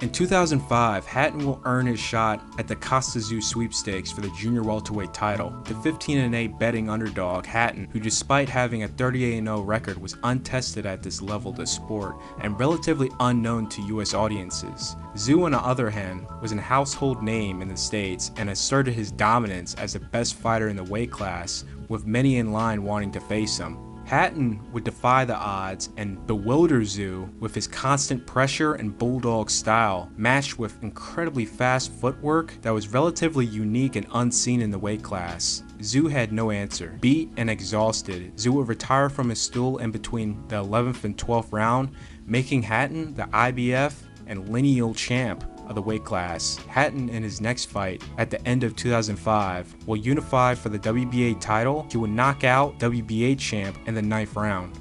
As the higher weight classes were in reconstruction, super featherweight was becoming the most exciting weight class in America and one of the most watched internationally. Pacquiao, after his loss against Morales in 05, will regroup and revamp his style from just having a one-dimensional jab in the left hand to now having multiple weapons in his arsenal. Pacquiao would defeat Morales in a highly contested 10 rounds to earn the TKO victory, becoming astronomically famous in the Philippines. He would then have a homecoming fight in the Philippines against former champion Oscar Larios, defeating him by a wide unanimous decision. Then to end the year off, Manny will have his third fight against Morales, ending their rivalry by stopping him in the 3rd round and solidifying his position as the fighter of the year. The one fighter that may have posed a threat to winning the fight of the year of 2006 was Floyd Mayweather, but due to the controversy in the Zab Judah fight and the not so popular fight with Carlos Baldomir, it was an easy choice choosing Pacquiao as the fighter of the year. In 2007, it was pretty cut and clear. Floyd will get his shot at superstardom in a mega record-breaking fight for the ages against Oscar De La Hoya. Floyd would defeat Oscar by split decision to become the WBC junior middleweight champion. Since Floyd was a free agent from Bob Arum prior to his fight with Oscar, he was able to get the fight he always wanted, but couldn't because he could not get the guaranteed money he wanted under Bob Arum, and that was against the junior welterweight champion Ricky Hatton. Floyd will stop Hatton in the 10th round to end the year off on a huge note with 2 big pay-per-view sellout fights. With Floyd announcing his retirement to hold out from an Oscar rematch, Pacquiao will rise up again to take the nominee coming into 2008, as now he is a WBC mandatory to face Juan Manuel Marquez. Manny will start the year off defeating Marquez in the unification for the WBC ring and lineal titles. He will then have the opportunity to move up to lightweight and defeat WBC champion David Diaz. Due to Floyd retiring and Golden Boy scrambling to have a fight big enough to somewhat fill in the shoes as a replacement, one of the heads of Golden Boy, Eric Gomez, proposed a Pacquiao fight. By pure luck, an agreement was made by Pacquiao's team. You should fight Pacquiao. Oscar laughed. He's too little. He's too little, that guy. Pacquiao getting an all-time high payday at the time of $11 million. Manny, the 2-1 betting underdog, would shock all by pulverizing De La Hoya for 8 rounds till De La Hoya retired from his stool. 3 huge fights in 1 year, solidifying Manny's fight of the year status. Manny will start the year hot by making his position from 140 to 147 more legitimate by facing the lineal and ring champion Ricky Hatton. Hatton turned his career around after his loss to Floyd by hiring Floyd Sr. as a trainer. Hatton would demolish IBF champion Paulie Malignaggi, stopping him for the first time and giving him his first loss since he fought Miguel Cotto. Winner will be in line for Fight of the Year. However, both Freddie Roach and Mayweather Sr. were in line as Trainer of the Year as well. Manny would demolish Hatton in 2 rounds to become the lineal and ring champion. Over the spring, Miguel Cotto will regain the welterweight title against Michael Jennings. Then a huge defense against feared welterweight Joshua Clottey. Cotto was able to dig deep late after stacking up an early lead and squeaked through with a split decision win over the incredibly huge Clottey. I say huge because Clottey can rehydrate well over 160 despite being a welterweight. In his fight with Corrales, he was weighing 170 on fight day. If there was not a rehydration clause, then Cotto was in for a long night. Pacquiao was in attendance for this fight as a potential opponent. Cotto began training camp 35 days before the fight became official, as this fight was at a catch weight of 145. So I'm guessing with Cotto having a pre-camp before actually signing a contract, depending on how that 35 days went, depend on if Cotto was actually going to sign the contract for a 145-pound catch weight. During the fight, Pacquiao will get eaten up by Cotto's jab early on, literally knocking his head back. Manny would make adjustments and find a way to counter over Cotto's jab, resulting in the first knockdown of the fight. This would be a highly contested first half till Cotto would ultimately tire out from fighting at an extreme pace. Manny would stop Cotto late in round 12 to become the WBO champion. Martinez will come on the scene after demolishing Alex Bunema, then get robbed by Kermit Cintron. However, Martinez will get a shot to face Paul Williams to end the year off as a last-minute replacement due to the failure of Williams versus Pavlik. This will be an amazing fight with both guys touching the canvas. Williams would scrape by, beating Martinez by a close majority decision. However, one judge had it grossly wide. Judge Pierre Benoist scored it 119-110, when the other two scored it 113-115 and 114-114. 2 very suspicious cards in a row for Martinez. To start the 2010 year off, Martinez would earn a shot to fight WBC ring and lineal middleweight champion Kelly Pavlik. Pavlik came in on fight day a massive 178 pounds. Martinez would easily stack up an early lead, however he would completely fall asleep and Pavlik will win rounds 5 and 6, drop Martinez in 7 and win round 8. This put Pavlik ahead in the scorecards coming into the 9th. Martinez would cut Pavlik, and as Martinez's offense fell asleep earlier, it had awakened up in the 9th while Pavlik's died down. Martinez will finish the fight strong to become the middleweight champion. To end the year off, he would have his rematch against Paul Williams. If you were in boxing around this time, you knew Paul's reputation. He was one of the boogeymen of the weight class from 147 to 154 pounds. Martinez, now a full-fledged middleweight in this fight, would do the most shocking thing to start the decade off, which was knocking Paul Williams out cold in the 2nd round. This would automatically make Martinez a nominee for Fight of the Year and also the Knockout of the Year. Andre Ward, who is not the favorite to win the tournament, would go on undefeated in 2011 to defeat Arthur Abraham, then Carl Froch in the finals to become the unified super middleweight champion to end the year off. The runner-ups for the 2011 year, there's not really that much to choose from. You had Vladimir Klitschko, you could throw Floyd Mayweather in there. Manny Pacquiao for 2011, it was a bit of a down year. 2012 was an incredibly competitive year. Marquez in December would just barely steal the Fight of the Year nominee over his huge knockout win against Manny Pacquiao. Seeing Manny get knocked down legitimately for the first time since his flyweight to bantamweight days was insane, but seeing Marquez knock Manny out in such a devastating fashion just as Manny was going to end the round big shook the entire world. This fight was a combination of the first and second, but better. Most slept on it and was not attracted when it was announced. Still, whoever tuned in was in for the biggest treat, as this was one of the most exciting fights of the decade. This fight will be named Fight of the Year. Marquez will be awarded both Knockout of the Year and Fighter of the Year. Nonito Donaire was on victory road as the winner for Fight of the Year before that knockout happened. He had a massive 2012 year, moving up to super bantamweight to become champion, then to unify against Jeffrey Matabula for the IBF title, then unify against long-reigning champ Toshiaki Nishioka for the ring and lineal title. then end the year off knocking out and retiring Jorge Arce. He will be named Boxing Writer Association Fighter of the Year, as they did not unanimously see that Marquez's win over Pacquiao was enough compared to Donaire's 4-fight year. After a quick start in the regional circuit, things will come crashing down on Stevenson after losing to Darnell Boone by KO in the second round in his US debut in 2010. Stevenson would bounce back in 2011 and rake in 7 fights. Big win against Derek Edwards for the NABF, then Aaron Pryor Jr. for the WBO NABO super middleweight title, IBF Intercontinental against Jesus Gonzalez, WBC silver against Nola Alcoba, and an IBF title elimination match against Donovan George. He will get revenge and beat Darnell Boone in the rematch. Coming into 2013, Stevenson was ranked number 1 by the IBF. However, Stevenson moved up and was given the opportunity to face Chad Dawson, mostly because Dawson, despite his skills, he was not a sell in the States, and Canada had some hardcore boxing fans that will guarantee a return investment in gate. The Stevenson fight seemed to be the best option monetarily by the network and promotion as his first fight back after his defeat against Andre Ward, because any big fight that is waiting to be developed in the 2013 year, Dawson would have to wait. Stevenson on his light heavyweight debut on this stage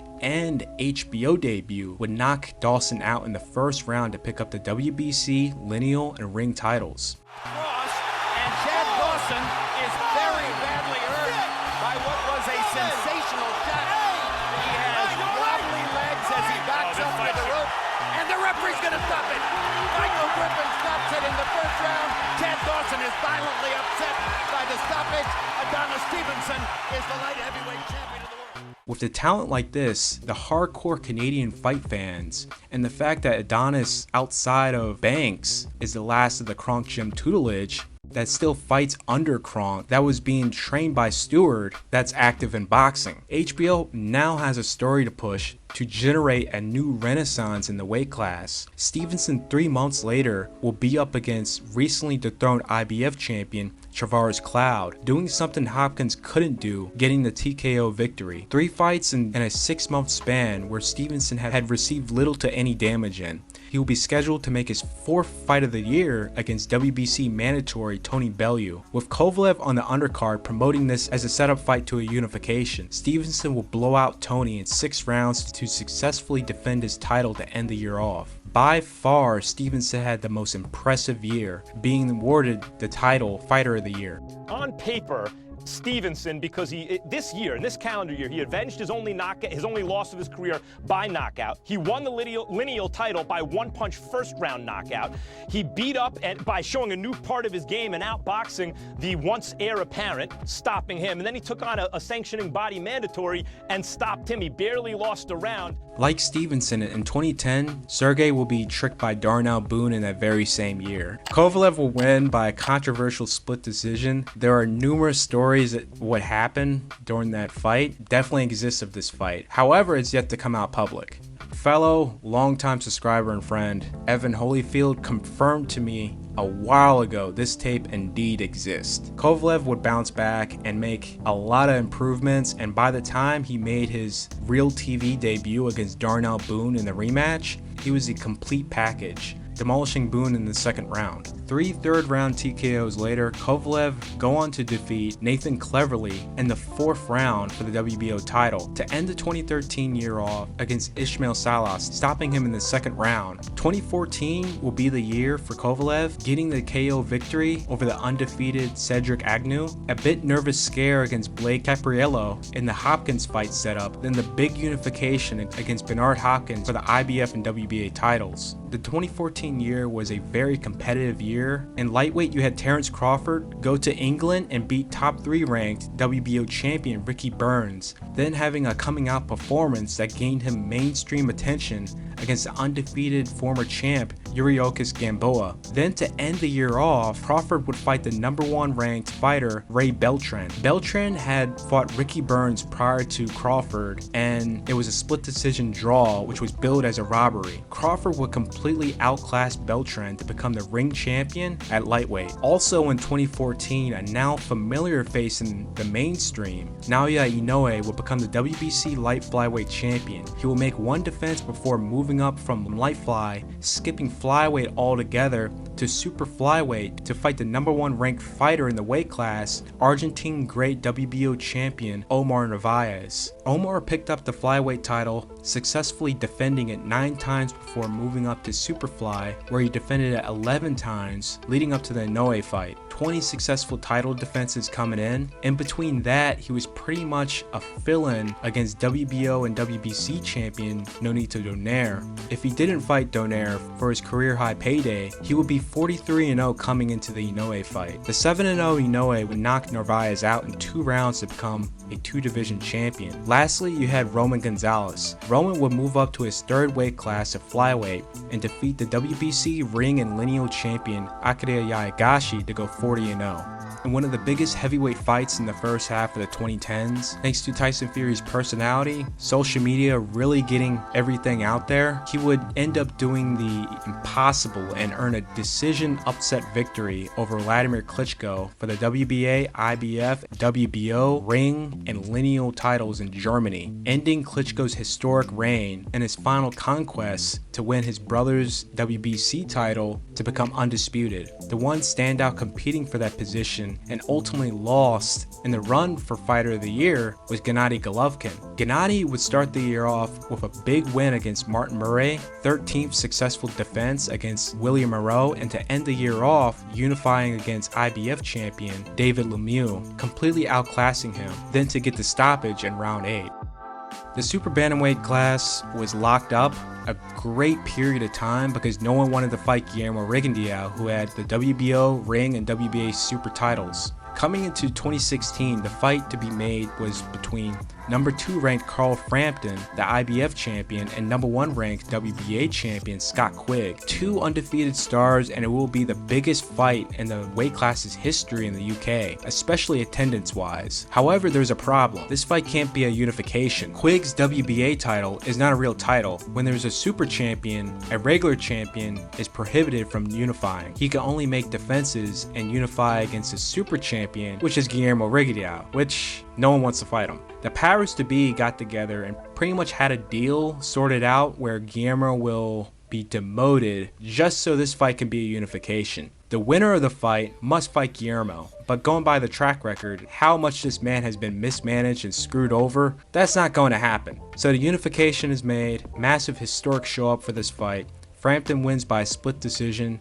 With Guillermo out of the picture entirely, this set up a fight with Leo Santa Cruz for the WBA title. Leo, who had bottlenecked his career becoming one of the premier faces of the sport due to vanilla matchmaking, the fight that would have elevated him, happening 2 to 3 years too late, finally stepped up, but also somehow managed to be an A-side and have Frampton, the unified champion, travel to the States to fight him. Frampton would defeat Cruz by majority decision to become a 2-division champion and earn him Fighter of the Year, and the first since Willie Pep in 1945 at featherweight. The only competition from that year would have to be Terence Crawford, who had unified against Viktor Postol for the WBO, WBC, and ring titles. Crawford becoming a 2-time ring champion in 2 different weight classes, and lastly Roman Gonzalez, who had beat undefeated WBC super flyweight champion Carlos Cuadras to become champion in 4 different weight classes to go 46-0.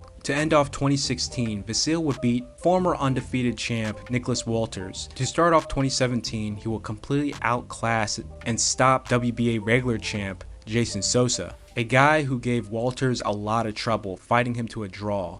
Vasil will put up another highlight reel performance, defeating Miguel Mariaga in the 7th round. He will then face the most feared man at below super feather, Guillermo Rigondeaux. Rigo, who is usually known for confusing and outclassing his opponents, was now the victim where Vasil had confused and outclassed him. The fight will come to a sudden halt. Guillermo retired from his corner in between rounds 6 and 7. This would earn Vasil the nickname Nomaschenko and earn him the Fighter of the Year of 2017. Some notable fighters in competition: Anthony Joshua after his huge win against Vladimir Klitschko, Ryoichi Taguchi, who unified and became the IBF, WBA, and Ring Magazine Light Flyweight champ, and lastly Terrence Crawford, who became the first male fighter since O'Neal Bell in 2006 to become the undisputed champion in boxing. He became the first male boxer in the 4-belt era, after the era coming to an official start in 2007, and the second boxer altogether to become 4-belt undisputed, as Cecilia Brækhus will become the first in September 2014, and Sersuke Sorarungvisai,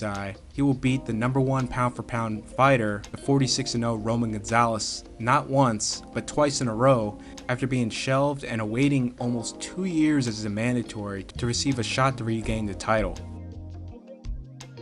Usyk will clean out cruiserweight in the tournament and become the first undisputed cruiserweight champion since O'Neal Bell in 2006 to earn the Fighter of the Year nomination. Notable mentions: Anthony Joshua, Vasil Lomachenko, who had become the fastest 3-division champion in 12 fights, defeating WBA ring and lineal champion Jorge Linares in his first fight at lightweight. Hiroto Kyoguchi, the IBF strawweight champion, will move up in his first fight at lightfly and defeat the WBA and ring champion Hecky Butler by a 10th round TKO. And lastly, Callum Smith, who had won the super middleweight tournament, becoming the ring and WBA champion. Coming hot off his big win against Golovkin in 2018 for the WBA, WBC, IBO, ring and lineal titles, Canelo in 2019 will unify for the IBF title against Daniel Jacobs. Jacobs gave Golovkin all he could handle, shocking many and losing by a narrow unanimous decision. Canelo as well would defeat Jacobs by a close unanimous decision. After failure to secure a September date for a possible undisputed unification, they will salvage a later fight date before it's too late and got Canelo against newly crowned WBO light heavyweight champion Sergey Kovalev. After a highly contested first and second half, in the final quarter of the fight, Kovalev's defense gave out due to fatigue and Canelo was able to get him out of there in the 11th round to become a 4-time champion. If Ruiz beat Joshua in the rematch in December, he would have been a serious contender for Fighter of the Year. If he didn't fight Joshua till 2019, they may have given him that title just off of that. Naoya Inoue will become the IBF, WBA, and lineal bantamweight champion after defeating Nonito Donaire in the bantamweight tournament. IBF champ Arthur Beterbiev will unify against WBC and lineal champion Alexander, stopping him in the 10th round. So overall, the 2019 year was pretty competitive. Due to the pandemic, there was not much to choose from. Tyson Fury will have his big win against Wilder in the rematch before boxing closed down. Due to Joshua's loss to Ruiz in 2019, that put Wilder at #1 in the rankings by default and Fury at #2. Joshua's win in the rematch put him at #3, so since these events occurred, the Fury-Wilder rematch was fought for the WBC ring and lineal titles. From where Fury started to even ready to fight for the heavyweight title and defend his lineal title already put him in there as the potential wide winner by default. Fury will share his Fight of the Year status with Teofimo Lopez, who is a 5-1 underdog against Vasil Lomachenko in the unification. He defeated Vasil by unanimous decision to become the unified champion, and if you want to count it, because the WBC and their silly franchise title and their rules, Teofimo was unofficially the undisputed champion. The only other fighters to note in this year was Jermell Charlo, who became the WBC, WBA, and IBF champion, defeating Jason Rosario, and Canelo Alvarez, who had successfully started his campaign at Super Middle for undisputed, defeating ring and WBA champion Callum Smith. Canelo obtained the vacant WBC title in this fight as well because David Benavidez was stripped earlier that year. But to be clear here, this title should have gone to Callum Smith a long time ago, as he was the #1 ranked fighter in the WBC ranks. He held the silver title, the WBC title was vacant, and instead of Smith fighting for the vacant WBC title in the super middleweight tournament, they let their #1 contender fight for a useless diamond belt. They skipped over #2, #3, #4, #6, #7, #8, and had number 5 ranked David Benavidez and number 9 ranked Ruben Gavril fight for the vacant title.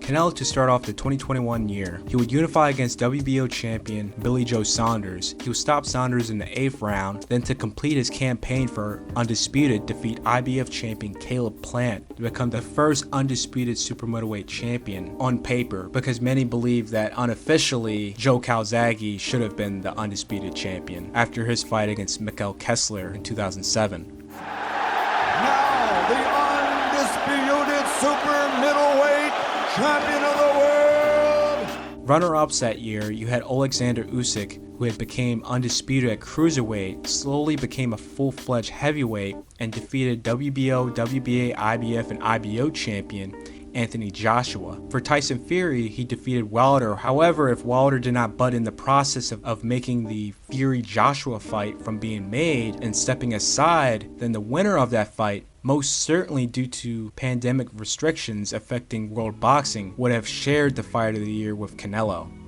Beterbiev-Bivol, who is one of the most talented fighters in boxing, would finally get his day, defeating the #1 pound-for-pound star Canelo Alvarez by unanimous decision, Canelo's first loss since the Mayweather fight. The runner-ups for that year is Jermell Charlo, who became undisputed, stopping Brian Castano in the 10th round. Naoya Inoue, who was finally able to fight in Japan because boxing was suspended from happening till the final months of 2021, was able to continue his 2019 campaign, beat Broner for the WBC title, then in December to become Japan's first undisputed champ in over 40 plus years against Paul Butler. Important note, Japanese fighters were barred from fighting for the IBF and WBO titles. They were not even allowed to unify. So the minute that 3-belt era started, there would never be an undisputed champion from Japan. Fighters in Japan became allowed to fight in 2013 when the JBC recognized the IBF and WBO as a legitimate organization.